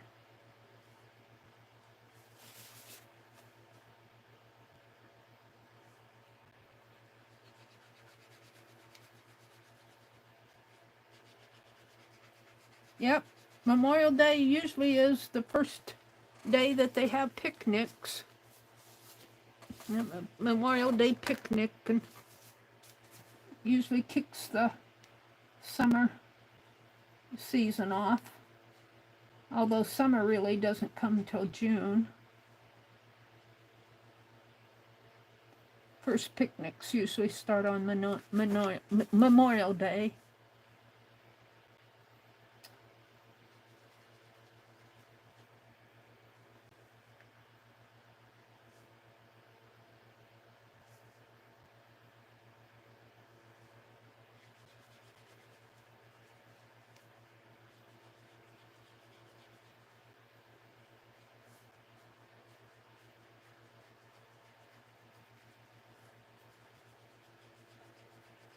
Now, the skies normally aren't this blue, dark blue. Could be getting dark, but I like how it contrasts.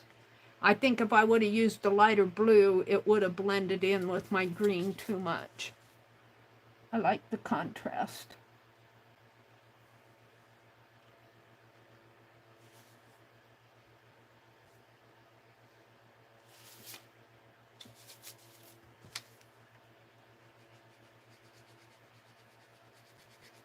We'll have to do more of this off of the Tree of Life.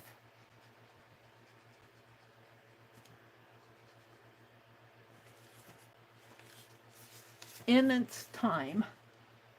Got to get my fairies done and get these done and get them sent out before I do another drawing.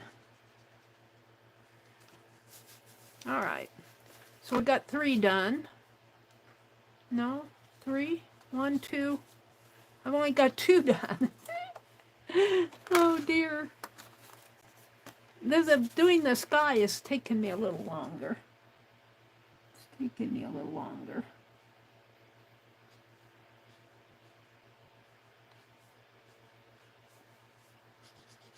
Now I've got a sword there.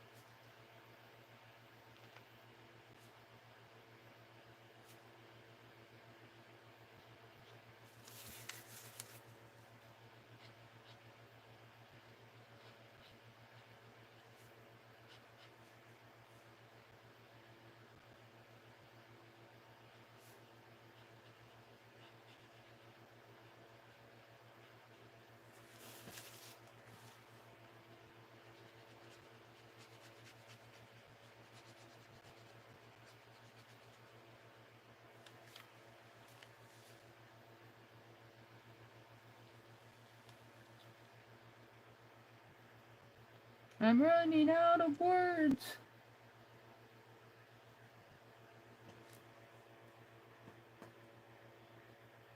Chewing on a piece of tatting.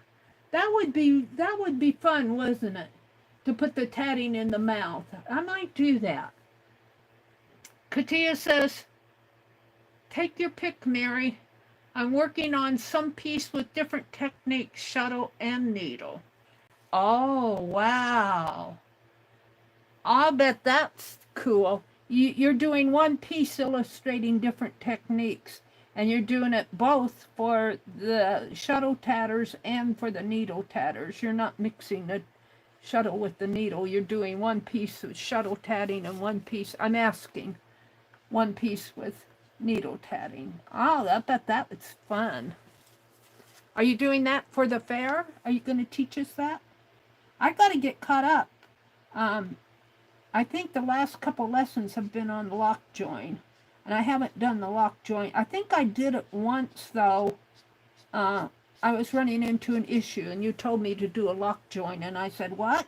And you told me how to do it, and I think I did it, but, you know, I don't carry that stuff in my head.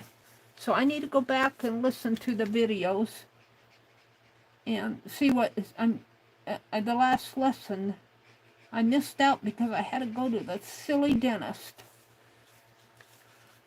I'm going to have to call him tomorrow because the oral surgeon they recommended is not in my provider network, and I think I found one and a little bit further away. But I do think I probably need to have that back tooth. It chipped off. It broke off. You know, your back teeth, if they decay, they break off.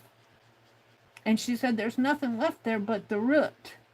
And well, there's a little chip on the other side that needs to come out. And but I would leave it in, but I'm kind of worried about leaving the root exposed.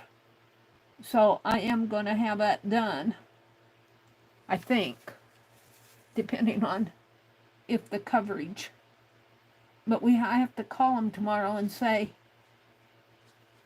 that oral surgeon you referred me to is not in my network, so I found one. All right, I'm pretty happy with that. So that's 3. That one went faster. It seems to go faster if I do this side first.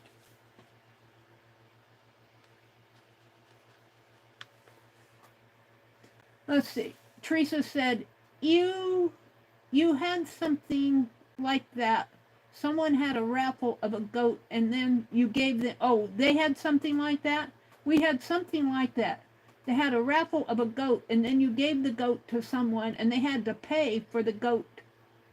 Oh, they had to pay for it?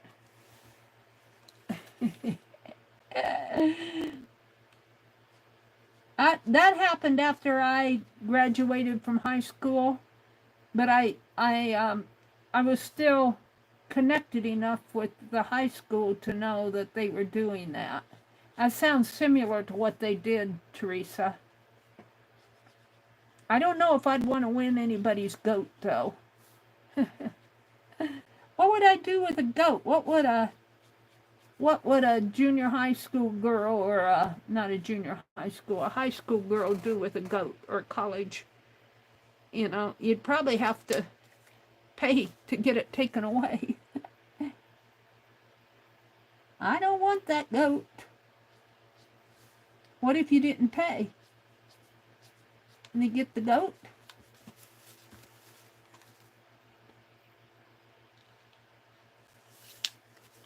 Come and get your goat before he chews up my yard.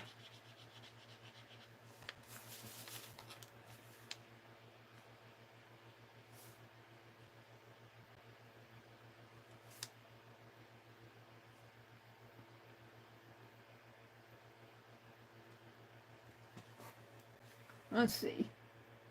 Or a silver pen, it would look nice. Katia, what is she saying?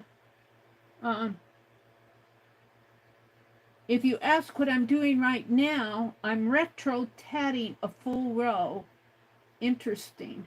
She says, I already have 2 small classes. One is the butterfly I used in classes, and the other one is a ring and chain snowflake. I still need to create a project for both needle and shuttle. But if you're asking right now, I'm retro-tatting a full row.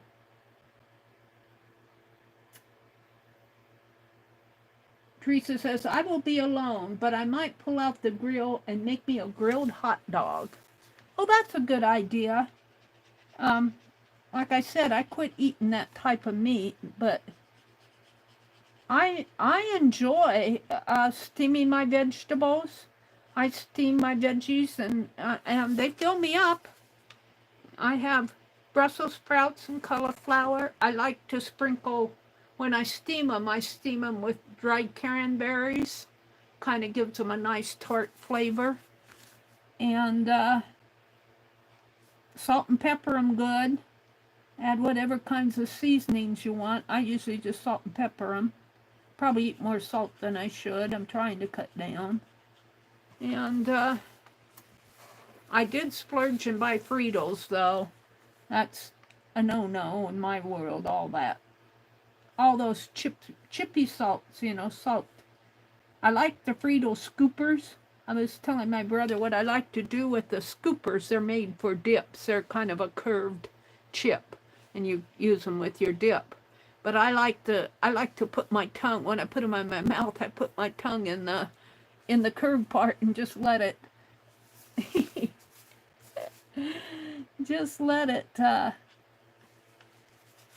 soften in there. I don't really chew them. Well, I do chew them too. Crunch them up. I used to eat terrible bags of potato chips. I don't do that anymore, but I was more active back then too. I could eat a bag of potato chips and not think anything of it, but I think of it now. I don't do that anymore.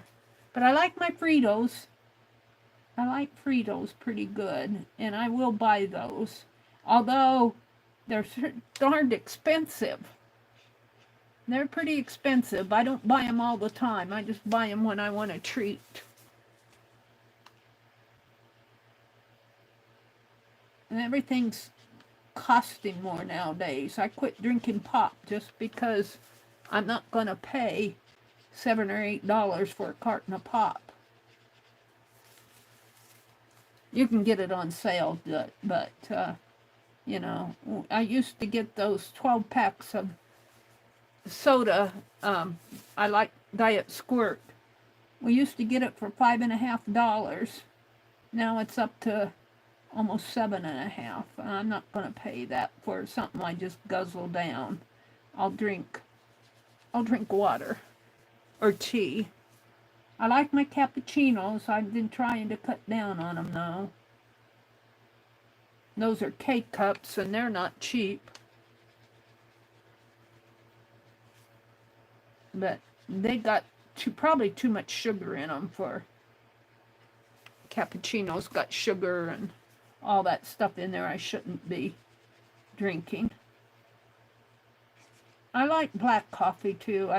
The cappuccinos, what I like about them is I don't have to buy the extra. I think I only have one left here. 1, 2, 3, 4. Yeah, 5. I got one left here. Thank you, Teresa. Teresa, let's see. Teresa says, if you have a white pen, you could put stars in the sky and make it look like night. That's a good idea. I do have white. That's an excellent idea. I got white paint pen, but I also have a white gel pen. We'll have to do that. I don't know if I want to do it tonight. I'm getting kind of tired. It's 10:42 here.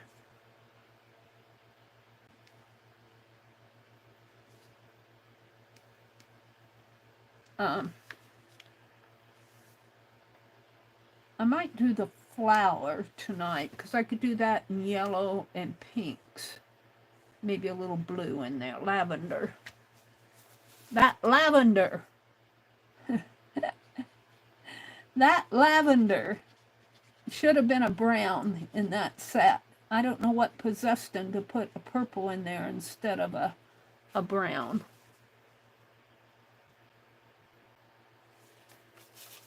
You need a brown.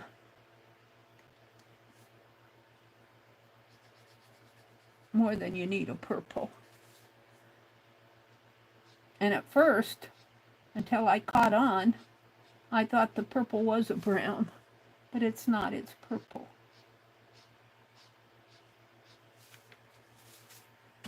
Anyway, I think it is. We'll get it out and look at it.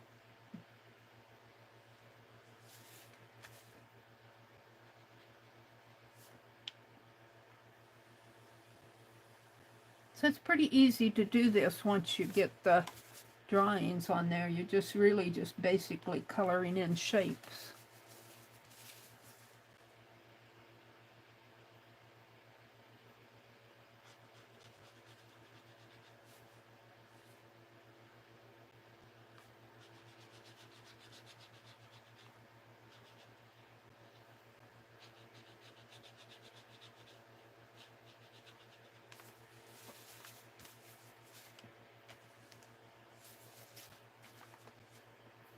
Still a little wet. They dry fast, but if they're not completely dry, you can put your finger in it.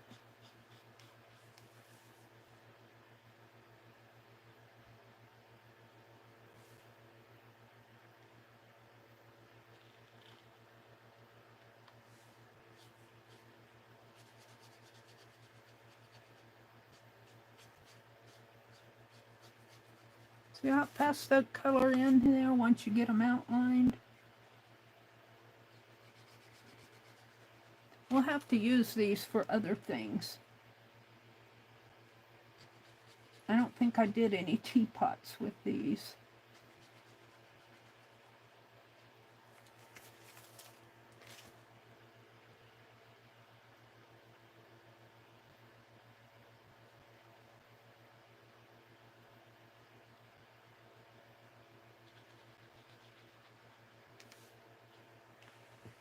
I just have a little bit of sky left here.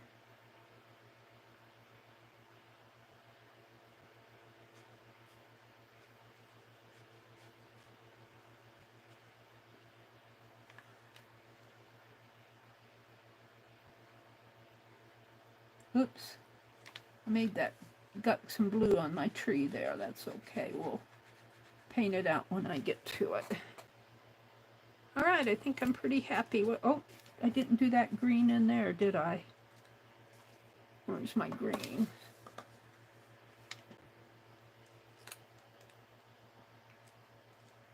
Didn't do this. Is that the right color? I think it is.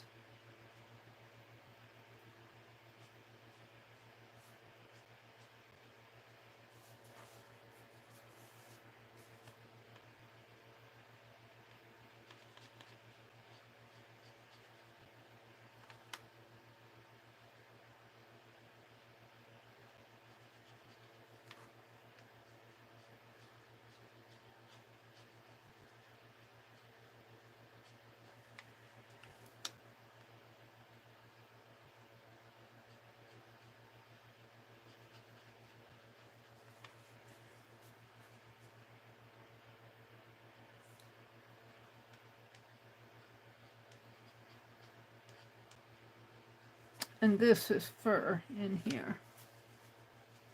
I'm liking them. All right, we're gonna put these back. And I think I'm gonna do the flowers yet tonight. I'm gonna get out the pink, the yellow, and the purple. So here's the yellow. The pink, there's a pink color here. There's also, I think that's, thought I had a red. Maybe that's it. It looks pink to me. No, here's a red. Red, pink, and yellow. Where's that lavender? That's black. That's white. Yeah, a lavender color. I'll put them on my swatch here. Got a little swatch strip going there. So, pinks and yellow.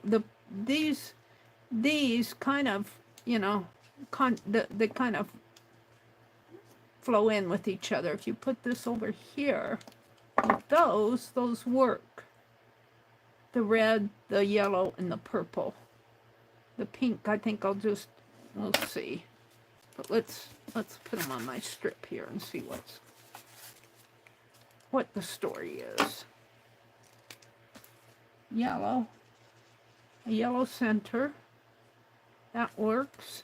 Could also do yellow in the vines there. This is the red. I'll do some red. See, I think that red, says it's red, but that looks awful dark pink to me. I think they could give us a truer red than what we have.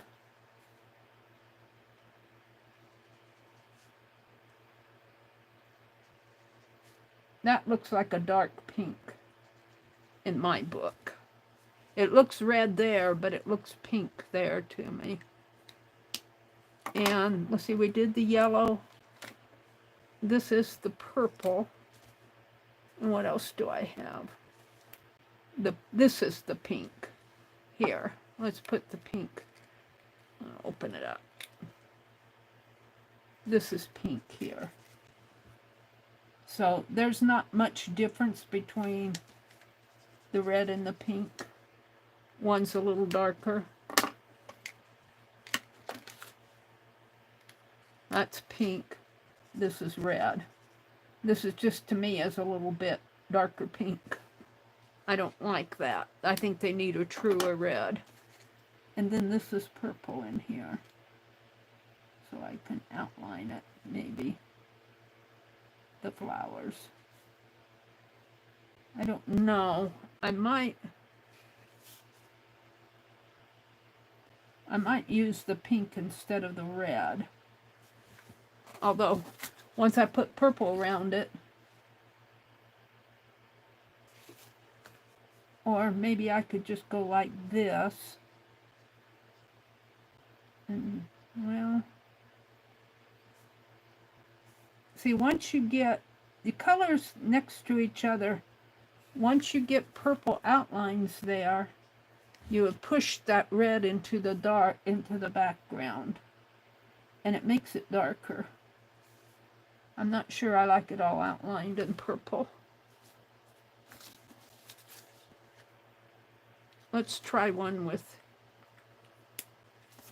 let's flip it over. Let's try the pink. Let's do a yellow center. That's yellow. And this is the pink. Let's do some pink petals. 1, 2, 3, 4, 5, 6. And let's take the purple and outline it. Now I could just leave white in between the petals, and that will also lighten it up. And let's put this in here like that. I'm trying to decide how I want to do the flowers. I don't think I want to do them in blue, because the blue would blend in too much.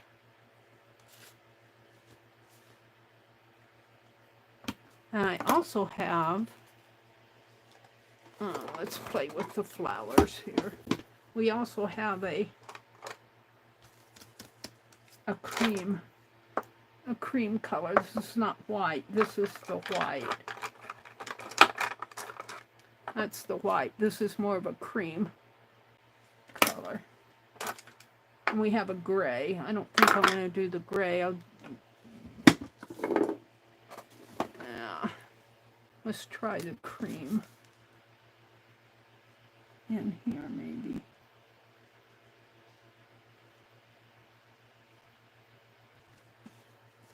I kind of like that. I don't think they're thin enough for me to put lines in there. It's too much. Let's try one with the pink. I'm going to throw the red back so I don't get confused. I'm going to throw the red back. I'm going to use the pink, the yellow, the purple, and I got this big white one out. I'm going to put that back in here. It's been out for a couple days. Let's put the yellow centers in.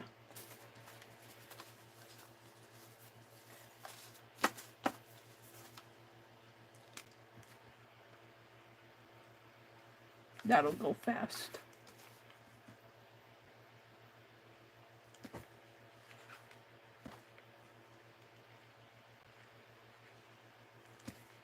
They're different sizes, big ones and little ones.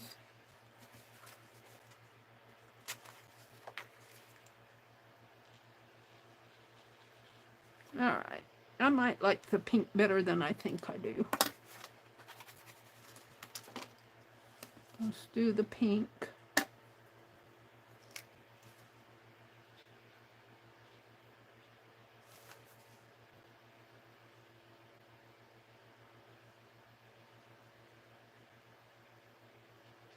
See, if I just do pink, if I don't put that purple outline in there, they blend together too much. They're too much on the same level. So now let's grab the purple and outline them.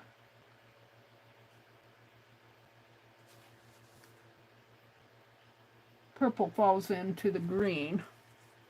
Maybe I'll put a little white around the edges. A little purple in here.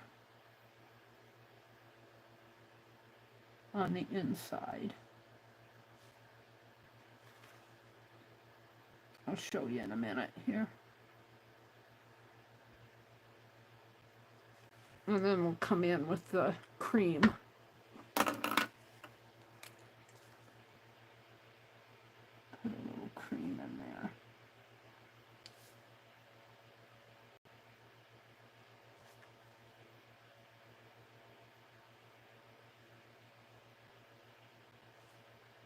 And it kind of blends in. Now, I'm thinking I can take, I don't have a brown, but I'm thinking I can take this yellow and come up here. I can always paint it out if I don't like it. I'm thinking that works. And I need that dark blue. I missed the sky there. I threw it back too soon.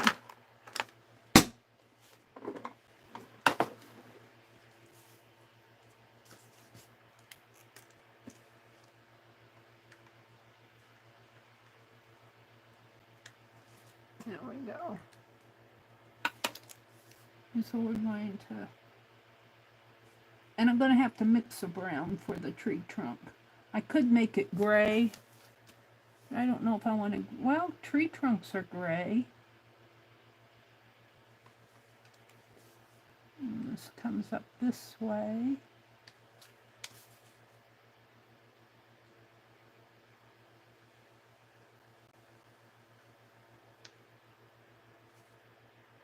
I can always paint it out if I don't like it. And then I just have the goat to do. What did I do with the cap? Let's get out my gray and see how the gray looks on that tree. If I don't like it, I can paint it out. Oh, the gray here. Someplace in here I have a gray. Is that it? Those are the blues. That's the black. What happened to my gray? That's red. That's black. It's hiding. No. I'll get it out. That's lavender. That's blue. Pink.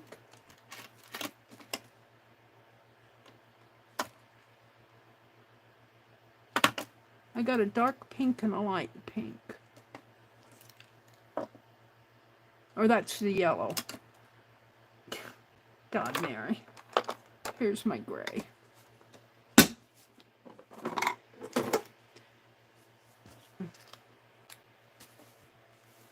Let's see how the gray works in there. Or the tree. See, I don't like how that cream color, I wanted it more,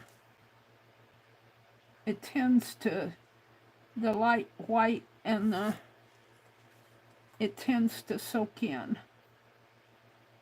Might have to go back and revisit that. And then I'll go over this with a black pen, because I like things outlined in black. It makes them pop.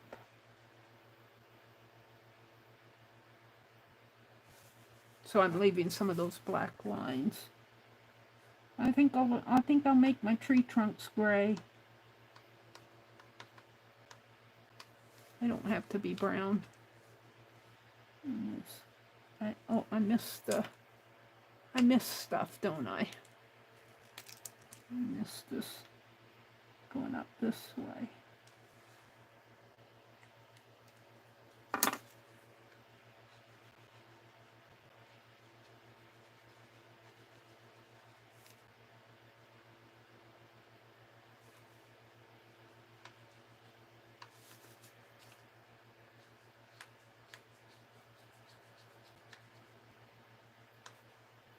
And I always have little white specks in there.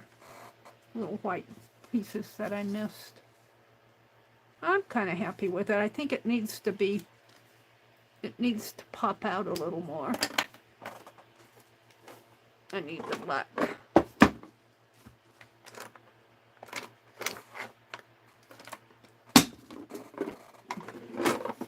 I'm figuring things out here. Let's see if I can outline this.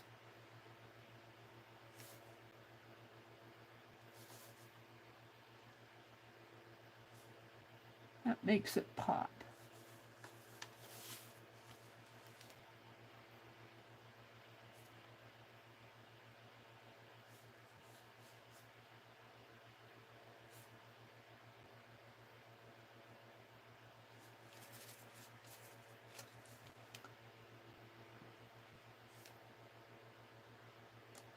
Every time I outline stuff in black, I think of my college teachers saying, "You shouldn't outline in black.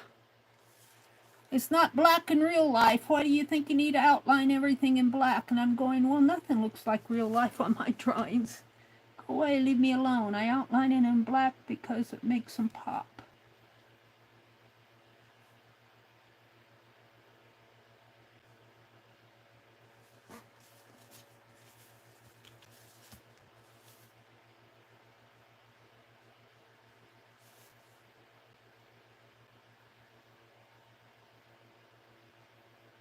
But this is a flat black too, because it's a matte paint. These pens are matte. Tree trunk comes down that way, comes out this way, goes that way, and then this vine kind of comes down and curls around. I think I'm happy with that. I wish that was a brighter pink, though. I don't think going over it in white will help it any.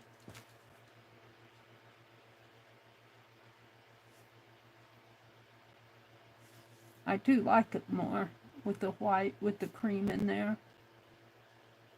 It kind of we'll see how that soaks in. It kind of grays it out, I think. But now that I've done that and it's still a little damp, I'm going to go to, is that the pink? I'm going to go to the pink and see if I can't blend it in a little more. I don't know if that makes my pink any pinker, any brighter.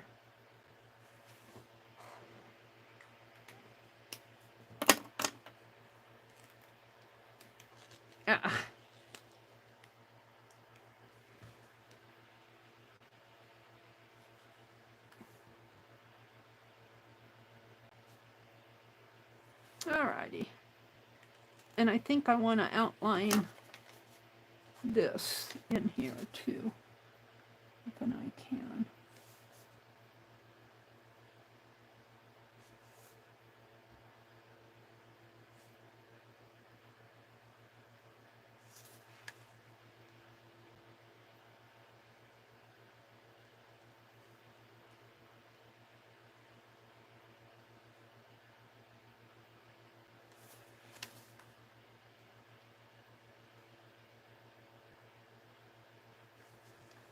Let's make a very narrow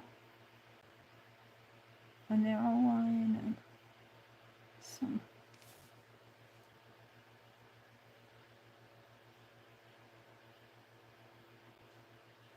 There we go. And we'll save the goat for another day. What time is it? It's 11:04. I'd like to do this on these. I might come in with some white yet on there, but these whites soak in so much I'd try a white pen.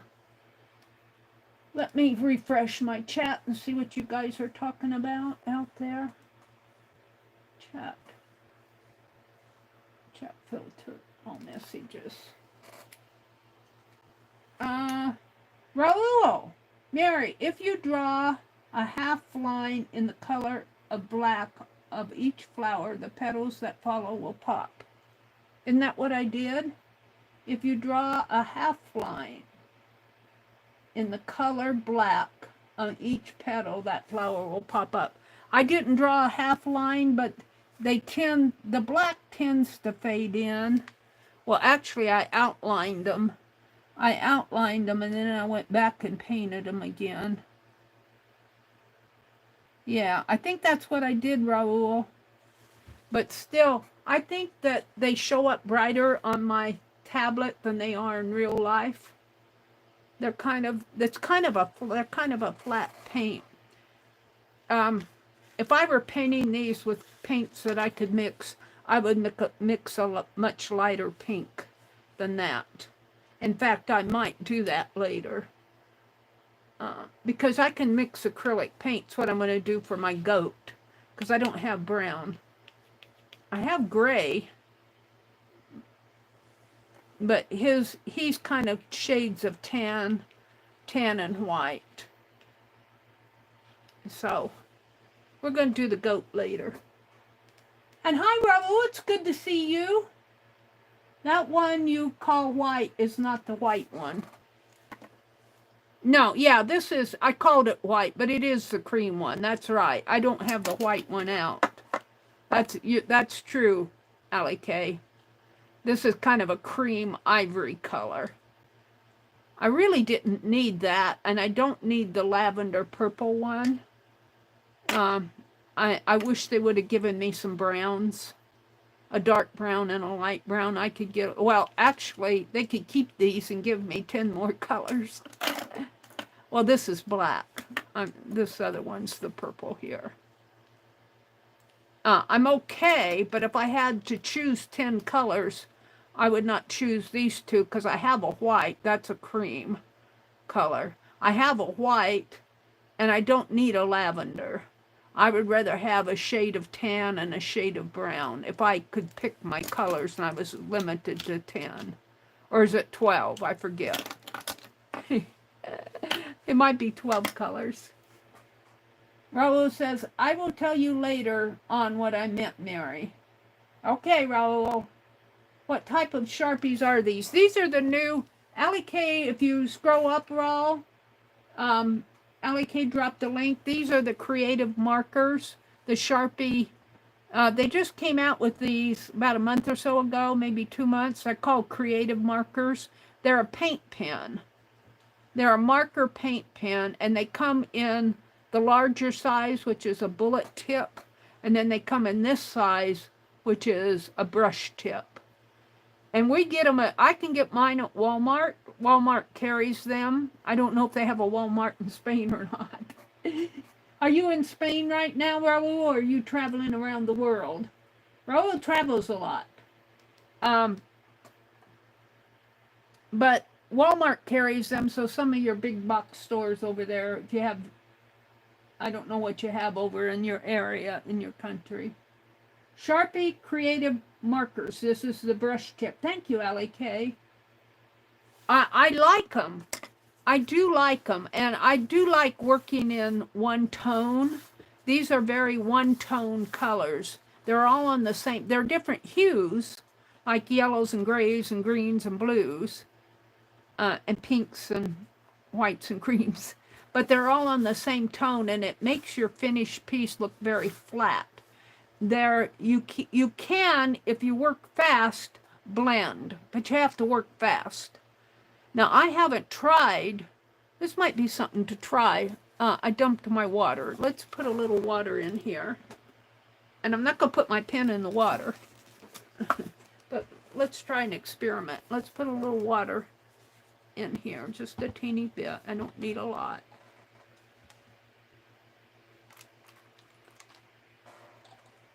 And I don't know if I want to put my brush.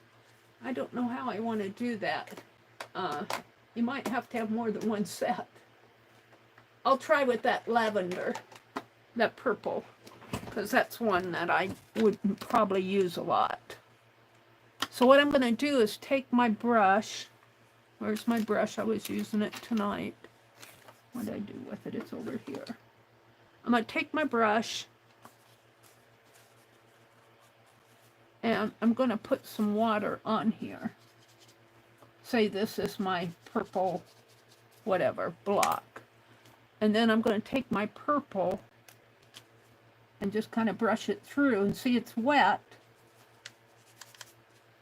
It's wet. And while it's still wet, I'll take that cream.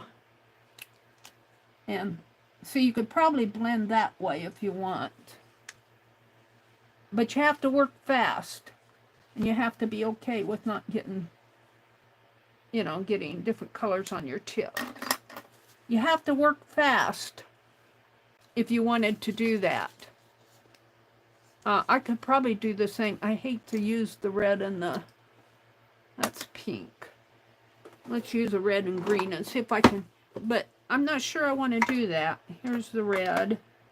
We'll use the dark green. Which one is it? That's, I get the green, I get them mixed up here. That's blue. That, I think, see, those are so similar.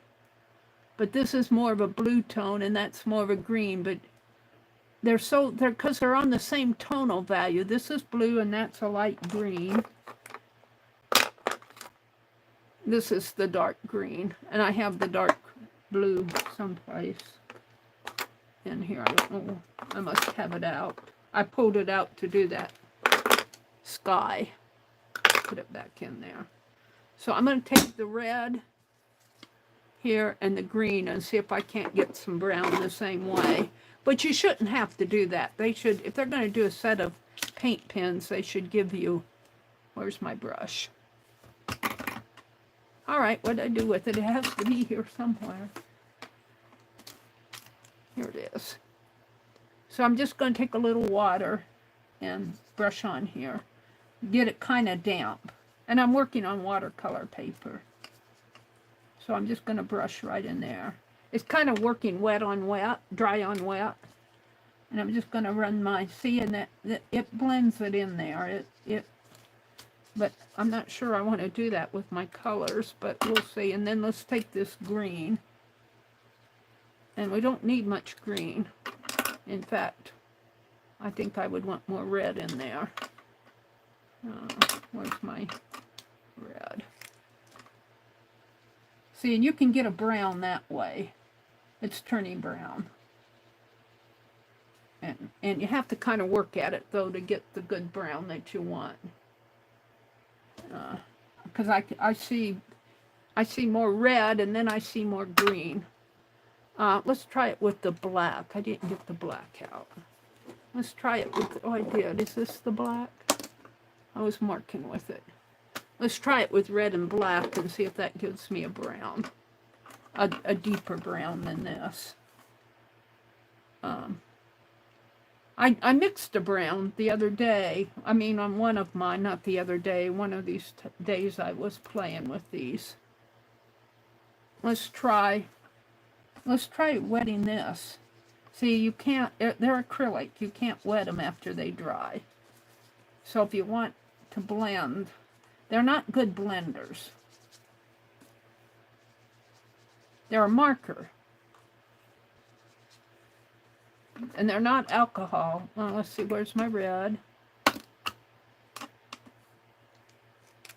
Let's just mix it in there. Red. And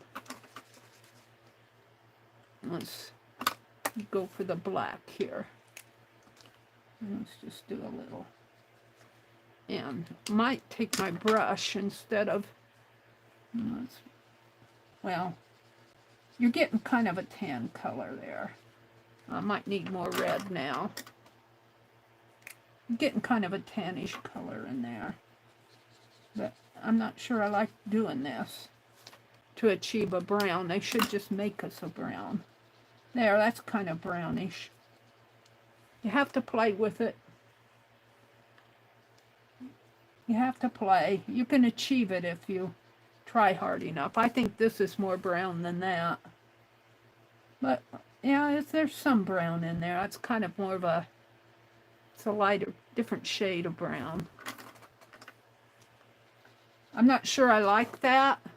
I'd rather have a brown that they mix. And now I've got brown alcohol markers. I've got the Pen Plus Gear markers. I'm going to.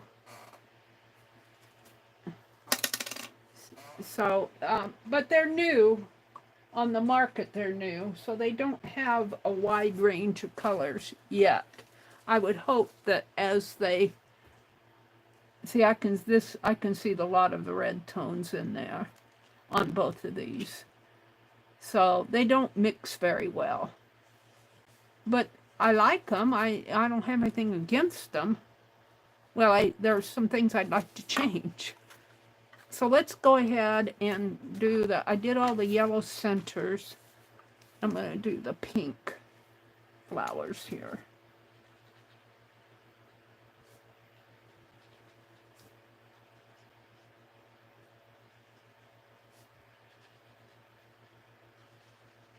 See, the yellow is on the same tonal value as the pink. And after you do that, they tend to kind of run together unless you put in a... Now, I did use that purple. What did I do with him? But then I also used the black, so... You can use either the dark purple kind of, not quite as dark as the black, but it works too. And we'll get out a white pen that doesn't soak in. Well, maybe not tonight, because I am getting kind of tired.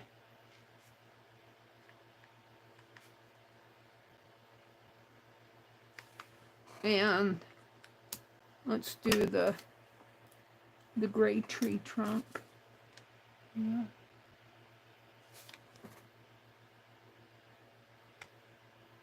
Raul, how late is it over there?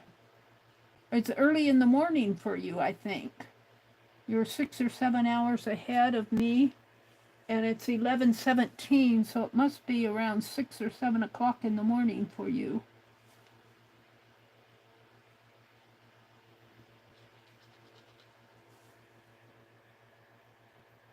A red goat?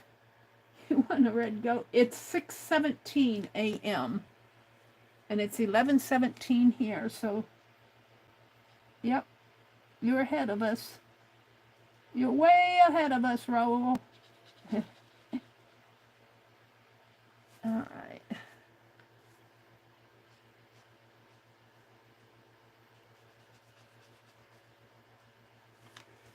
I might as well do these since I got everything out.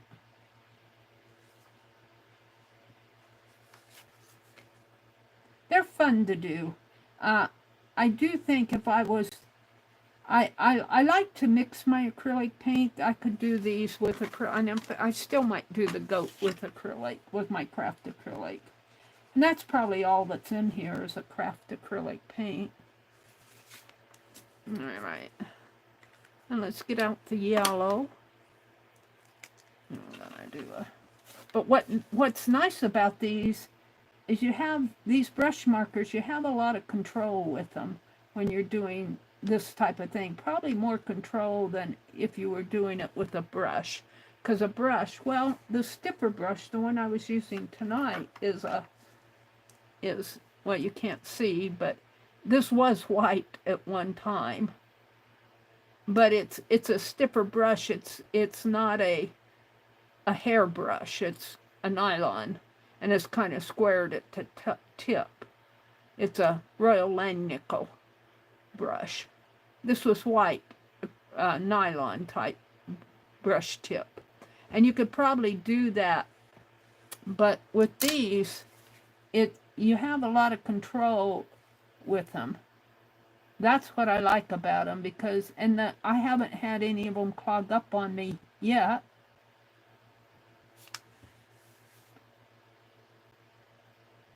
You have some control over what you're doing with them.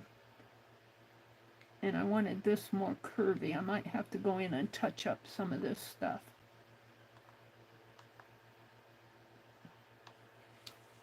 And let's go over here.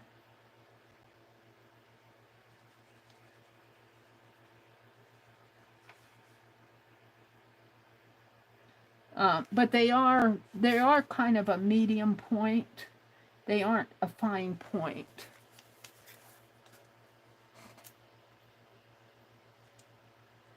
And I think I came in with the black now. Is that it? That's the purple, green, black. And then I outlined.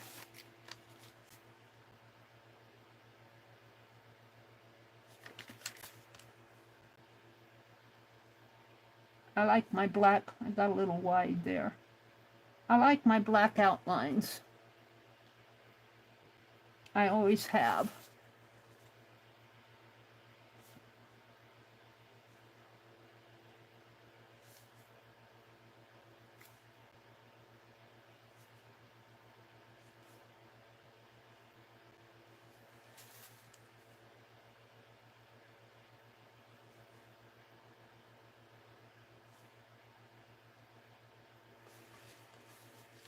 I always have.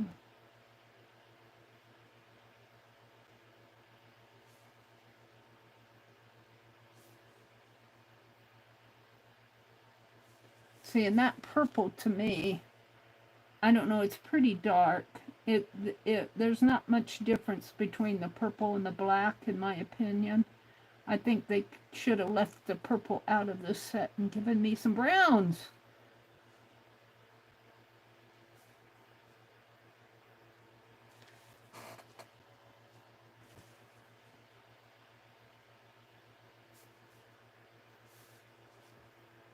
And I could outline the grass, but I'm not going to do that tonight. Finish my tree.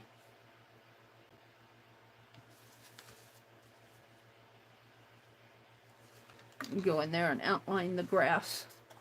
Let's do this. I don't know, this might be the last one I do because I'm getting kind of tired. And when I get tired, I want to hurry and get done, and I make mistakes that I wish I wouldn't do. We'll finish them. I'm going to finish these and the fairies before I do any more. have any more giveaways. I need to get these gone. But I've been so busy running around to the dentist and to the doctor. My brother had 2 doctor appointments, and we had to go grocery shopping and blah, blah, blah.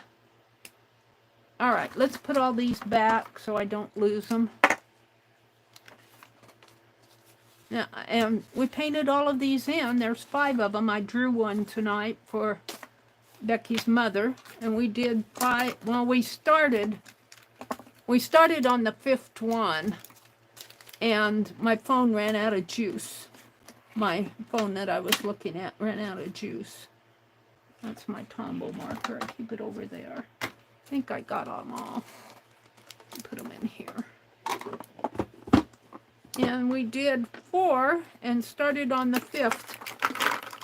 And I got to chatting there, and before I knew it, my phone started going dark on me. But these are the sketches that I did. I like my lady. These are the Doodle deck cards that I did tonight. This was the first one over here. And I was saying, look at the difference between, this is not the same lady, but look at the difference of when I first started and when I ended.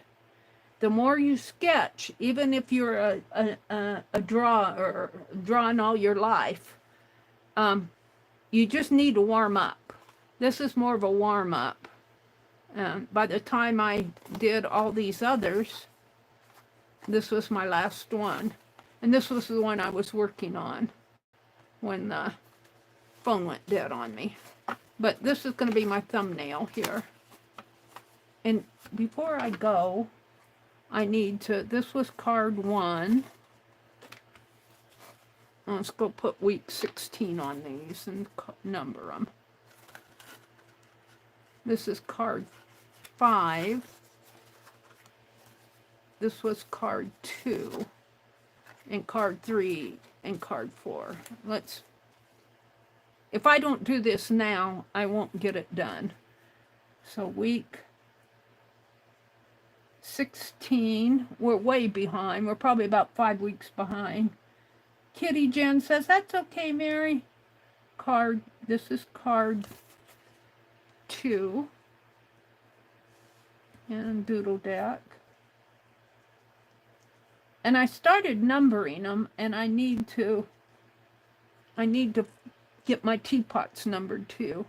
And the date is 5/26/24. And family portrait. It was the name of the piece that I worked off of from Metropolitan, P-T-R-A-I-T, and from the Met, open access, public domain, and I didn't sign this one. Let me sign it. And I'm signing them on the back. Because, well, I do have room to sign them here, but most of them I sign on the back. Public domain. And the tag is men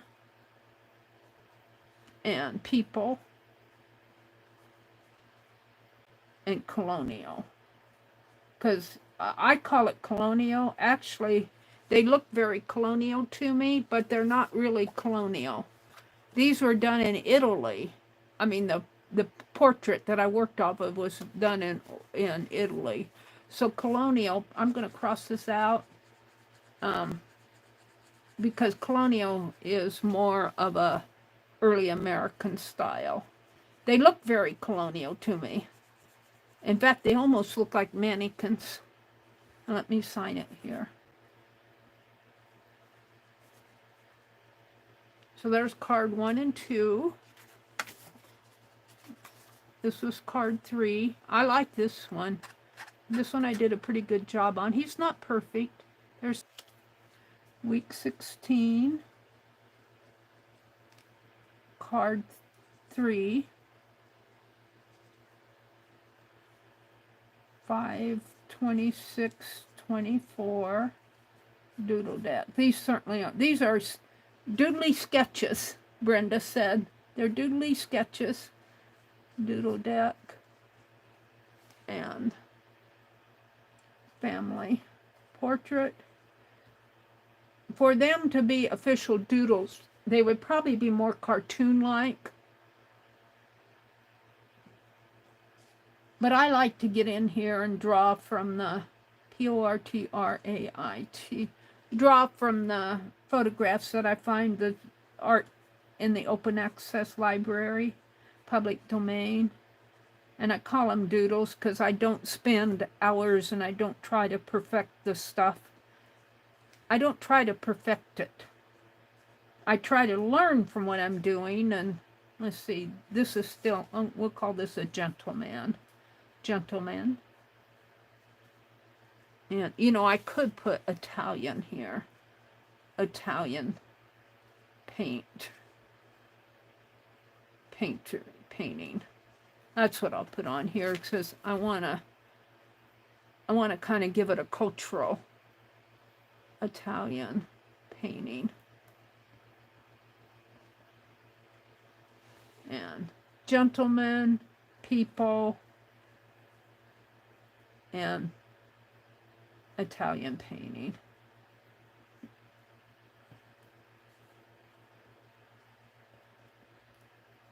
You can tell I'm getting tired. Sign this. And this was card 4. Week 16. Card 4. If I don't do this now, I don't get back to them. And let's see, 5, 26, 24, doodle deck. And there's nothing wrong with leaving this incomplete. Got as far as I got, my phone went out on me. There's nothing wrong with leaving it incomplete. We got the eye on there.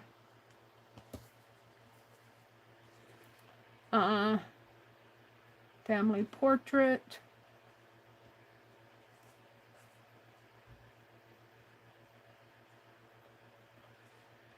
Met. Open access. Most of these come from the public, from the Met, but at some time I may change to like the Library of Congress or some of the other museums that have public domain art. Some of the other libraries. Library of Congress, there's another one out there. I can't remember. Is it the Guggenheim or something like that? Let's see. This is a lady. Put a gentleman on there. Lady, people, Italian painting. Meridel Abrams. And I might just leave this one incomplete. I kind of like it just like it is.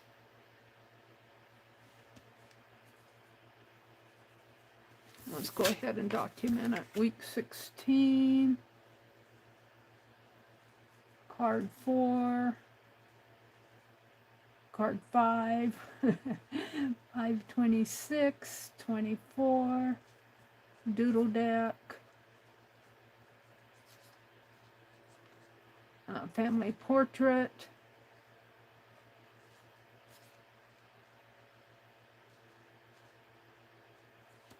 Met.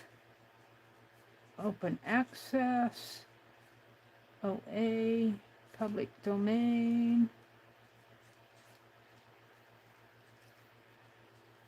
Tag. Lady. No, this was a young boy. Young man. I'm going to put, he's younger, probably around 15 or 16. People, Italian painting.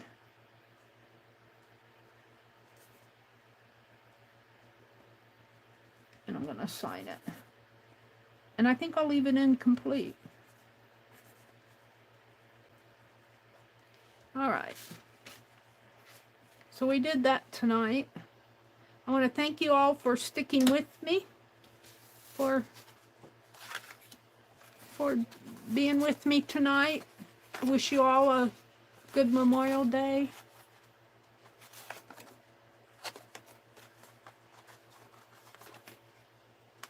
I had fun doing them. I had fun.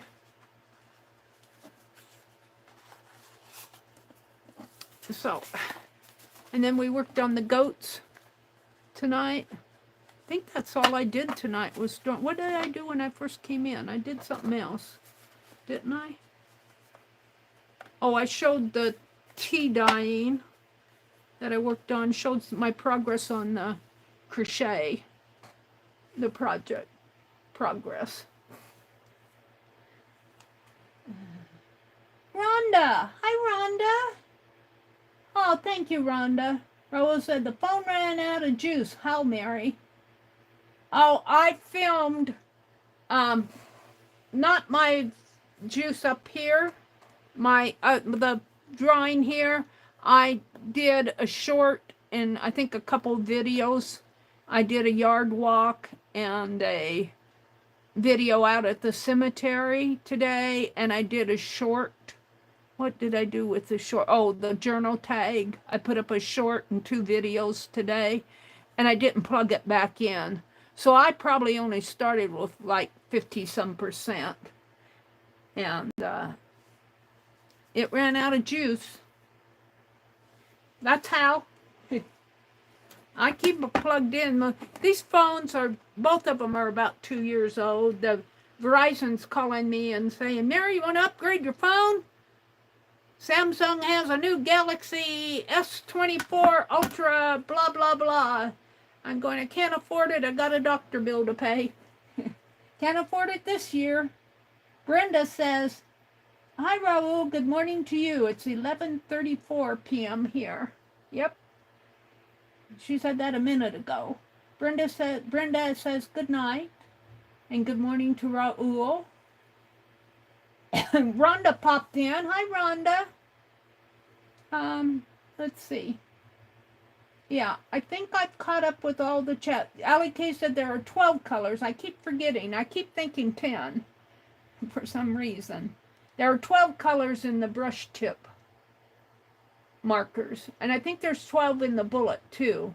They don't have the bullet ones. They have the black and white bullet ones at Walmart, but I don't see the bullet ones at Walmart. I think you have to get those online. Well, for me, I do. They might be retail someplace else, but I think I'm caught up with you guys. So I want to thank you for sticking with me, and while I'm doing my art here, it's so good to be chatting with you again. I hope to be a little more consistent. Now tomorrow's Monday, so we know our busy Mondays. Mondays are busy days for chat streams. We start out, I don't know if Becky's going to stream tomorrow morning, but if she streams, she'll stream on Mondays at 6:30 a.m. Eastern. She'll post if she doesn't. Then Dee Dee Willingham comes on at 8:30 Eastern, and Janet Nash comes on at 9 Eastern, and Janet Young comes on at 2 Eastern, I believe. Now, there might be somebody, sometimes Becky squeezes in right after Dee Dee, between Dee Dee and Janet Young. Lisa Conway, My Eclectic Life, if she streams on Mondays. If she streams on Mondays around 1:30 Central. Then, let's look at my list here. Stacy Catitude at 10 a.m. Eastern daily. Barb Owen on Monday evening at 6 p.m.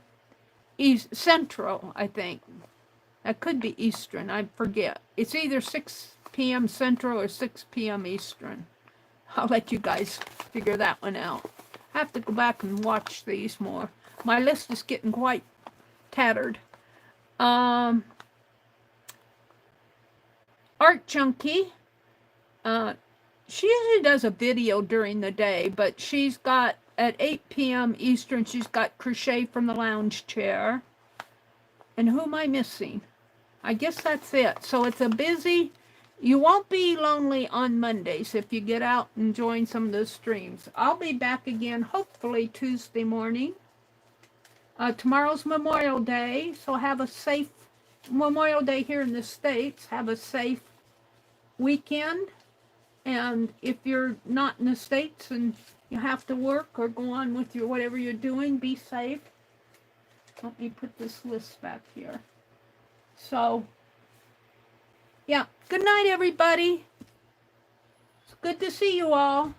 Bye, Katia. What did Katia say? She says, 12 colors minus the 2 colors that Meri doesn't like. That makes 10. That's right, Katia. Well, it's not that I don't like them. I just think they could have made a better choice. I want browns and tans. And for purple, we got a white. We don't really need a cream. And we don't need a purple. We need browns and tans. All right. They aren't going to listen to me. Good night, everybody. Have a really good week next week. I will see you Tuesday morning at 6 a.m. Bye.